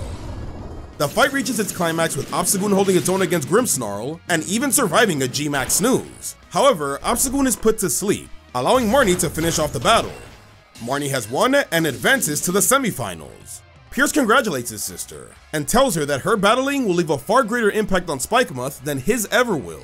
He then celebrates Marnie's win by designating her as the new gym leader of Spikemuth. Initially hesitant, she accepts the title, resolving to hold it until the day she becomes champion. The semifinal matchups are then revealed by Chairman Rose, Hop vs Raihan, and Ash vs Marnie. Ash and the others congratulate Marnie. She thanks them and now focuses on her battle against Ash. Meanwhile, Team Rocket, disguised as influencers, prepare to steal the group's Pokemon, but are discovered by Marnie's Morpeko, who sends them blasting off. Leon then arrives, and takes a moment to congratulate and advise Ash, Hop, and Marnie. He reminds them that the path ahead is tough, but encourages them to believe in their strengths. The episode ends with the day of the semifinals, starting off with Hop vs Raihan. Episode 132. Hop leads with Cinderace, while Raihan uses Turtonator. Raihan starts with Sunny Day, while Cinderace takes advantage and uses Blaze Kick. Turtonator then uses Shell Trap to counter Quick Attack and follows with Draco Meteor. However, Cinderace uses the attack to launch multiple Pyro Balls to defeat Turtonator. Raihan then sends out Goodra, and uses Rain Dance to weaken Pyro Ball. It then follows with Surf for big damage. Goodra attempts to use Thunder, but Cinderace interrupts with Quick Attack and follows with Pyro Ball. Goodra is easily defeated, and now Kingdra is sent out. Its Swift Swim ability allows it to outspeed Cinderace, and it wins by using Hydro Pump. Hop then sends out Dracovish, and uses Fishious Rend. Kingdra retaliates with Twister, but Dracovish counters with the Freezing Ice Fang. It then uses another Fishious Rend to defeat Kingdra. Raihan is now down half his team, and is getting upset. He thinks back to a humiliating loss against Leon, where he vowed to never experience that again. He then uses that pain to fuel him and sends out Dracozolt. Both fossils have an intense clash, but in the end, Dracozolt wins with a powerful Thunder. Hop then sends out Boltund and uses Wild Charge to counter Dragon Pulse. Boltund then uses Psychic Fangs, while Dracozolt follows with Bolt Beak. Boltund holds on though, and defeats Dracozolt with Play Rough. Raihan then sends out Flygon and uses Sandstorm. With Flygon being hidden, Boltund struggles, and is taken out by Scorching Sands. Hop then sends out Dubwool, and is determined to finish with him. Raihan gets annoyed with Hop's bold proclamation, but it's starting to remind him of his rival Leon. This has Raihan taking Hop a lot more seriously, but unfortunately for him, Double still comes out on top. Raihan is now down to his final Pokemon Duraludon, who he decides to Gigantamax. Hop then Dynamaxes his Double. Duraludon uses G-Max Depletion, but Double blocks with Max Guard. Double then follows with Max Strike. Duraludon is able to land a Max Steel Spike, but Double quickly bounces back with Max Knuckle before going back to normal. Duraludon then tries one final G-Max Depletion, but it's too slow, allowing Double to finish it off with a powerful reversal to win the battle. Hop now advances to the finals. Everyone is impressed with Hop's overwhelming win, including a proud Leon who's starting to see his brother as champion material. Raihan is bummed out about his loss, but is also in awe of Hop's progress, telling him he's far stronger than he was before. Hop thanks him, and then he looks up towards Ash, who's about to start his semi-final battle. Episode 133. Before their big battle, Ash and Marnie meet. Marnie is wearing her new gym leader outfit, and looks really confident. She tells Ash that she's ready for a tough fight. Ash smiles and says he's excited to face her too. They both nod and walk into the arena as the crowd, and especially Team Yell, cheers loudly. The battle begins with Morpeko versus Scraggy. Scraggy uses Scary Face, reducing Morpeko's speed. Morpeko then goes into Hangry mode and uses Aura Wheel. Scraggy retaliates with High Jump Kick, landing a critical hit. Marnie then commands Morpeko to use Seed Bomb, but it misses, allowing Scraggy to finish it off with Head Smash. Marnie compliments Ash, and says she's not surprised with his strength. She then sends out Gothitelle. She uses Energy Ball, but it's countered by Scraggy's Focus Blast. Scraggy then follows with High Jump Kick, but Gothitelle uses Psychic Terrain to distract Scraggy, making him miss and take damage. Marnie then uses that chance to defeat it with Shadow Ball. Ash then sends out Incineroar. Gothitelle uses Shadow Ball, but it's countered by Darkest Lariat. Gothitelle follows with Dark Pulse, but Incineroar dodges and uses Fire Fang. Marnie keeps commanding Dark Pulse, but Incineroar uses Darkest Lariat to dodge, and once Gothitelle gets exhausted, Ash commands a powerful Fire Blast to defeat it. Next, Marnie sends out Toxicroak, who uses Drain Punch on Incineroar. Its fighting typing is giving Incineroar some trouble, so Ash switches into Snorlax. Gloria is surprised to see Ash with a Snorlax as well. Meanwhile, Marnie's confused to see Ash use another Pokemon with the same disadvantage, but knows not to underestimate him. Toxicroak uses Drain Punch, but Snorlax tanks it and counters with Ice Punch. Toxicroak attempts even more Drain Punches, but Snorlax continues to remain tough and retaliates with high horsepower. Toxicroak then tries to use Cross Poison, but Snorlax dodges and uses Body Slam to defeat it. Leon is impressed to see Ash with such a powerful Pokemon. Marnie then sends out Grimmsnarl. Pierce is intrigued to see Grimmsnarl out so early, and says that it can only mean that Marnie recognizes Snorlax as a true threat. Ash starts with Rest to heal from its last fight, allowing Grimmsnarl to use Bulk Up. It follows with Darkest Lariat while Snorlax is still asleep. Snorlax then wakes up and counters Spirit Break with Ice Punch. Grimmsnarl uses False Surrender though, throwing off Snorlax, and then uses Darkest Lariat. Ash tries to use a Body Slam, but Grimmsnarl interrupts it with Spirit Break, defeating Snorlax. Ash is surprised with Grimmsnarl's strength. The episode ends with Team Yell continuing their cheers, while Marnie reminds Ash that although she admires him, she must defeat him to achieve her goal. Episode 134. Ash vs Marnie continues, with Ash sending out Noivern. However, Marnie returns Grimmsnarl and uses Lightbird instead. We then cut to Lumio City, where Clement and Bonnie are watching. Marnie starts with a flinching Fake Out, and then follows with a Shadow Claw. Noivern pushes it back though with Hurricane. We then get a clash between Night Slash and Dragon Claw. Neither Pokemon gives in until Noivern takes to the air to finish Lightbird off with Dragon Pulse. Marnie's next Pokemon is Toxtricity, and it uses Eerie Impulse to weaken Noivern's special attack. We then get a Boom Burst clash, with Toxtricity overpowering Noivern. Noivern follows with Dragon Claw, but Toxtricity dodges and defeats Noivern with Overdrive. Ash then sends out Torterra, who's immune to Toxtricity's electric attacks. Torterra uses Energy Ball, and Toxtricity retaliates with Sludge Wave, poisoning Torterra. It uses Synthesis to heal however, and Toxtricity goes for another Sludge Wave. Torterra then uses Rock Slide, flinching Toxtricity, allowing it to finish it off with Frenzy Plant. Marnie is now down to her final Pokemon Grimmsnarl, and is still feeling confident. Grimmsnarl starts with Bulk Up, while Torterra uses Rock Slide. Grimmsnarl hangs tough, and then uses Darkest Lariat. Torterra tries to use Synthesis again, but it's interrupted by False Surrender, and then Grimmsnarl uses a powerful Spirit Break to win the battle. Ash then sends out Incineroar, and both Pokemon clash with Darkest Lariat. They're evenly matched. Incineroar lunges with Fire Fang, but Grimmsnarl tanks the attack with Bulk Up and follows with an up-close Spirit Break. Ash then tries to command Revenge, but it's interrupted by False Surrender. Incineroar then tries to counter with the Fire Blast, but Marnie however has a trick up her sleeve. She makes Grimmsnarl use Darkest Lariat to redirect the Fire Blast to defeat Incineroar. Team Yellow are ecstatic with Marnie's comeback. Meanwhile, Ash's friends begin to worry. Episode 135. Ash's final Pokemon is Urshifu. Urshifu gears up for Wicked Blow, while Grimmsnarl attempts to use False Surrender. Anticipating this though, Ash makes Urshifu catch the hair and knock Grimmsnarl down. Marnie's impressed and counters with Darkest Lariat. Urshifu evades by using Aerial Ace and goes for Brick Break, but a backwards False Surrender catches them off guard. Grimmsnarl then unleashes a barrage of hairs that attack Urshifu. Ash is trying to go for a close combat, but Urshifu is overwhelmed and can't make contact. Marnie then reveals that after watching Ash's battle against Piers, she knew that Urshifu would be her biggest obstacle, so she mastered False Surrender in order to exploit Urshifu's inability to attack from a distance. As Urshifu's hit by Grimmsnarl's Spirit Break and False Surrender, Ash starts to panic and contemplates Dynamaxing. Hop shouts from the crowd though, reminding Ash about his training. Realigning his strategy, Ash recalls Mustard's Urshifu, and then commands Urshifu to use fluid movements to dodge the hairs. Urshifu masterfully dodges and counters False Surrender, until it suddenly changes into the Rapid Strike battle style, and even uses Surging Strikes. Ash is totally shocked by Urshifu's new abilities. Meanwhile, Marnie watches in disbelief, as Urshifu is able to break through Grimmsnarl's defense to land a powerful Wicked Blow. With Grimmsnarl being pushed to the edge, Marnie decides to Gigantamax as her last resort, so Ash does the same. Grimmsnarl uses G-Max Snooze, but Urshifu dodges with Max Geyser. Grimmsnarl then uses Max Guard, but Urshifu's G-Max 1 blow easily shatters through it. Grimmsnarl is about to go down, so Marnie commands a final G-Max Snooze, while Ash counters with G-Max 1 blow. When the dust settles, both Pokemon go back to normal, but Urshifu falls. Ash cannot believe it. It looks like Urshifu's out.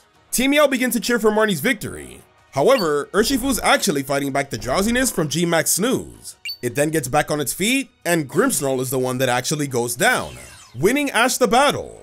Ash thanks Urshifu for his hard work, and then Marnie approaches Ash and thanks him for the battle. She's sad, but the crowd begins to cheer for her as well, acknowledging her skills. This makes Marnie hopeful for the future of Spikemuth. Ash then commends her for her strength and says that she'll be a great gym leader.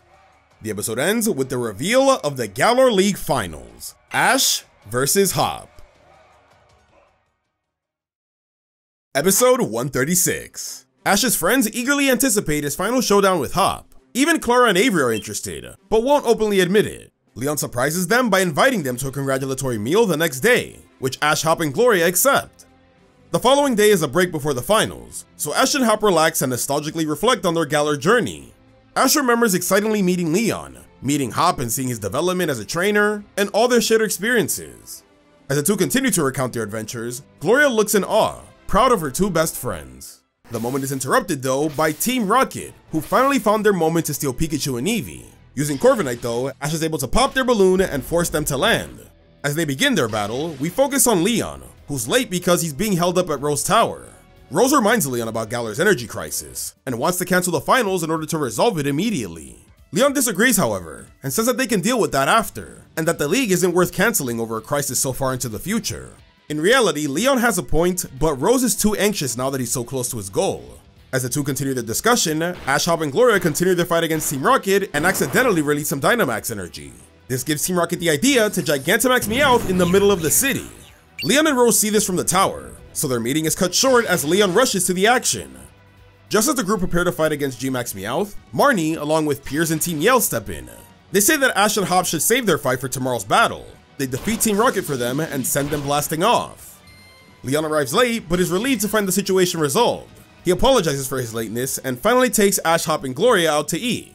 Meanwhile, Rose is furious that Leon abandoned their meeting. However, Oleana informs him that Swordward and Shieldbirds have started their quest for the Rusted Sword and Shield and Slumbering Weald.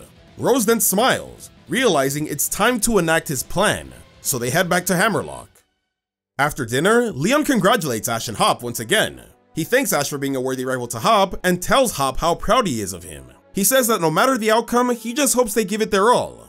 Hop then tells Ash something unconventional, revealing that he'll be using the main team he trained with while traveling with Ash. He says it's only fitting as this battle is the culmination of their time together. Ash smiles, revealing he had the exact same idea.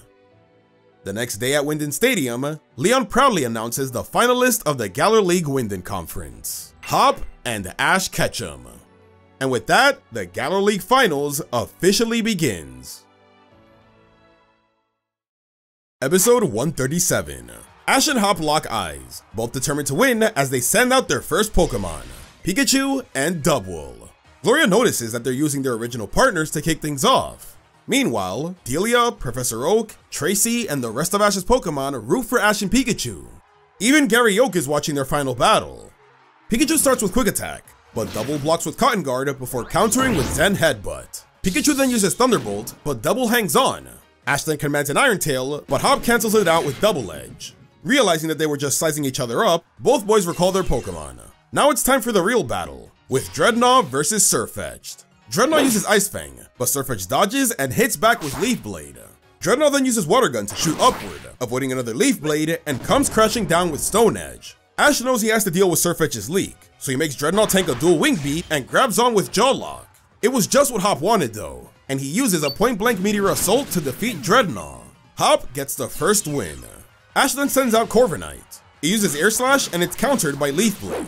But it was all a distraction, as Corviknight strikes from behind with Steel Wing, and then uses Hone Claws. Both Pokemon then collide with Meteor Assault and Brave Bird, with Corviknight being victorious. The battle is now even. Hop's next Pokemon is Boltund. Despite Corviknight's attempts to keep it at a distance with Air Slash, Boltund breaks through with Wild Charge. It then uses Psychic Fangs, but Corviknight counters with Steel Wing. As Ash tries to power up again with Hone Claws, Hop takes advantage and defeats Corviknight with Fire Fang. Ash is impressed with Hop's skills, and Hop says that he learned a lot from watching him and Leon. Ash then decides to send Pikachu back in. Despite Boltund's Wild Charge, Pikachu counters with Electro Web and follows with Thunderbolt. Boltund then uses Play Rough until Pikachu escapes with Quick Attack. Boltund continues to pursue Pikachu though, and uses a painful Fire Fang on its tail, causing it to burn. Ash uses the momentum of their fall though to defeat Boltund with a powerful Iron Tail. Hop praises Ash's resilience, and sends out Rhyperior ready to regain the lead. Pikachu uses a weakened Iron Tail due to its burns, so Rhyperior counters with Meteor Beam.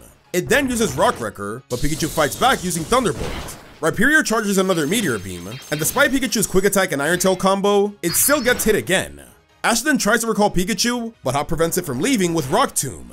Just as Rhyperior is about to finish off Pikachu with Heat Crash, Pikachu instinctively uses Thunderbolt. Though it doesn't hurt Rhyperior, it is holding it back for a moment. Encouraged by Ash, Pikachu musters all its strength to continue using Thunderbolt. Hop does the same for Rhyperior, allowing it to nearly overpower it, but Pikachu erupts in an electrical energy, surprising everyone.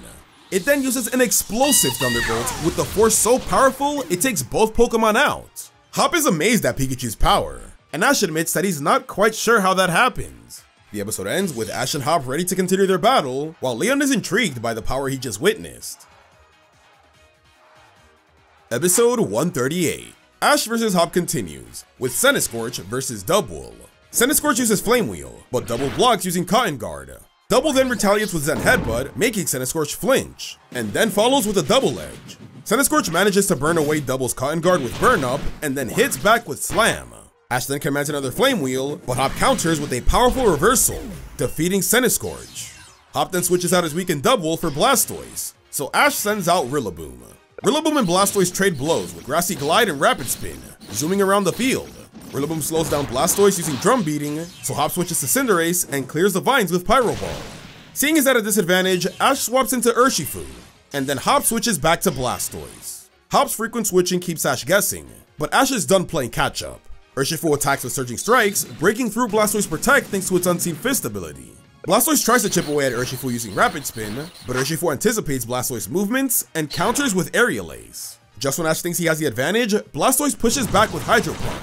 Urshifu stays focused though, reads Blastoise's next Rapid Spin, and successfully knocks it out with a devastating Wicked Blow.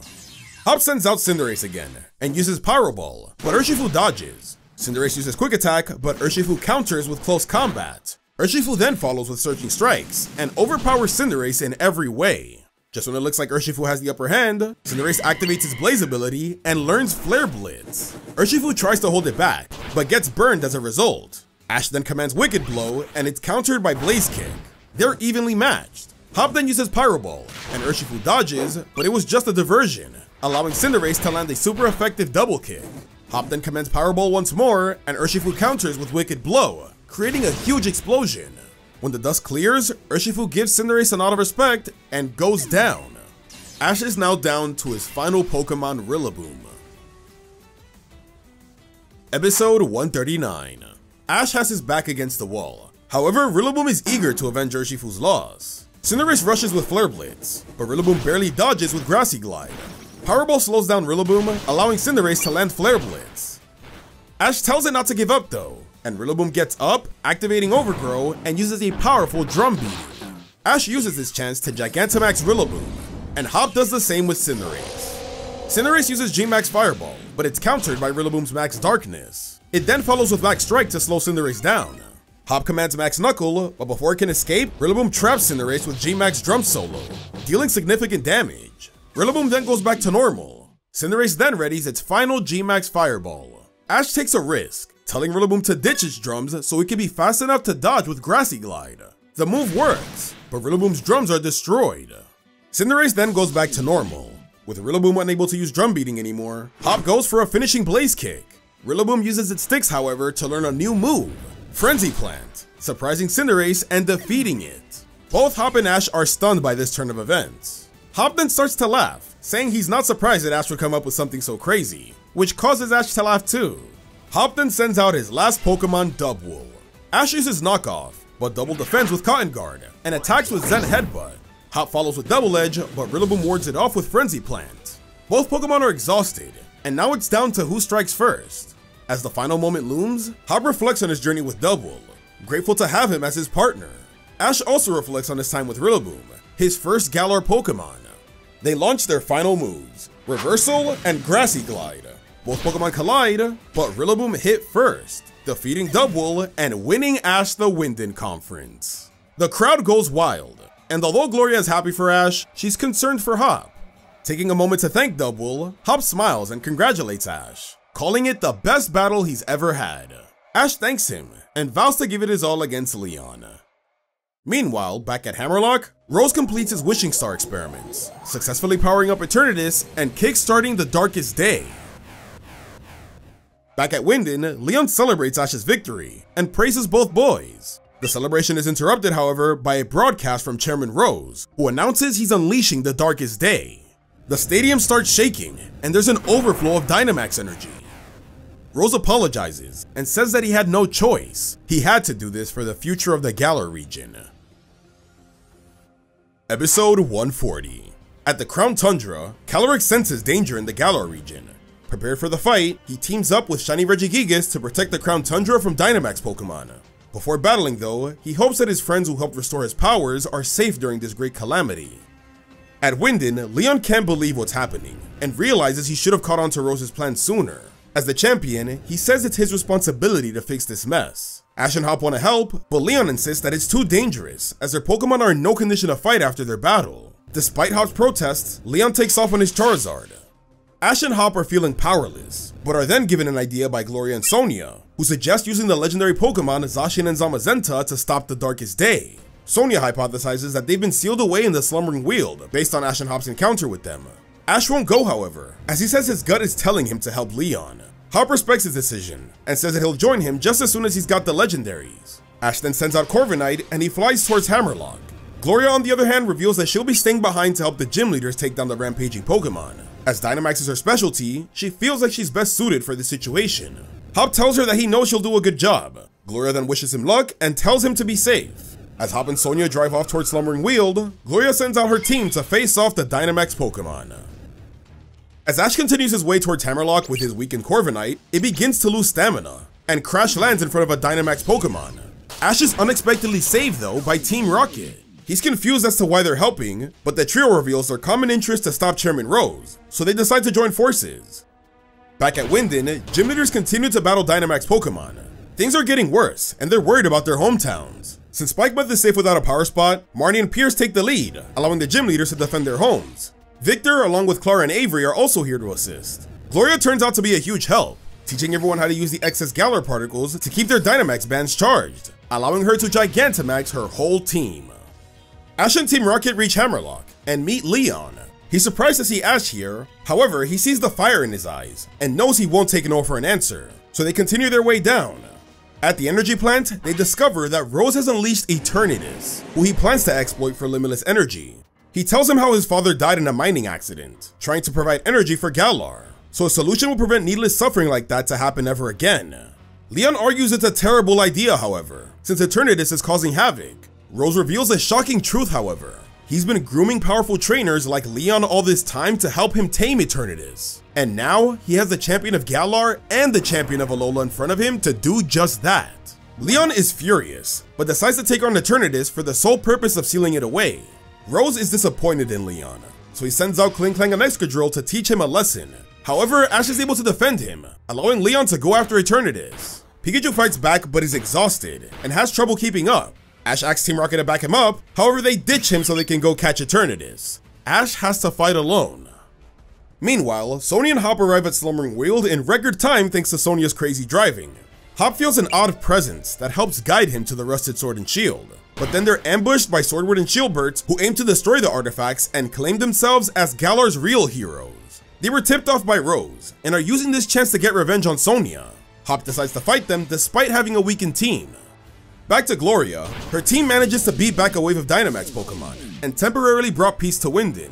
She's concerned for Ash and Hop and thinks about going to help them, but suddenly, Toxtricity is exposed to Eternatus' Galar particles, causing it to go on a Gigantamax Rampage just like when Gloria first met it. She tries to calm it down without battling, but has no luck. At Hammerlocke Stadium, Leon struggles to fight Eternatus above, while below, Ash struggles against Rose. Pikachu is worn out, so Ash brings out Dreadnought to help defeat Rose's Pokemon. He's not done yet though, and sends out his strongest Pokemon Copperajah, who easily one-shots Dreadnought. Just as things are starting to look bad, Ash is saved by a Rapidash, belonging to Bede. He's here to lend Ash a hand, and together, they're determined to put an end to Rose's dangerous plans. Episode 141. Rose is surprised to see his former apprentice stand before him, and thanks him for helping him make it this far. Bede is stunned, and can't believe that this was the true purpose of collecting wishing stars. All he wanted to do was please his mentor, the man who made him a trainer, but now he sees Rose for the monster he truly is. Rose then calls Bede foolish for not seeing the bigger picture, and commands his Copperajah to attack. Bede commands a counterattack along with Ash's Centiskorch. Meanwhile, at Winden, Gloria's Toxtricity continues its Dynamax Rampage. Pierce is ready to intervene, however, Marnie wants to respect Gloria's wishes to not hurt it. Gloria then recounts their time together, and all the work they put into strengthening their bond. It seems to be working, but then Toxtricity snaps again and prepares to attack. Gloria saved at the last minute though, by Spectrier. It seems Calyrex has sent it to Gloria to aid in her fight. Using Spectrier, Gloria is able to evade Toxtricity's attacks, and then yells at Toxtricity for continuing to resist, which helps it finally snap out of it and revert back to normal. Avery makes a joke about Toxtricity only being able to respond to Gloria's anger, and how the two are meant for each other. Gloria apologizes for letting Toxtricity go through that again, and now motivated, she rides Spectrier towards Hammerlocke to help Ash and Leon. Meanwhile, Hop continues his battle with the Sword and Shield brothers. Despite his weakened Pokemon, Hop is able to quickly defeat them, and claims the Rusted Sword and Shield. Considering Rose went out of his way to try and get rid of them, Hop believes these items might be useful even if he can't find Zacian and Zamazenta, so he hopes for the best and takes it with him to Hammerlocke. As Leon continues his fight with Eternatus, it decides to go further up Hammerlocke Stadium, and Team Rocket follows. With Leon out of their way, they finally attempt to catch it. They are no match for the legendary Pokemon, so they Gigantamax Meowth as their last resort. Meowth is able to get a few attacks in, but then is easily obliterated by Eternatus' Dynamax Cannon. Leon then arrives to continue his battle. Back at the energy plant, Ash and Bede continue their battle against Rose. Despite their resilience, Rose manages to overpower Bede's Rapidash. Attempting to demoralize them even further, Rose Gigantamaxes his Copperajah. However, Ash and Bede remain steadfast. Ash confronts Rose about his selfish ambitions and their impact on the Galar region, referencing Centiskorch's mistrust of humans due to Rose's experiments. Ash vows to prevent further harm to the Pokemon of this region, and then Gigantamaxes Centiskorch while Bede sends out Hatterene. Rose mocks Bede, saying giving him that Pokemon was an utter waste, and then attacks him with Max Steel Surge, but Centiskorch counters. Hatterene also fights back with Shadow Ball. Rose then sends out Ferrothorn to get Bede out of his way, which angers Bede, as it feels like he isn't even worth Rose's main attention. Ash encourages Bede to ignore Rose's taunts, but this momentary distraction leads to Centiskorch getting knocked out. Bede feels guilty now, and intensifies his efforts to defeat Ferrothorn. Ash then brings out Urshifu, still affected by burn, but Hatterene's healer ability removes it. Gloria arrives at Hammerlocke, finding Raihan battling two Dynamax Pokemon. He sees Gloria and says he knew she couldn't resist helping her friends, and advises her to head to the stadium. However, it's blocked by Macrocosmos grunts, so Gloria Gigantamaxes Inteleon and eliminates them, which attracts Oleana's attention. Oleana is furious, and Gigantamaxes her Garbodor, declaring her resolve to protect Chairman Rose's goals, and launches her attack. Episode 142. Hop and Sonia arrive at Hammerlocke and watch Gloria fight Oleana. Hop wants to help her, but Gloria's look reassures him, so they proceed to Hammerlocke Stadium. Meanwhile, Ash and Bede struggle against G-Max Caporaja, which keeps blocking their moves. Hatterene and Bede are then knocked over, concerning Ash, but he must stay focused on the battle, as now he and Urshifu are Rose's next targets. At the stadium's peak, Hop and Sonia notice that Ash is missing.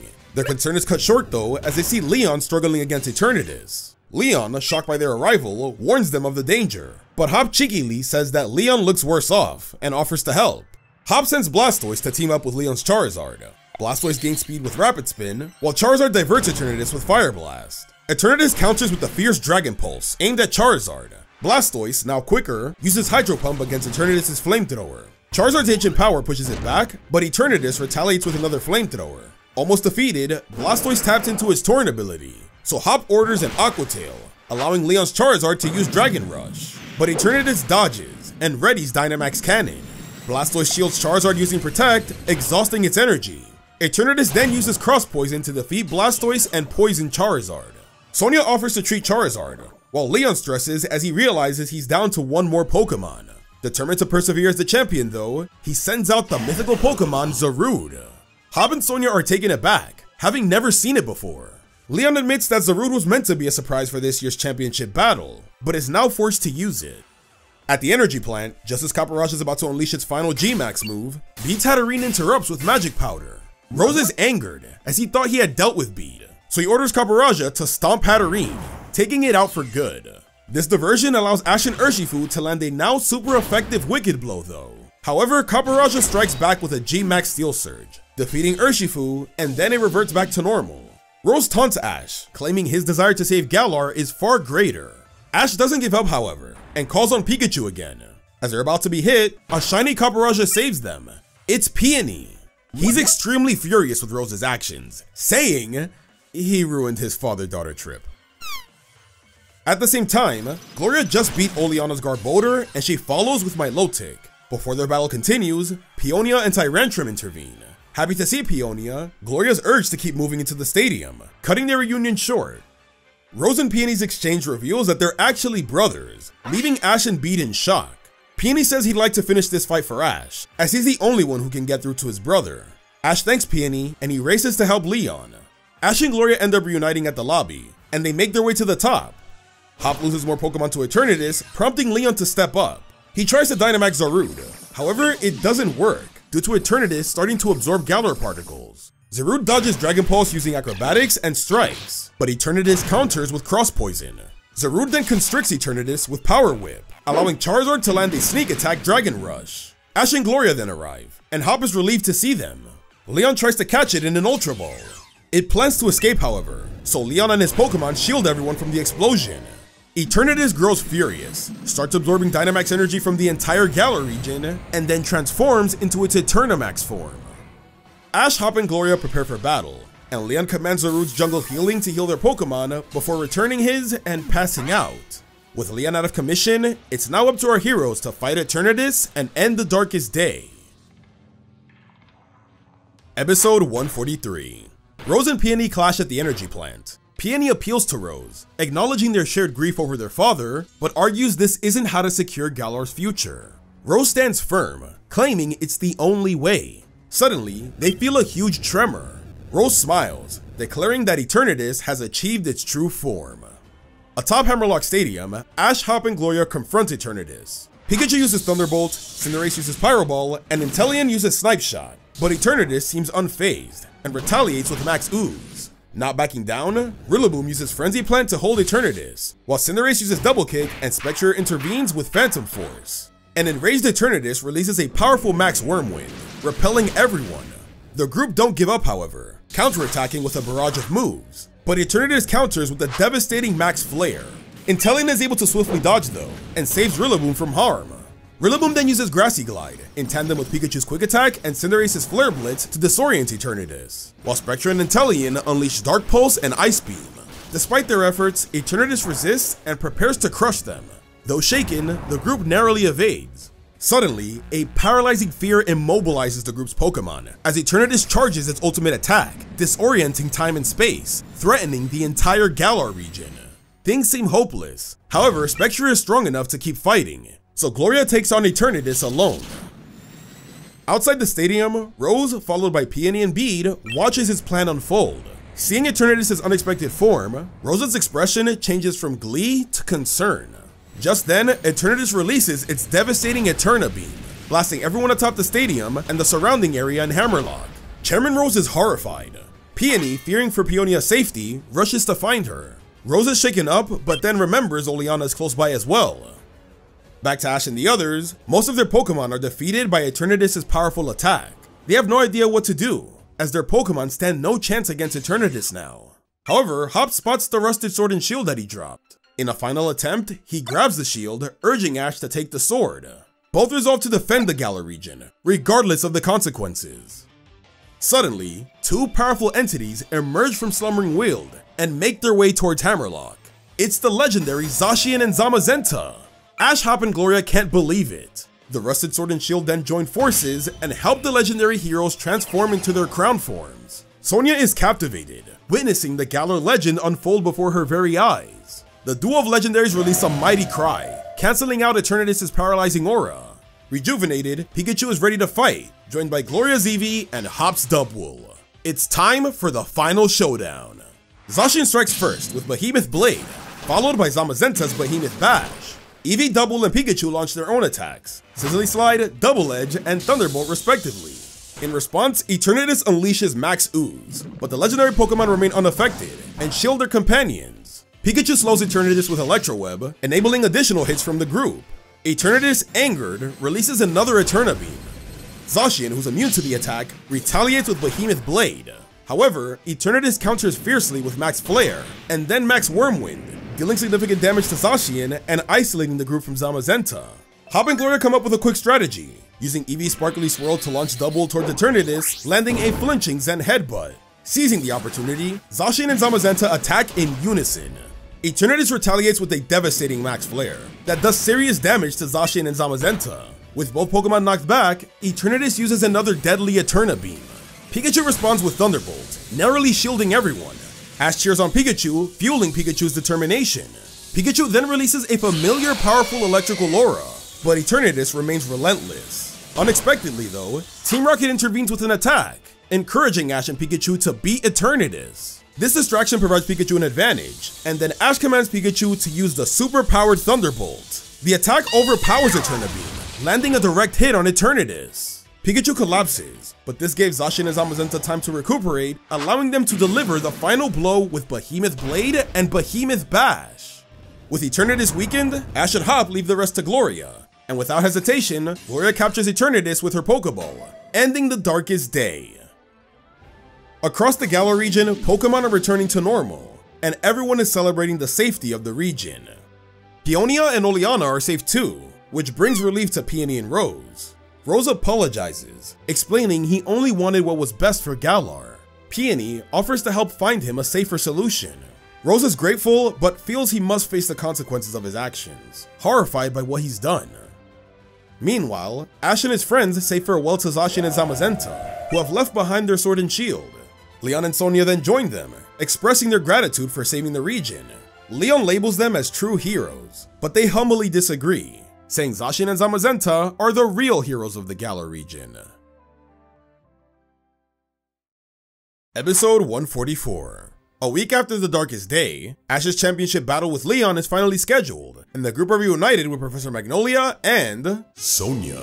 Sonia reveals that she has recently been made a professor due to her outstanding research, and Magnolia reveals that Eternatus has been sealed away in the Crown Tundra under the watch of Calyrex. Ash then gets an unexpected visit from Delia, Mimey, Professor Oak, and even Gary.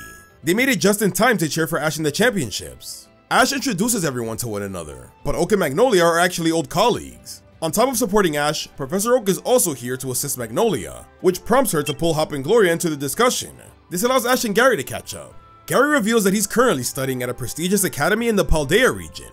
He went there to learn more about Pokemon, and is doing so well that he's even being considered for a potential teaching role. Ash is happy for him and wishes him luck. Gary then suggests a sparring match to prep Ash for tomorrow's battle, and he accepts.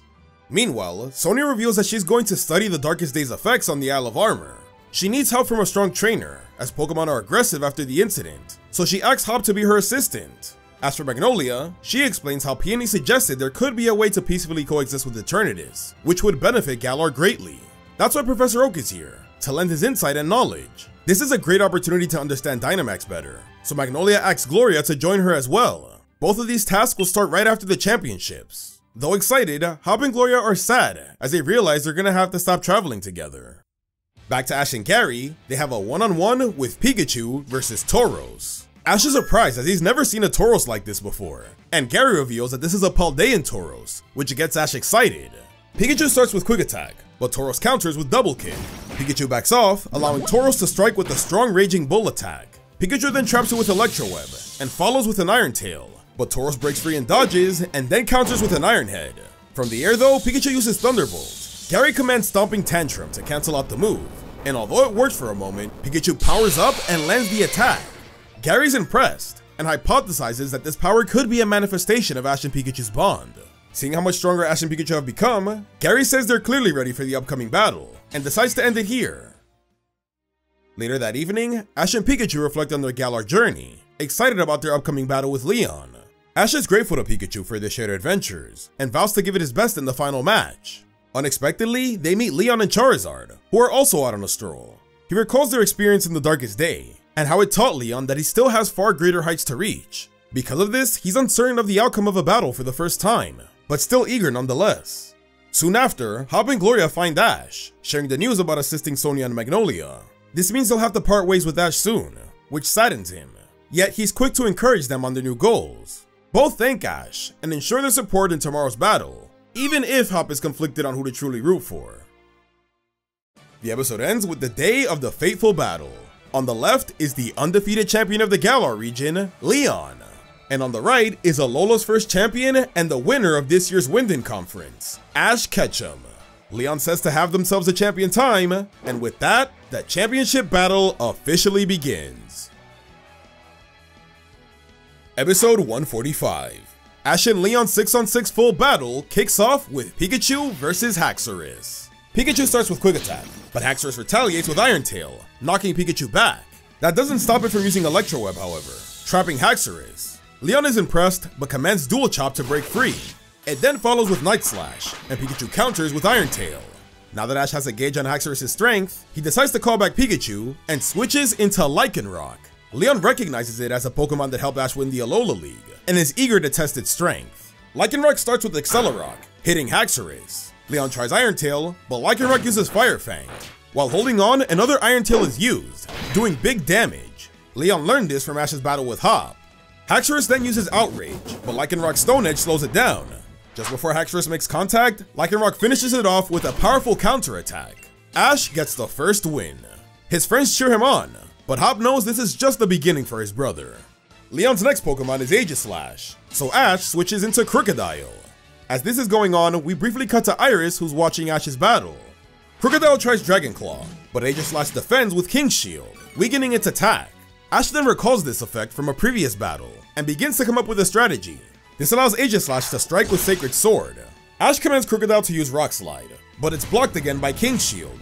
Krookodile persists, however, until King Shield fails, making Aegislash take damage and flinch. Krookodile uses that chance to swipe the shield away with Crunch. We then get a duel between Dragon Claw and Sacred Sword, with Aegislash slowly chipping away until Krookodile uses the shield to block and it gets deflected. As Aegislash tries to reclaim its shield, Krookodile delivers a decisive Stomping Tantrum to defeat it. Ash is feeling confident, and everyone is surprised to see Leon down 2 Pokemon so early. That all changes though when Leon sends out his third Pokemon, Zarude. Krookodile uses Dragon Claw, but Zarude dodges using Acrobatics and counterattacks. Krookodile uses Stomping Tantrum, but misses, and Zarude responds with Brutal Swing. Ash is struggling with Zarude's speed, and uses Rock Slide to slow it down. However, Zarude's Power Whip shatters the rocks, and targets Krookodile. Although he dodges, he's still hit by Acrobatics, and with one more Power Whip, Krookodile is defeated. Ash couldn't land a single move that round, which makes him concerned. Leon then switches Zarude for Dragapult, so Ash sends out his fourth Pokemon, Charizard. Gary, who recalls the power of Ash's Charizard, realizes this match will be an intense one. Ash wanted his Charizard to face Leon's, but decided it's the best option for Dragapult right now. Charizard uses Flamethrower, but Dragapult dodges with Phantom Force, then surprise attacks from behind. As Dragapult confuses Charizard, it uses Thunderbolt as well. Ash has Charizard soar in the air, but Leon uses Dragon Darts to hinder its movements. As Dragapult readies another Phantom Force, Ash counters with Charizard's Steel Wing. Ash then tries to use Dragon Tail, but Dragon Darts interrupts it, allowing Dragapult to flee. Frustrated by the Dragon Darts, Ash has Charizard fly high and retaliate with Flamethrower to defeat them. As the Dreepy drop from the sky, Dragapult attempts to save them, allowing Charizard to land a decisive Dragon Tail to defeat Dragapult. With half his team gone, Leon praises Ash's Charizard for its strength. And as a nod to Ash's wishes, Leon sends out his ace Charizard. Both sides are eager, as Leon states that the real battle is about to begin. Episode 146. There's a tense atmosphere in the stadium, as Ash and Leon's Charizard face off. They start by clashing Flamethrower with Fire Blast, causing a big explosion. Leon's Charizard clears the smoke with Air Slash, but Ash's is already airborne, attacking with Flamethrower. Leon then strikes with Dragon Rush, while Ash responds with Steel Wing. After an aerial duel, Leon's Charizard uses Ancient Power, knocking Ash's down. Gaining strength, Leon's Charizard readies another Dragon Rush. However, Ash's interrupts with Dragon Tail, swapping Leon's Charizard for Seismitoad. Leon's a bit bummed out, saying his Charizard was just getting warmed up. Seeing as how he's at a disadvantage, Ash switches into Sceptile. We then cut to May and Max, who are on the edge of their seat while watching the battle. Sceptile attacks with Leaf Blade, but Seismitoad counters with Ice Punch, surprising Ash. Seismitoad then uses Earth Power, but Sceptile dodges and strikes with Aerial Ace. Seismitoad then poisons Sceptile with Toxic. Leon tries another Ice Punch, but Sceptile uses Leaf Storm on the ground to dodge, allowing Sceptile to defeat it with a surprise Leaf Blade. Leon's now down to 2 Pokemon. Though Ash is in the lead, he doesn't underestimate Leon and his remaining Pokemon. Leon's Zarude faces Ash's Sceptile. Zarude uses Acrobatics, but Sceptile counters with Aerial Ace, and then uses Breaking Swipe, reducing Zarude's attack. Zarude then swings around using Power Whip. Ash's Sceptile tries to cut the vine with Leaf Blade, but falls for a trap, getting hit hard by Acrobatics. Despite the setback and effects from Toxic, Sceptile tries to stand. However, it faints, leaving Ash with 4 Pokemon left. Ash returns Pikachu to the battle, and uses Quick Attack to counter Zarude's Acrobatics. The Pokemon have a battle of speed until Pikachu traps it with Electro Web, and follows with Thunderbolt. Zarude has taken a lot of damage. Leon commands Jungle Healing, however, restoring Zarude's strength, and then it retaliates with Brutal Swing. Seeing how Zarude is a much bigger threat now, Ash recalls Pikachu and sends out Urshifu. Leon is excited to see it. He recalls meeting Zarude in a dense forest where he led a strong pack. He admired Zarude's strength and challenged it, revealing it almost beat his Charizard. Earning Zarude's respect, it decided to join his team. And now, Leon and Zarude are eager to face Urshifu, believing it might be the worthy opponent they've been searching for. Zarude tries to hit Urshifu with Acrobatics, but Urshifu uses its Rapid Strike style to swiftly dodge and counter with Surging Strikes. Leon directs Zarude to swing around using Power Whip, but Urshifu immediately catches it and slams it to the ground. Ash says that him and Urshifu worked hard to get to this point, and he's gonna show them what they're really made of. This gets Leon and Zarude fired up. Urshifu goes in for close combat, but Zarude dodges and lands a vicious Acrobatics assault. Urshifu then prepares to use Wicked Blow, but it's interrupted by Brutal Swing. Zarude follows by grabbing Urshifu with Power Whip, and swings it around violently until Leon tells Zarude to throw Urshifu in the air. Urshifu is now confused and disoriented. As Zarude readies a final Acrobatics, Ash tells Urshifu to use Wicked Blow from behind. The moves clash and both Pokemon fall. It's a double knockout. Leon praises Ash, noting Urshifu's trust helped it strike even while disoriented. And now, even more pumped up, Leon sends out his final Pokemon, Charizard. Ash compliments Leon's strength, and then sends out Lycanroc. Lycanroc uses Stone Edge, but Charizard dodges and uses a flinching Air Slash. Charizard then follows with Ancient Power. Lycanroc withstands the hit and retaliates with Accelerock, but Charizard purposely takes the hit to grab Lycanroc. Lycanroc tries to break free with Fire Fang, but then Charizard slams it down with a powerful Dragon Rush. Lycanroc is barely hanging on after that, so Charizard finishes it off with Fire Blast. Ash is now down to 2 Pokemon. Leon boasts about his Charizard's strength, saying he's gonna need a lot more than just type advantage to take him down. Ash is really feeling the pressure now. Episode 147. Ash sends Charizard to face Leon's once again. They lock eyes, ready to prove who's the strongest. They start with a mid-air collision of Steel Wing and Dragon Rush, but Leon soon switches to Fire Blast. Ash's Charizard tries to deflect it with Flamethrower, but is pushed back. Leon follows with Ancient Power, but Ash's counters with Dragon Tail. One by one it knocks the rocks away, until it lands a direct hit on Leon's Charizard. Leon then goes for Air Slash, but Ash counters, this time overpowering it with Flamethrower, and follows with another Dragon Tail. The battle rages on, as both Charizard land devastating blows to one another, until Ash's Charizard gets a grip on Leon's, and Ash commands a finishing Seismic Toss. Charizard soars in the air, and winds up its devastating attack, but just before they hit the ground, Leon commands Ancient Power, weakening the attack of Ash's Charizard, allowing Leon's to survive the hit. It then gets powered up due to the effects of Ancient Power. They have a final clash of Flamethrower against Fire Blast, with Leon's Charizard overpowering Ash's. Charizard is unable to battle. Leon praises Ash's Charizard's strength, while Ash thanks his Charizard for its efforts. Now Ash is down to his final Pokemon, his trusted partner Pikachu. Leon recalls his first fight with Ash, noting their growth. Ash says that he and Pikachu have long awaited this fight, eager to prove their worth as champions. As this is happening, Brock and Silent, as well as Misty, are watching. Pikachu starts with Electro Web, but Charizard dodges and strikes with Air Slash. Pikachu withstands the attack though, and goes for Quick Attack, knocking Charizard back. Charizard tries Dragon Rush, but Ash tells Pikachu to use a Spin Dodge, and then it uses the momentum to land a powerful Iron Tail. Charizard follows with Ancient Power, overwhelming Pikachu, but he bounces back with Quick Attack and follows with Thunderbolt, while Charizard follows with Fire Blast. Ash and Leon seem evenly matched, so Leon decides it's time for Gigantamax Charizard. Determined to take them down, Ash and Pikachu decide the Gigantamax as well. Pikachu uses G-Max Volt Crash, but Charizard uses Max Airstream to swiftly attack and dodge. With its speed increased, Charizard follows with Max Rockfall, but Ash thinks quickly and commands Pikachu to counter with Max Steel Spike. The force of the collision knocks both Pokemon back, but Pikachu gets up first thanks to his defense boost. Both are down to their final Max move, so Leon commands G-Max Wildfire, while Ash commands G-Max Volt Crash. Both attacks make contact, doing massive damage, and then they both go back to normal. Charizard is now paralyzed, while Pikachu, engulfed in the relentless flames of G-Max Wildfire, teeters on the brink of defeat. Ash watches in disbelief, his heart racing, as the outcome of the battle hangs in the balance. The episode ends with the stadium's tension palpable, with everyone in suspense over who will emerge victorious. Episode 148. Ash calls out to Pikachu, urging him to break free, but he can't. Pikachu is struggling to escape the powerful flames of G-Max Wildfire. It looks like this is the end for Pikachu, so Ash begins to lose hope and accept his defeat. But suddenly, Hop yells at Ash from the crowd, telling him not to give up, surprising Ash and Leon.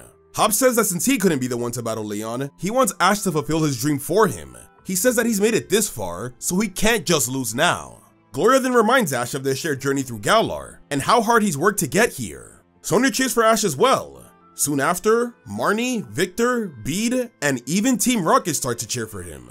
Then Delia, Professor Oak, and Gary cheer as well, and eventually, the entirety of Winden Stadium cheer for Ash and Pikachu, not wanting the battle to be over yet, which leaves Ash speechless. Leon comments that the audience enjoys tense moments like this. He admits he's a little scared, but loves the thrill of the challenge. This is the most he's exerted himself as a trainer, and says it's the best feeling in the world. He then asks Ash if he's ready to continue. Ash looks at Pikachu, and as this is happening, all of their friends from distant regions are rooting for them as well. Although they aren't here, for some reason, Ash can feel their support, as if a part of them has always been with him all along. Ash tells Pikachu that everyone is counting on them, and that he believes that their bond is strong enough to surpass their limits. Pikachu then responds by unleashing its powerful electrical aura, breaking free from the flames. This gets Leon and Charizard fired up, prompting Charizard to activate its Blaze ability. Both sides are ready for the final clash. Pikachu dashes with its fastest Quick Attack, knocking Charizard back. In retaliation, Charizard uses Fire Blast, but Pikachu deflects it with Electro Web. Charizard then charges with Dragon Rush, but Pikachu counters with Iron Tail, repelling both Pokemon back. Leon is in awe of Pikachu's new strength, but doesn't let that distract him and commands Charizard's Ancient Power. But Pikachu dodges with Quick Attack, scaling the rocks, and then strikes Charizard. Ash commands Thunderbolt, but Charizard dodges and releases multiple Fire Blasts. Pikachu leaps high to escape, but it was a trap. Charizard uses Air Slash, but Pikachu quickly uses an Electro Web counter shield to protect itself. Charizard then gets momentarily paralyzed, allowing Pikachu's Electro Web to knock Charizard to the ground. The battle reaches its climax as Leon tosses his cap and commands Charizard to use a finishing Fire Blast, while Ash commands Pikachu to use the powerful move that symbolizes their unbreakable bond, Pika-Pa-Pow. Their attacks clash, sending shockwaves across Winden Stadium. Everyone is amazed by the raw power that's on display. The battle seems even, and as Pikachu reaches its limit, Charizard's paralysis returns, giving Pikachu the last-minute advantage. Pika-Pa-Pow scores a massive direct hit. There's a brief pause after the explosion, but in the end, Charizard goes down. Ash Ketchum has defeated Leon, becoming the new Galar region champion. The stadium roars with applause, as Ash celebrates with his partner in disbelief. All of his friends cheer for Ash and Pikachu, and although Hop can't believe his brother was finally defeated, he's also incredibly proud of his friend for doing so. Leon, though a bit disappointed, congratulates Ash, and thanks him for an amazing battle, saying he's proud to pass on the title of champion to him. The episode ends with the Galar League closing ceremony, where Ash is awarded the championship trophy. The team all celebrate their victory, and as Ash thanks each and every one of them, Leon says that he's looking forward to seeing Ash's bright future.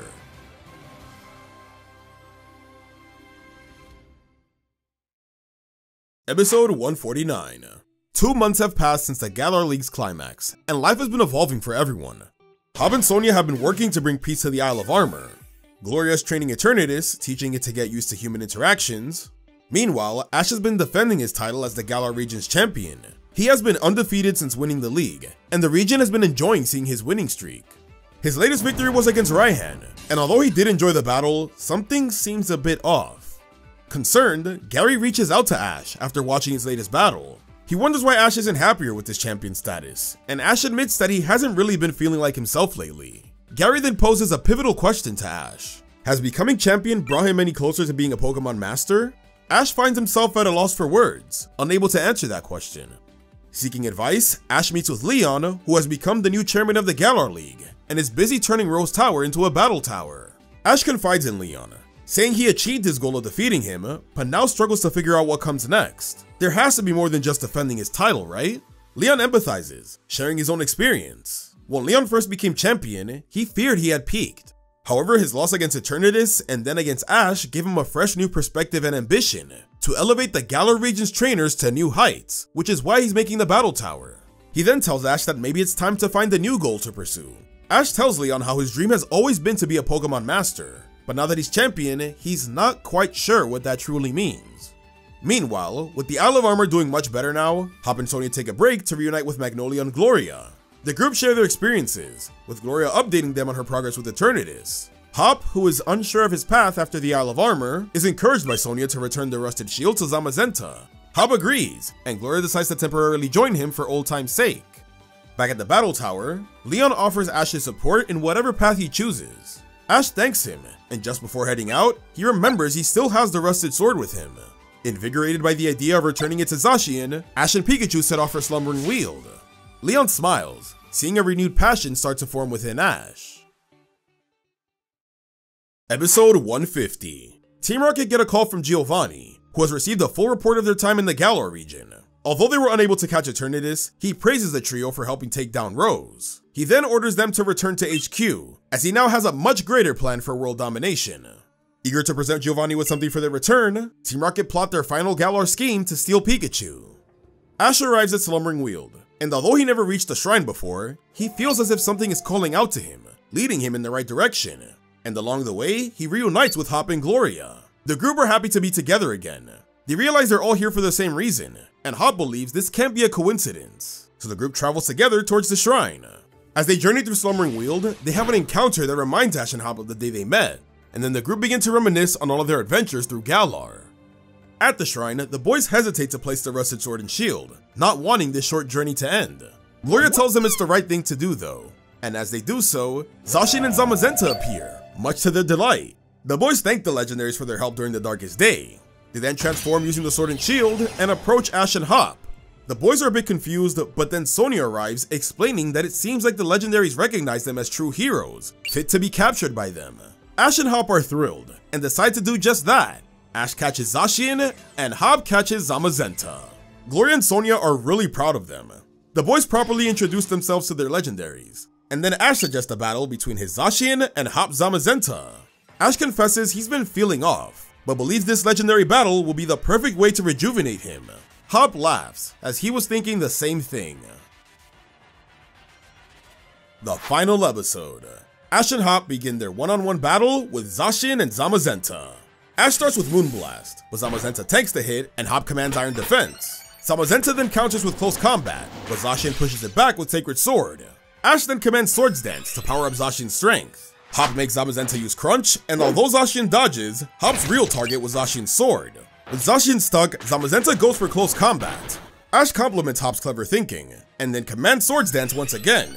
Zamazenta then prepares to use Behemoth Bash, but Ash makes Zacian use a barrage of Moonblast to obscure Zamazenta's vision, causing it to miss. Ash then goes for Behemoth Blade, and Zamazenta defends with Iron Defense. Hop praises Ash for his unpredictability. Both then gear up for a collision of their signature moves, Behemoth Blade versus Behemoth Bash. They are evenly matched. Ash and Hop then laugh, expressing how much fun they're having. They decide to end it here to give Zacian and Zamazenta some rest, but vow to finish it off in a serious battle someday. Afterwards, the group discuss their next steps. Gloria has a clear plan to train Eternatus, but Ash and Hop are unsure. Hop considers remaining Sonia's assistant to aid Galar. Ash, on the other hand, realizes how much he truly loves to travel. Even though this was short, he had a lot of fun exploring the Slumbering Weald, and it even led to him meeting Zacian again. This makes Ash contemplate exploring beyond Galar to understand what being a Pokemon Master means to him. He's hesitant to leave his champion duties though, but then Leon arrives with a solution. Although he got lost for a bit, apparently he's been watching closely to see how things unfolded. Before Leon can share though, Team Rocket interrupts, kidnapping Pikachu with a giant mech that they claim rivals the power of Dynamax Pokemon. Unbeknownst to them, however, Ash and Hop have Zacian and Zamazenta now, and using Behemoth Blade and Bash, they easily destroy the mech, defeating Team Rocket and saving Pikachu. As the trio blast off, they are disappointed in their failure, but look forward to their new mission from the boss. This has them feeling confident that they'll have much greater success in the next series. With Pikachu now saved, Leon goes back to what he was trying to say. He tells Ash that he had a feeling he'd want to leave, as he realized that he's a trainer that can't be tied down to one place. So as chairman of the Galar League, he gives Ash permission to relinquish his role as champion. Ash thanks Leon. However, he's curious on who will succeed him now that his title is retired. Leon then reveals that he'll be holding a tournament to determine the next champion, and he wants Hop to participate. Ash and Gloria are really happy to hear that. Ash tells Hop that this is perfect, as it gives him another shot at becoming champion, and if anyone deserves that title most, it's definitely him. Hop's flattered, but he's not quite sure if he's ready considering he lost at the league. Leon encourages him though, by saying he just befriended the legendary hero Pokemon Zamazenta, so of course he's more than worthy to become champion. Plus, he considers Hop as a worthy rival now, so he'll be competing as a challenger this time, in hopes of finally being able to face his brother in a proper battle. Hop thanks Leon for believing in him, and then decides to compete in order to become a champion that can help protect the region. Leon is proud to hear of his brother's ambitions, but says he won't be going easy as he's planning to go all out against him. Ash tells Hop that he'll be a great champion, and Hop thanks him, telling Ash that he'll definitely be a Pokemon Master someday. The two boys then shake hands, and Ash tells Hop that although they may be on separate paths now, they'll always be friends and true rivals. At the airport, Hop and Gloria see Ash and Pikachu off. They ask him where he's going next, and Ash says he's going back home first. He wants to take some time to thank his Pokemon for all their hard work before embarking on a new journey, but he's sure the next adventure is right around the corner. The group then share a heartwarming goodbye, and then Ash and Pikachu make their way back to Pallet Town.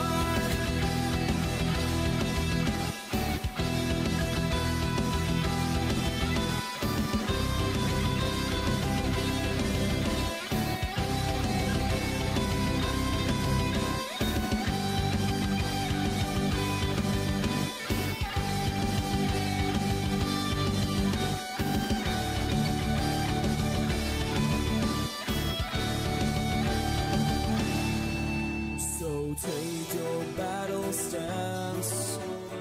Let's go take a chance. I'll be there all the way, and this will be our day.